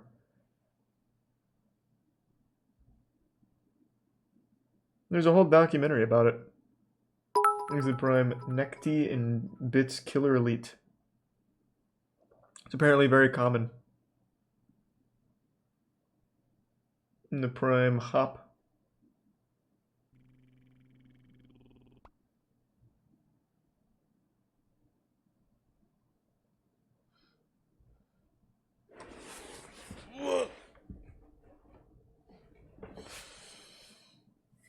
The Reluctant Master Sasuke.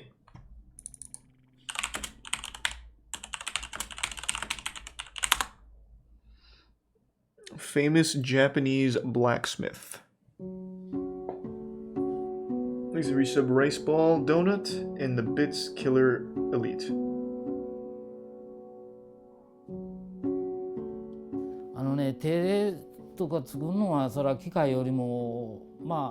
Disagreed. Well, sometimes I guess.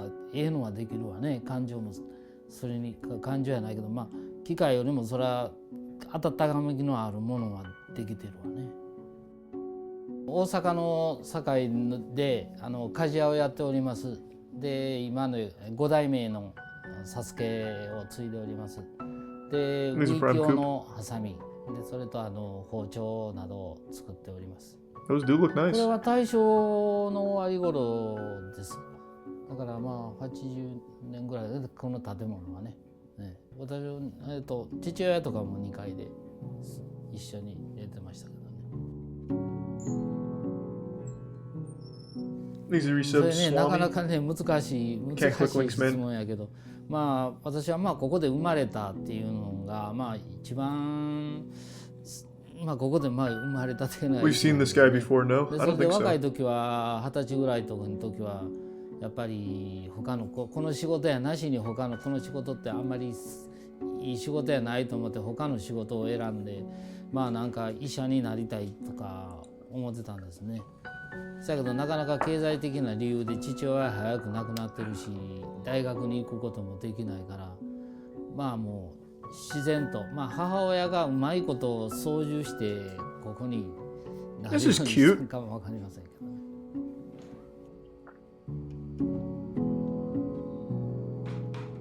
You should compete on Forged in Fire. ハサミとか包丁に共通してのこと。まずは一番大事なのはまあ材質ですね。材質がまず第一でまあ作りあとはもう作り。I'm convinced people like this are born with talent. That's one thing you have to come to accept. Some people are literally born with talent. でもまあうまいこと作るか作れへんかによって違いが出て。And you might not be one of them.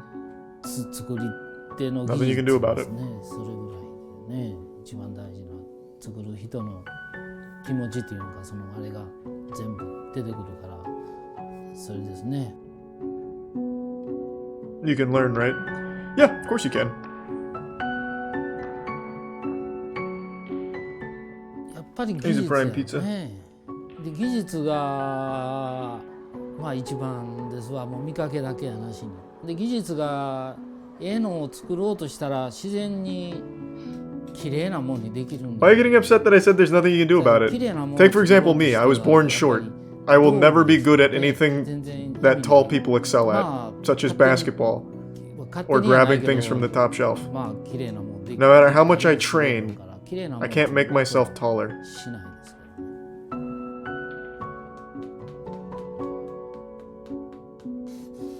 Muggsy Bogues. Muggsy Bogues was great, but he's also not like a Hall of Fame superstar. Well, I think he actually is in the Hall of Fame.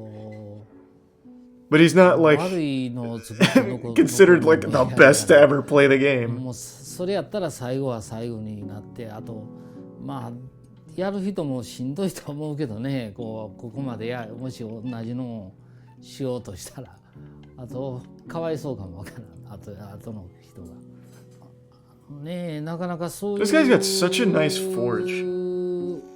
まあ作りたいっていう人はなかなかまあ何名かは来たりするんでね。まあ。Oh, Muggsy didn't actually go to the Hall of Fame? I thought he did.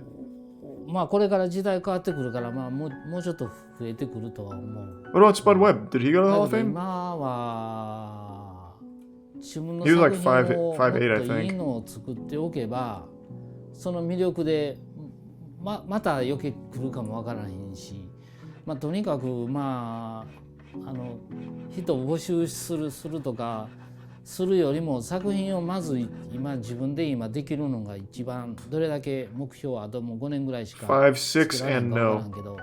まあ Yeah, 自分 so I の guess 作 that 品 helps を prove ま my ず一番 point. いいのを作っておくと。Yeah.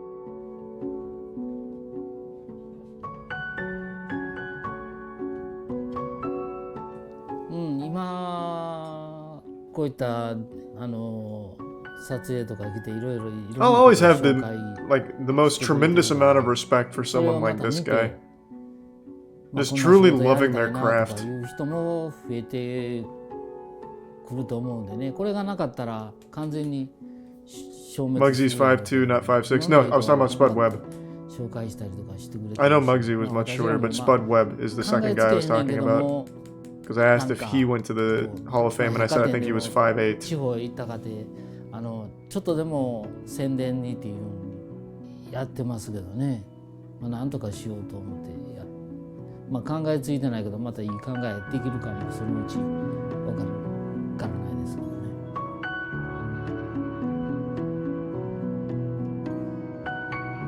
That is a really cool set of scissors. Nice. That's wholesome. Making $35,000 bonsai scissors. It's the same guy. He's making fucking bank too. Hey, my man. He's on that Sigma grind. Hey, thanks for the resub, Ludwig. Hope you're ready for Moist Esports to run ass in your tournament, man. Moki's gonna pop off on the melee, I'll tell you now.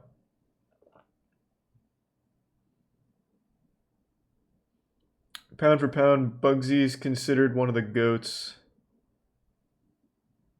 I mean, I don't doubt you. But when you say pound for pound, you immediately take it out of like, well, if you take in these other factors that make us able to bring other people down, then we can make an argument. Whereas it's not just like, hey, even by every measurement, he's one of the GOATs. Thanks the Prime Highlighter.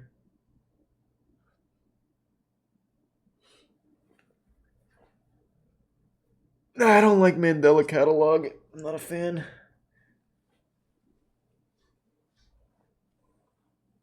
I have not seen Smiling Friends yet. I was going to watch it this weekend. Thanks the Prime Stinky Poop. Cool name.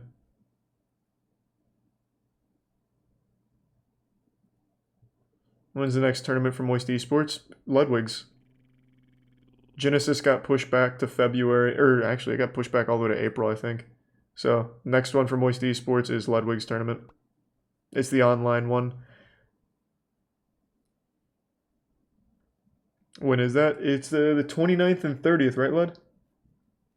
I think it's the 29th and 30th.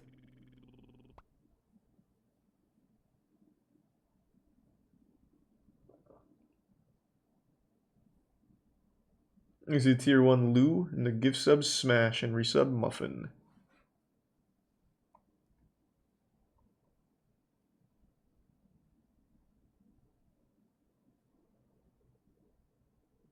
Have you seen How to Use a Fleshlight tutorial by Sextrovert? I don't know if I've seen it, but I can tell you one thing is I probably can't watch it on Twitch. As much as I'd like to.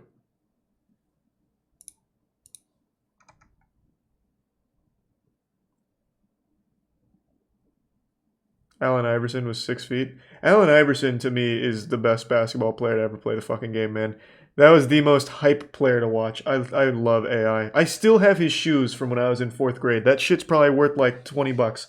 But I still have that shit. AI was exhilarating. Thanks to resub Disney. I'm not much of a sports guy anymore. But goddamn.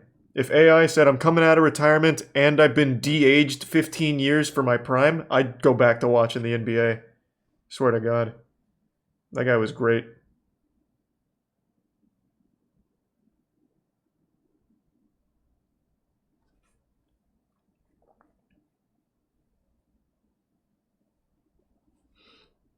Well, I mean, statistically, he's not the best player to ever play the game. He was just my favorite one. I think he is probably one of the most fun to ever watch.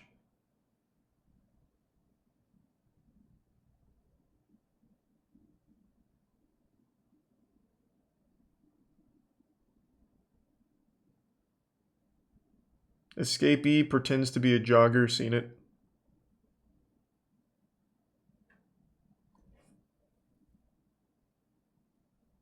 Watch some TED Ed vids. Why? Not a big fan of like TED Talks.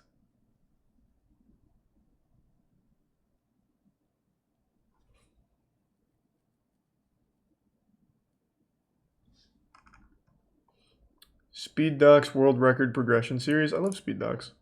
Well, which one though? I'm pretty sure I've seen like most of them. Touring a $2 million luxury motorhome.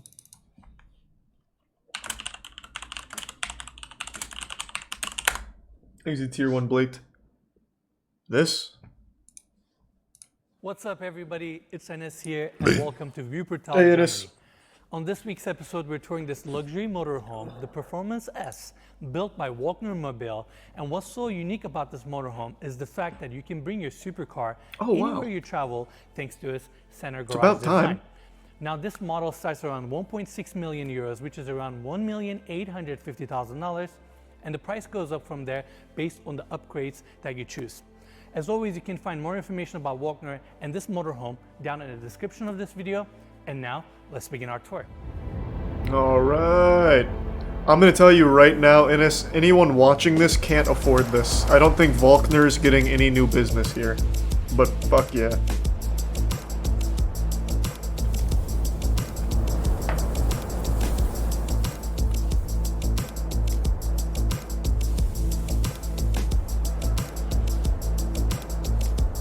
In fact, I'm getting two. Oh, never mind. Yeah, I forgot. We're gonna start our tour at the exterior of this motorhome. I like the silver color, and they have some logos and graphics also throughout the RV as well. Dilly. If you look on this side, you can see the massive windshield, and on each side you have these oversized side mirrors with cameras. And in fact, Mikey, right in the center we have additional camera and more cameras around the sides of the RV. That way you get that 360 bird's eye view from the inside screen. Now, right in front of me we have this section here, and actually engine is not located here. Engine is located on the back, but this door opens up to the 10K generator, so I wanted to mention that.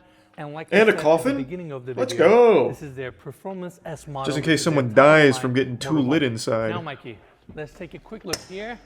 This is our main entry, and I'm going to talk about the details here in a bit.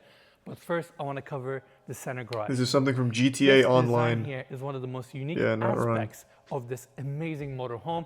You can actually park your car or your supercar right in the center. And what's so great about the system is the fact that it's super easy and is patented from Walkner Mobile. Yeah, Enes and I came across this article a few months ago that had this RV in it, and we couldn't believe that there were RVs out there that had full-size vehicles that could fit inside of them. Absolutely. In fact, in that article, they had a Bugatti Chiron going underneath the same look model, at that. which was super fascinating. And here we are in Germany. Yeah, we had to come see it in person. Anyway, show us how this works. This is super cool, Mikey. So you have a steel floor plate that essentially slides into the motorhome, and the way they accomplish that is through hydraulics, right? If you look, so the here, whole Mikey, point of this motorhome is just to transport your legs supercar. That basically raises Why not up just the drive my motorhome, so you supercar have in a that case and better then get a ceiling hotel? clearance, and after that, push of a button, your steel Fuck is the floor point? assembly slides into the motorhome. Hydraulics raise up, and you're ready to drive off. Yeah. Pretty interesting. I didn't know anything like this existed. It's amazing. I mean, you can bring your supercar anywhere you go. Yeah. Now, Mikey, it doesn't end here, because if you look above us, we have a motorized, massive awning design that comes out. So this floor assembly Here's a here bits tray, can essentially the serve as your covered ball, patio yeah. space. You can put your outdoor furniture here once you pull your car out. And what's great is that, let's say you have a full dining and outdoor furniture setup here, and you want to leave your RV to go somewhere. Press a button, steel assembly goes inside, you have it nicely covered. You don't have to move anything. I'm very you don't excited have for to change your Master outdoor seating setup. Yeah. And then when you come Supercar back, gas is expensive. It comes out again. Yeah, it's really cool. And not to mention, if you don't want to keep And a what? car in here, you can probably Wait, what? Wait, what? So when it costs a lot of money for gas in a supercar, so might as well take an RV, which is going to use significantly more gas on the trip. Wait, what? What the fuck are you guys talking? What are you talking about?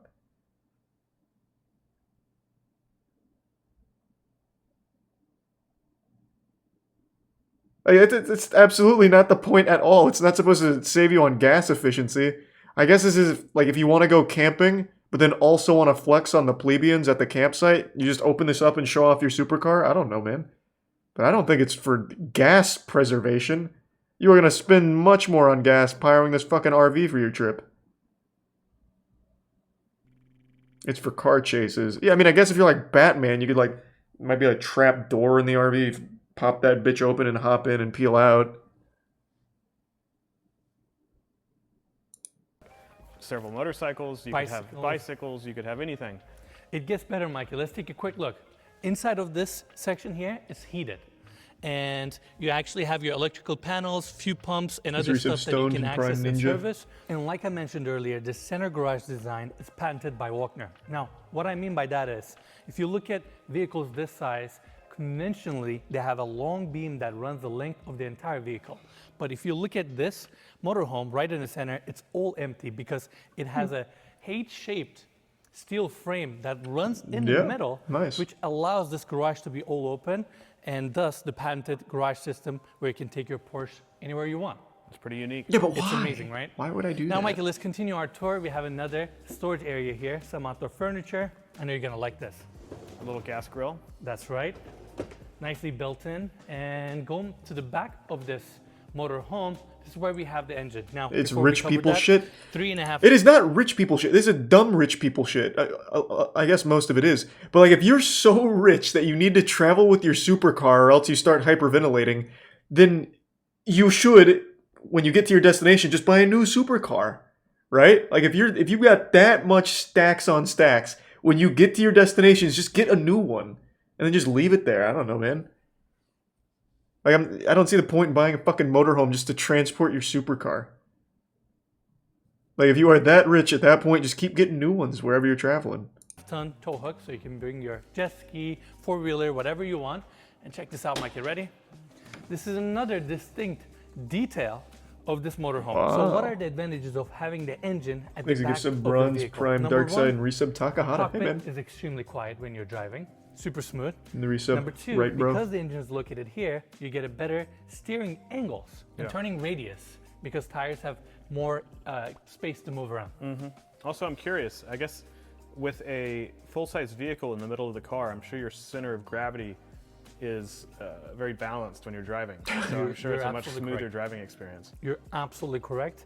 And You're a fucking idiot. This is the dumbest thing I've ever heard in my life. PS, 460 the engine's here because it looks horsepower. cool. You have this section here where you have some of your tools nicely attached. Another great thing about having the engine on the back, easy to maintain. You don't have to go through the motor home. And 460 horsepower, pretty amazing. 350 liter fuel capacity. Now, I guess that makes sense, Sasha. Okay, side of the vehicle, we have additional storage area. Again, more outdoor furniture. This is where we have the AdBlue. And now let's talk about the slide out. 50 centimeters deep, 10 meters wide. This adds 5 square meters of extra interior space to this motorhome. And look at the size here, Mikey. It's big. I've never seen a slide out this big. Yeah, she's a big girl. From the exterior, but once we go inside, it's much clearer how much space it offers. It's almost the entire length of the vehicle. I mean, vehicle is only 12 meters long. It's 2.5 meters wide and 3.85 meters tall. So it's almost the entire length. And again, gives a lot What's a of slide square out? footage. I can answer that. So a slide out, you'll see that the entire upper body here, her little abdomen, is poking out from the vehicle. So you can't drive like this. It's like big wings. So what it does is they push in on both sides for when you're driving. So when you goes in, you're going to see it's like really big and really open, a lot of space. But when you're driving, it pushes itself in. They're on tracks, so they go in, and they're like a narrow little pencil. So, yeah. I know that because the gang and I actually went looking at motorhomes after watching the Will Smith motorhome tour where he had like 15 movie theaters and like a built-in fleshlight in every seat or whatever. We wanted to see if there's any crazy motorhomes like that just to get a tour of it. And there's not. There's like 2. So we went there and we were like so underwhelmed, but they had one of these and we were like, wow, that's fucking nuts. So we didn't get to see anything super cool. Now, we have more additional storage areas here. These are some of your tanks and disposal lines, your fuses, all that good stuff. And vehicle comes with an 800 liter freshwater tank, 600 liter black water, 300 liter toilet tank. So it's super self-sufficient. There's a prime booty in the bits and a lot Diva. of you actually might be wondering, Resub the Ultra. RV enthusiasts out there, typically the space down in the bottom is utilized for The prime cargo rider. space, storage, where you put your suitcases, that kind of thing. But the interior of this is so spacious. They have The prime full-size south. closets They have so much extra space that I haven't seen on any other RV. So much storage areas. Yeah, so you don't really need that. And you can always, you know, if you don't have a car, you still have plenty of storage space still. Absolutely, Mikey. Well said. And this particular model right here was actually built for a Mini Cooper. Although we have a Porsche 911 here, with Mini Cooper, obviously you will get way more space here. You can put additional few bikes. You can access it from each side. Yeah. And this patented design here is... Bro, this is like the most least interesting part about an RV. Mikey, I want to see the inside. Lift up the entire vehicle. You're selling this like it's a goddamn transport vehicle. Right? The frame is so and nothing sturdy, else. Even with the hydraulics raised and the vehicle lifted, like a goddamn tow truck. Just show me the inside. Doors, latches, everything closes perfectly, which means car doesn't flex at all. Now, continuing our tour, we have an additional storage area right underneath the driver's seat. We have the few batteries here. In fact, since we saw the batteries here, I want to mention right on top we have solar panels that provides 2,400 kilowatts of energy, and we have battery packs that has 1,800 amp capacity, which is amazing. All right, let's go in. We have the front door right here. Mikey, check this out. You have few latches here for extra security. Korean steps takes you inside. I'll see you guys up there. What is Korean? All right, everyone, here we are. Sounds like a sci-fi metal. Nice and spacious here. I'm 6 foot tall, and as you guys can see, ceilings are really high here. Spacious, tier 1 nice welcoming space. galleons. Now, I want to first talk about the cockpit. Mikey, let's get a close-up. I'm going to take a seat here. You have this massive windshield here that gives you great visibility. All the surfaces are clad with Alcantara or leather, so it's nice and welcoming here. Upper cabinets, LED lighting, and since you sleep inside of this motorhome, is that steering wheel made out of plush, like a Beanie Baby? Throughout the blackout space. That's cute. And looking at the driver's side, again, it's very spacious. Seats are extremely comfortable. You have your touch screen here, and this car is also capable of adaptive cruise control, lane assist, emergency brake. Wait, is that Ludwig driving? Oh, nice little cameo. He was in the chat a minute ago. Oh, it's so fucking cute. Lane assist, emergency brake, all that safety features, and throughout the screen you can pretty much control all the functions of the vehicle. Now in terms of the seats themselves, they're heated, cooled, and check this out, Mikey, you also get a massage feature. That's awesome. You gotta have that. Oh you yeah, gotta have that, right? Overall, driver's side is great, nice and spacious. How about your seat?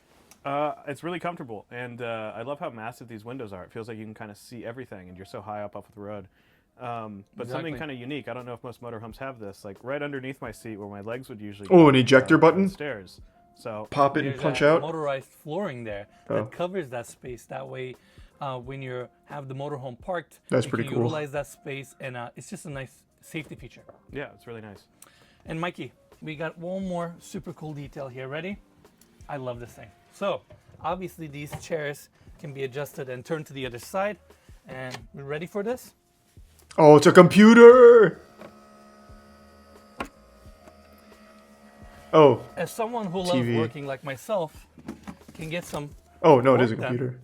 In this space here. Yeah, so right behind me they have this little cabinet that has a HDMI and a few other plugs, so you can connect your computer to it. And it's a great little workspace when you're, you know, at your campsite or wherever you park. You have the perfect seat. You're a little bit detached from the seating area. Mikey, this is awesome. And when you're done, you put your keyboard away here. Nice. Then, let's see. Let's lower this thing. There you go. It Execute some ruthless. And perfect. You're done. All right, let's continue our tour. Right behind the cockpit, we have the seating area. Very spacious. You can probably sit 8 to 10 people here very comfortably. You have the built-in dining table right in the center. And above that... Oh, you even have little model RVs, LED too. lighting and built-in speakers. Overall, great space and very warm. Yeah, and earlier we actually closed the slide out on this side, and I was really impressed by how much space there is even when it's closed. Yeah, it's like they're showing it. Configuration. Absolutely. You can still utilize this space even with the slide out pulled in, which is amazing. And Mikey, right across from your seating area, push of a button, you have a motorized TV that comes up. Above that, you have all these hidden TV, baby. And down below, we have more base cabinets. Now we get wild. Now, Mikey, I want to talk about the window designs here. 2 awning windows that open whole ass transformer. So you can get some fresh air coming in. And check this out. Buck screen. Blackout. I find it really satisfying that that window perfectly clears the garage door also. Absolutely, and you can just leave it open. It serves as a little roof, even during rain. Now, we have another window on the other side. Corian floors here. Another detail I want to mention. Ready, Mikey? Oh shit, cornhole! But it also serves as a little side table. You have a carved in cup holder here. They thought of everything. They thought of everything, right? And I almost forgot this detail, but I just recognized it. This is a scale model of a same RV. Look how detailed it is on the inside. And it has a You get 2 RVs! That comes out. Even has a little coffee machine. Exactly. You get an RV for your family and an RV for your ant farm. Right outside of the factory as well. We all go in so style. They still have this RV. They still own it. Very cool. Now, that's it for the living room area. Mikey, let's go this way. Cabinetry continues. Beautiful wood veneer on the walls and throughout the cabinetry. And another detail I want to mention, Mikey. Look at the countertops here. There are these Aether slits. God. Those are your radiator outlets. And look at these. Those are your air conditioning outlets. Nicely blended into the cabinetry and the countertops. So it diffuses air and blends it in nicely throughout the interior. Yeah. Now, we have more cabinetry here. I love this glassware design with the racks, LED lighting. Below that, you have it does look pretty cool. Dish set that has their own custom locations, so nothing moves around as you're driving. And all the cabinets, Mikey, I'm sure you've seen it. All these handles lock, so you don't have any rattle as you're driving this vehicle. Well, it can absolutely still rattle. Let's cover the kitchen, which is super cool. You literally have everything you need here. Starting with the sink, you have your Corian countertops, induction cooktop, another awning window here, and Mikey, we need a close up. I thought this was super cool. Dishwasher drawer above the countertop. Yeah. So it's nice and easy to access. You don't usually see dishwashers in RVs, do you? No, not only that, but I just like the cabinet one. I don't know. I almost want to put this in a regular home. Yeah. On an upper cabinets, just for Why would convenience. Why would you want that? Sounds awful. What? Spice racks here. I'd hate that. Mood lighting, and behind us, your Siemens oven. Thanks, resub Rebon. Additional cabinetry. Space is perfectly utilized, and of course, no kitchen is complete without a fridge. You have to have it. We have that here. Now, continuing our tour, you can seal off the common areas. Thanks, the resub Zoli. This pocket door If here. someone gives you this RV, would you use it? There's no movement here besides the handle. Yeah, I mean, yeah, if someone just gives it to me, I'll use it, It's not sure. going to rattle as you're driving, as it's tucked in. I mean, I guess I also could This just is rent it such a out for the cool bang detail. bus We like have to someone show this. suggested. It's currently not prepped, but those are small bunk beds that goes into cabinetry. So you can sleep additional people here if you would like to. That's memory foam. Yeah. Isn't that cool? Yeah, that's awesome. Now, more mood lighting throughout, and this is where we have the vanity setup. Same countertops are also here. Nice backsplash detail. You have some upper cabinetry, more mood lighting, and of course, your sink design. And right across from But yeah, it's just a normal sink. First glass door opens up to your water closet. Corian floors goes all the way in. And in fact, Mikey, all the flooring throughout the motorhome is heated as well, so it's nice and comfortable. Oh, fuck yeah. And this toilet here has every single feature that you can think of. It's heated, has a built-in bidet. Ooh. All the controls are here. Does this Behind RV come that, with a you have butler at heated least? Towel rack, which is super cool. And right here, Mikey, you have a nice vent. Or maybe it's gonna be like one of those shower motorcycles blocks where you get like a little bit caddy lower, on the like side little for more your so you can butler. escape the shower and go through here. Now, You got a little mini before RV we attached check to out it. the shower, right above us, we have a skylight that you can crank open. And just like all the windows, you have a blackout or a screen option if needed. Glass door number 2 opens up to the walk-in shower, Corian base, chrome fixtures, rain head, this starlight ceiling detail, recessed light, so you have a small mirror and a hanging shelf. Amazing. And I mean, it's pretty good size. Again, I'm 6 foot tall and nice and comfortable here. Yeah, I was blown away by the size of. I think also the fact Is that it prime, yeah? glass too. Typically, they'll put like little doors The on Bits these RVs. Chester. Feels much I like more Mark, spacious but than that's the- not usually what we Look, watch here. You can't move anything. Nothing rattles. Yeah. Now, Mikey, let's see. Another pocket door here going into your bedroom. Now, what's so impressive about this bedroom is number 1, the space, and number 2, very big. Normally, these motorhomes Is it tier 1 booty? have the built-in garages. They end up putting the garages right at the end of the motorhome, and sometimes that makes them compromise the ceiling heights or the space in the bedroom setup. But that's not the case here. We only have the engine. That's why this bedroom is so spacious. Again, just like the living room area, you have a motorized TV that pops up, 2 awning windows with the same It's pretty cool. built-in screen and blackout shades. Again, nice and spacious room. Right above us, we have this built-in starlight detail. Still grinding OSRS on the side. Yeah, but I haven't been doing much agility recently. I fucking hate that skill. Because it lifts up. Taking a little break. I hate agility. Covered, but you can get the ventilation, and obviously we have the blackouts here, screen, all that good stuff. And look at the cabinetry in this bedroom. You have cabinets everywhere, and you have a lot of space to hang your clothes. Like behind this full-size mirror setup here. That's additional oh my god, that storage space. This is incredible. We utilized every single space in this amazing motorhome. Now, so far we saw the exterior and the interior. And I think what's left is we should take this thing for a ride. Pretty ugly overall. Yeah, I think if you're paying this kind of money, it should look like something out of a goddamn sci-fi movie. This is old-fashioned. It's like grandma's kitchen. No NS review is complete unless we take it for a ride. Here we are on the roads of Rivertel, and this motorhome rides so smoothly. It's incredibly quiet here, again, thanks to the engine being located on the back. Views are amazing. This massive windshield really elevates the experience here. Front cabin is very comfortable, very spacious, and we have Max, who is the owner's son, driving us around. I don't know, life is good, we can't complain. Drift this shit, Max. Certainly delivers. I want to see you take it off of a parked tow truck, GTA style. Give us a good ramp.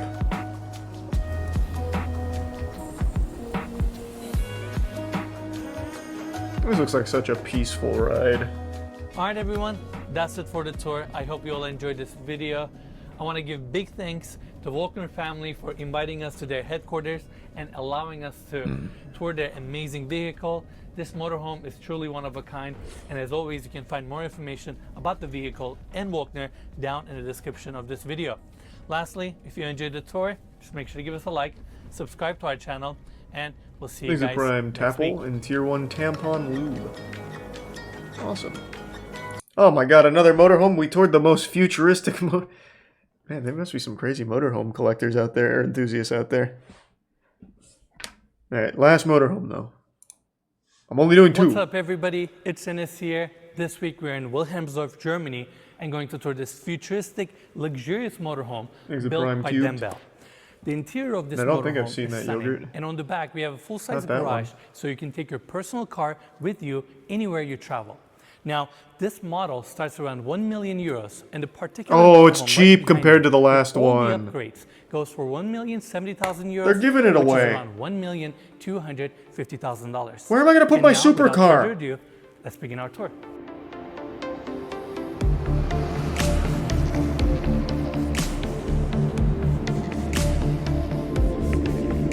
Thanks, Arisa. Quick steer. It at least looks more futuristic.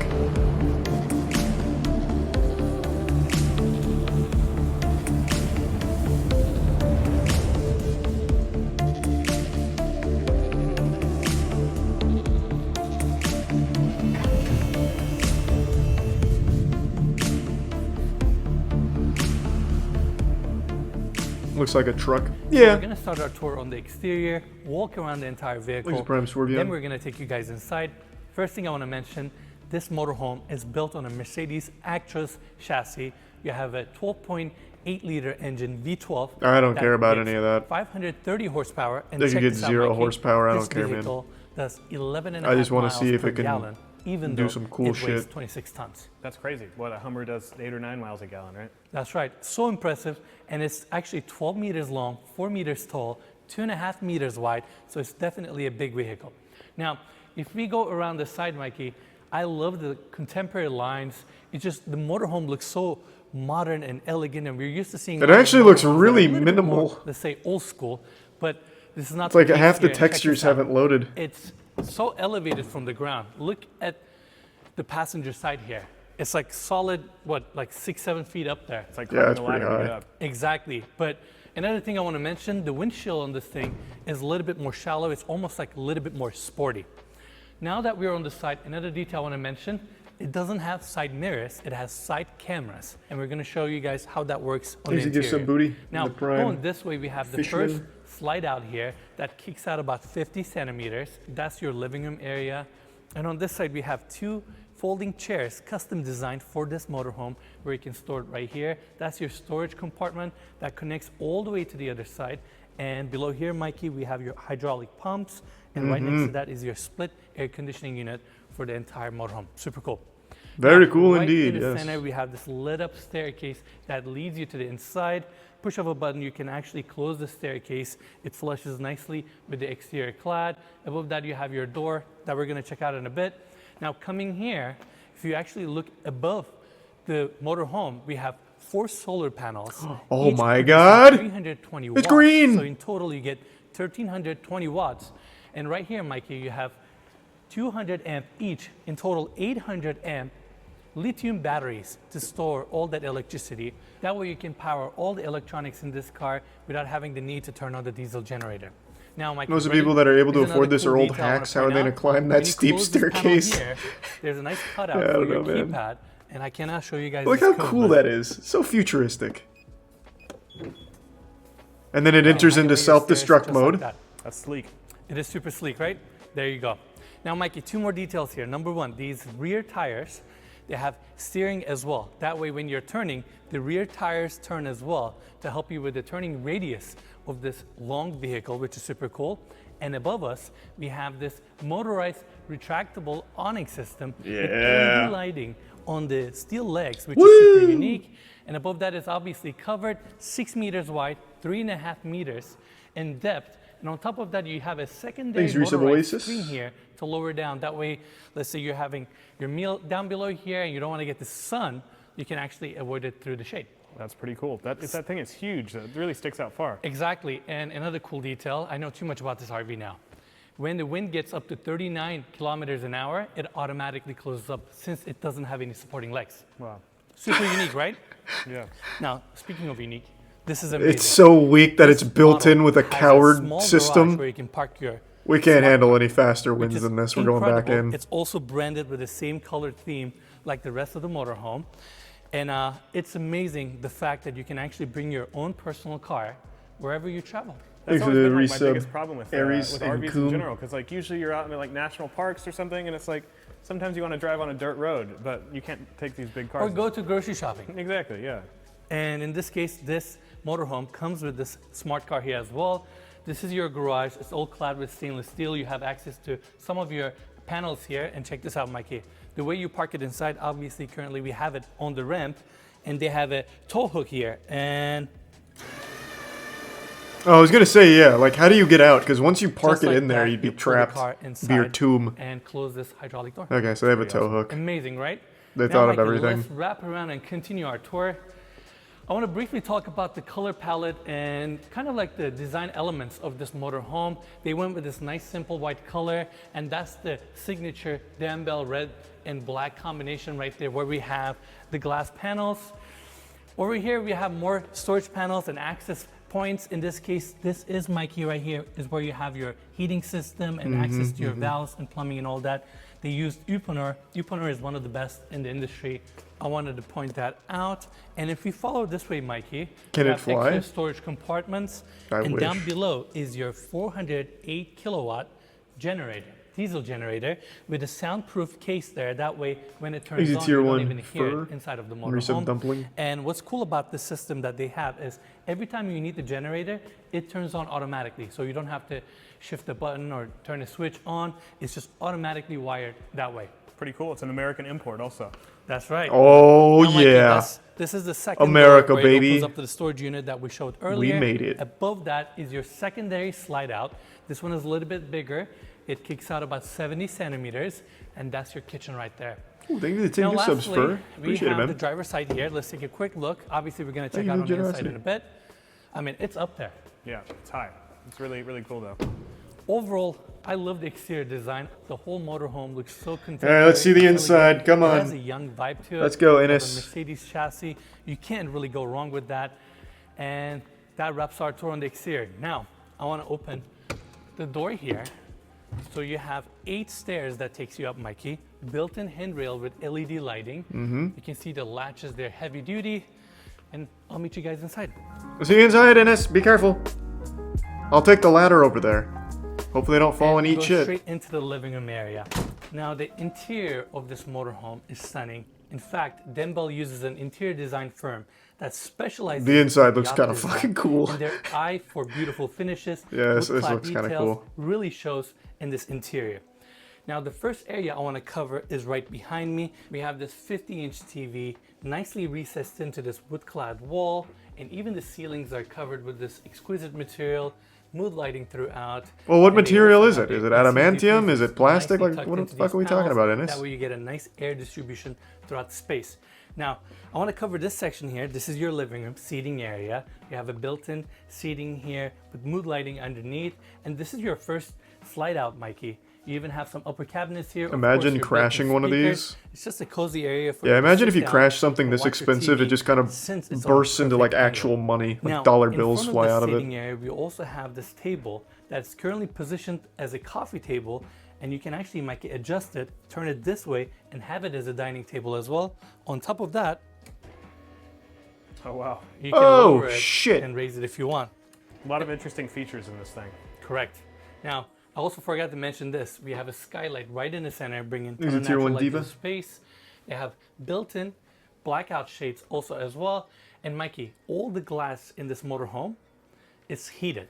That way, when you're heating the motorhome through floor heating or through your radiators that are on each side, even your skylights or your windows are heated. So you have a nice thermal envelope. I guess they just do that so like hot makes the Bitsy Dragon windows basically, right? Exactly. Or let's say you're laying down on the crocodile. bed, you don't have a cold window right next to you. Makes sense. Amazing space. Now let's continue our tour. We have these two chairs currently turned this direction to your seating area, and obviously when damn, you're cruising, they've got like the have it rumble turned pack other way on around. them. But more Look at the hydraulic importantly, system on those bad boys. I'm gonna lower it tiny bit. There you go. Normally you would have these chairs leaning back, so you can actually lower this queen size bed all the way down here, and that's your additional sleeping area. Nice. That's pretty cool. So at least 4 people can You sleep. could crush someone with that if you wanted to. And this section is super cool. They have roof heating here. That way you don't compromise the comfort. Even in this space, you have some built-in reading lights, another skylight detail there, plugs, kind of everything you need, another cozy spot. Yeah, it's really nice. And just like that, you tuck it up. Now, Mikey, let's check out the cockpit. Let's do it. All right.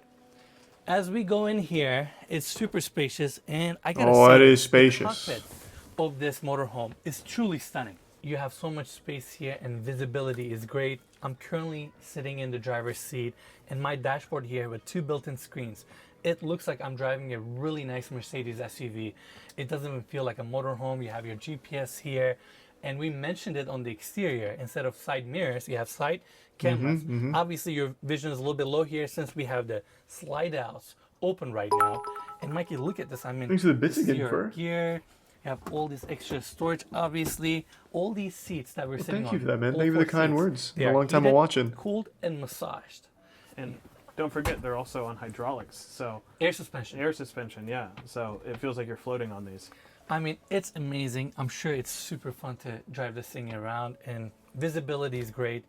I don't know. It's like I'm so impressed with this motorhome. Yeah. I wish there was one video where Ennis just goes in it and he's like, "Oh my god, this thing sucks. It's a piece of shit. We have the I kitchen, hate this. super This is made of Corian. It sucks. There's a vibranium sink.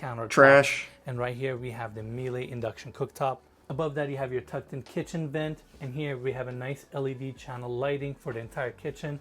Upper cabinets above, and Mike, I gotta show you this detail. Of course, these are soft close. Check this out. They have espresso cups branded with Dembo. That's pretty cool. All their cups, dishware, everything is actually branded. In fact, I'm gonna show more in a Is bit. Prime Winter? Down below the induction cooktop, we have a Miele oven, and ready? Dishwasher drawer. Woo! I feel like that's not common to see. You said that in the last one, Mikey. You said that literally one video ago. Yeah. Made by Dembo. We're gonna have to push Denbill to give us some souvenirs to take home. That sounds cool. Now, Mikey, let's check out this detail. This cover plate comes off, and there you go. You have your modern sink there with a pop-up faucet. There you go, nice and sleek. And let's put this cover back on. Another good detail that I want to mention here also, they have this awning window here that you can open up, get some fresh air, right? I love those aluminum handles. And check this out, you either have bug screen, automatic, or your blackouts. And that's every opening window. He's a tier 1 buddy. The whole unit, right? Exactly. Give Throughout some the Mikey. entire motorhome, everything is motorized. Yeah. All the curtains and everything. Now let's check out more cabinets. Down below the sink, we have additional cabinetry here. Don't Everything is care. nicely compartmentalized. and they even utilize space. Does it have an automated defense system? Excess storage. Now, the last part of this kitchen is right here. This panel door opens up to your fridge. Down below, we have the freezer, and that wraps our tour for the kitchen. We're back at the entry now. This is your main door, and right next to that, we have an additional door opening up this small closet space where you have your control for your AC, generator, and this screen right here controls the entire motorhome. You can use it for your slide outs, awning system, doors, exteriors. You can control anything from here.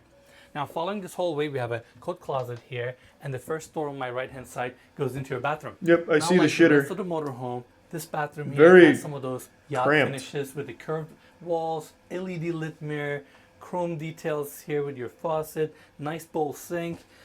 This toilet right here, Mikey, is also heated. It's motorized. Bidet. This is incredible. You have a LED okay, I'm out. No bidet. Makeup or when you get ready.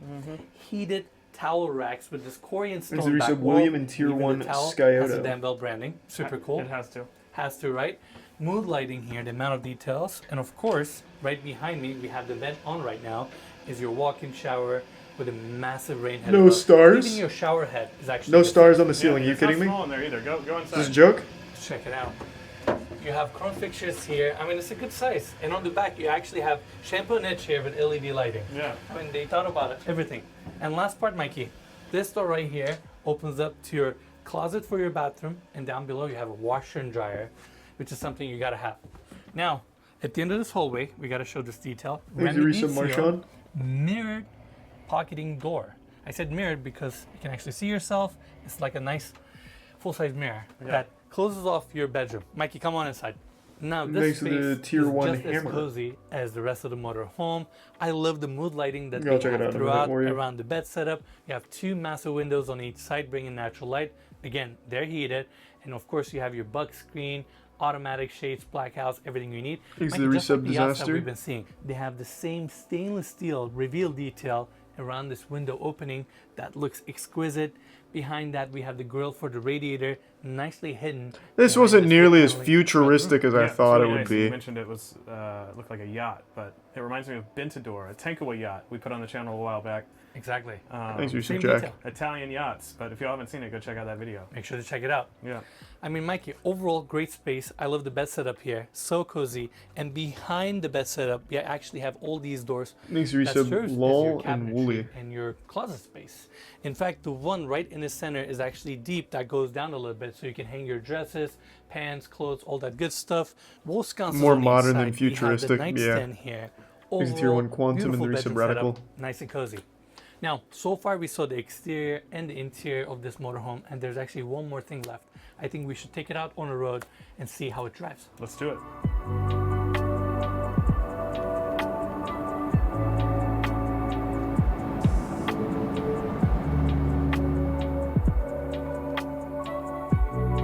Damn, it drives so smooth. It's like it's not even moving. For a ride, and I gotta say, it drove so smoothly.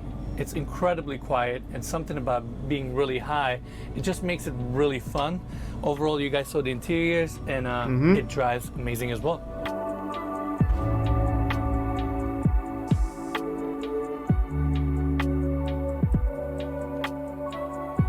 I'm sending a quick text message. Yeah, clickbaited, wasn't futuristic. Didn't even see any kind of holo programs or anything.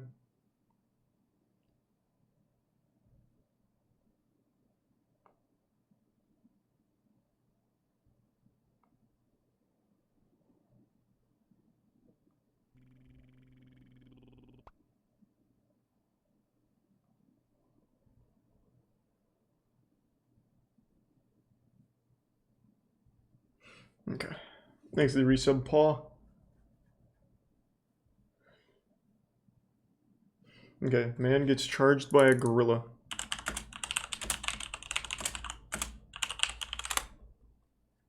Oh, I've seen this. Everyone's seen this. One of the most extraordinary characters I've ever met was Adrian de Schrijver. He's a bit Adrian took us into the forest, confronted us with the gorillas, and we got charged and charged and charged again. And I think, and I'm sure, if I would have even flinched once and would have dropped the camera, would have run or turned around, I still love that shot. Well, this is obviously not the I'm right watching man you, to make bitch. this film. If I see any fear, I swear to God. Adrian the Shriver had this orphaned baby gorilla, and one day he decided to introduce it into the forest to let it know the sights and the sounds. And suddenly, we sensed the gorillas were right close. And Adrian stood there with the baby gorilla on his arm.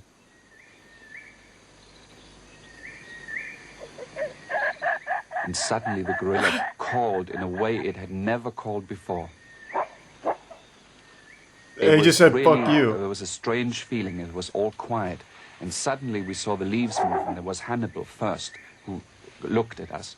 And I sensed there was something going to happen, which really we shall never forget. Sweet. Hannibal suddenly called, and Casimir answered from the background, and Adrian was very, very nervous, and we all realized this is a situation which really can end up in something terrible.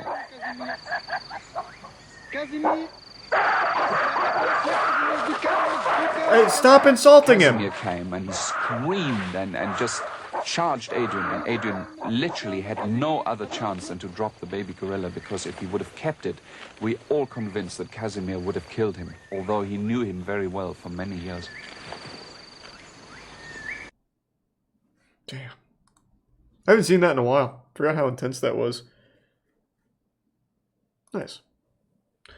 Alright, I'm gonna call it a night. I'm getting tired.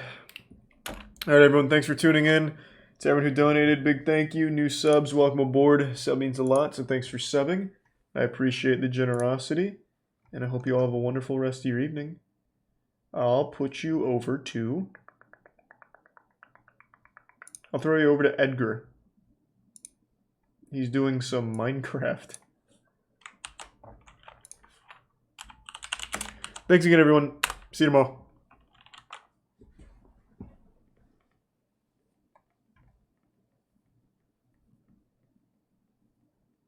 Thanks for resub as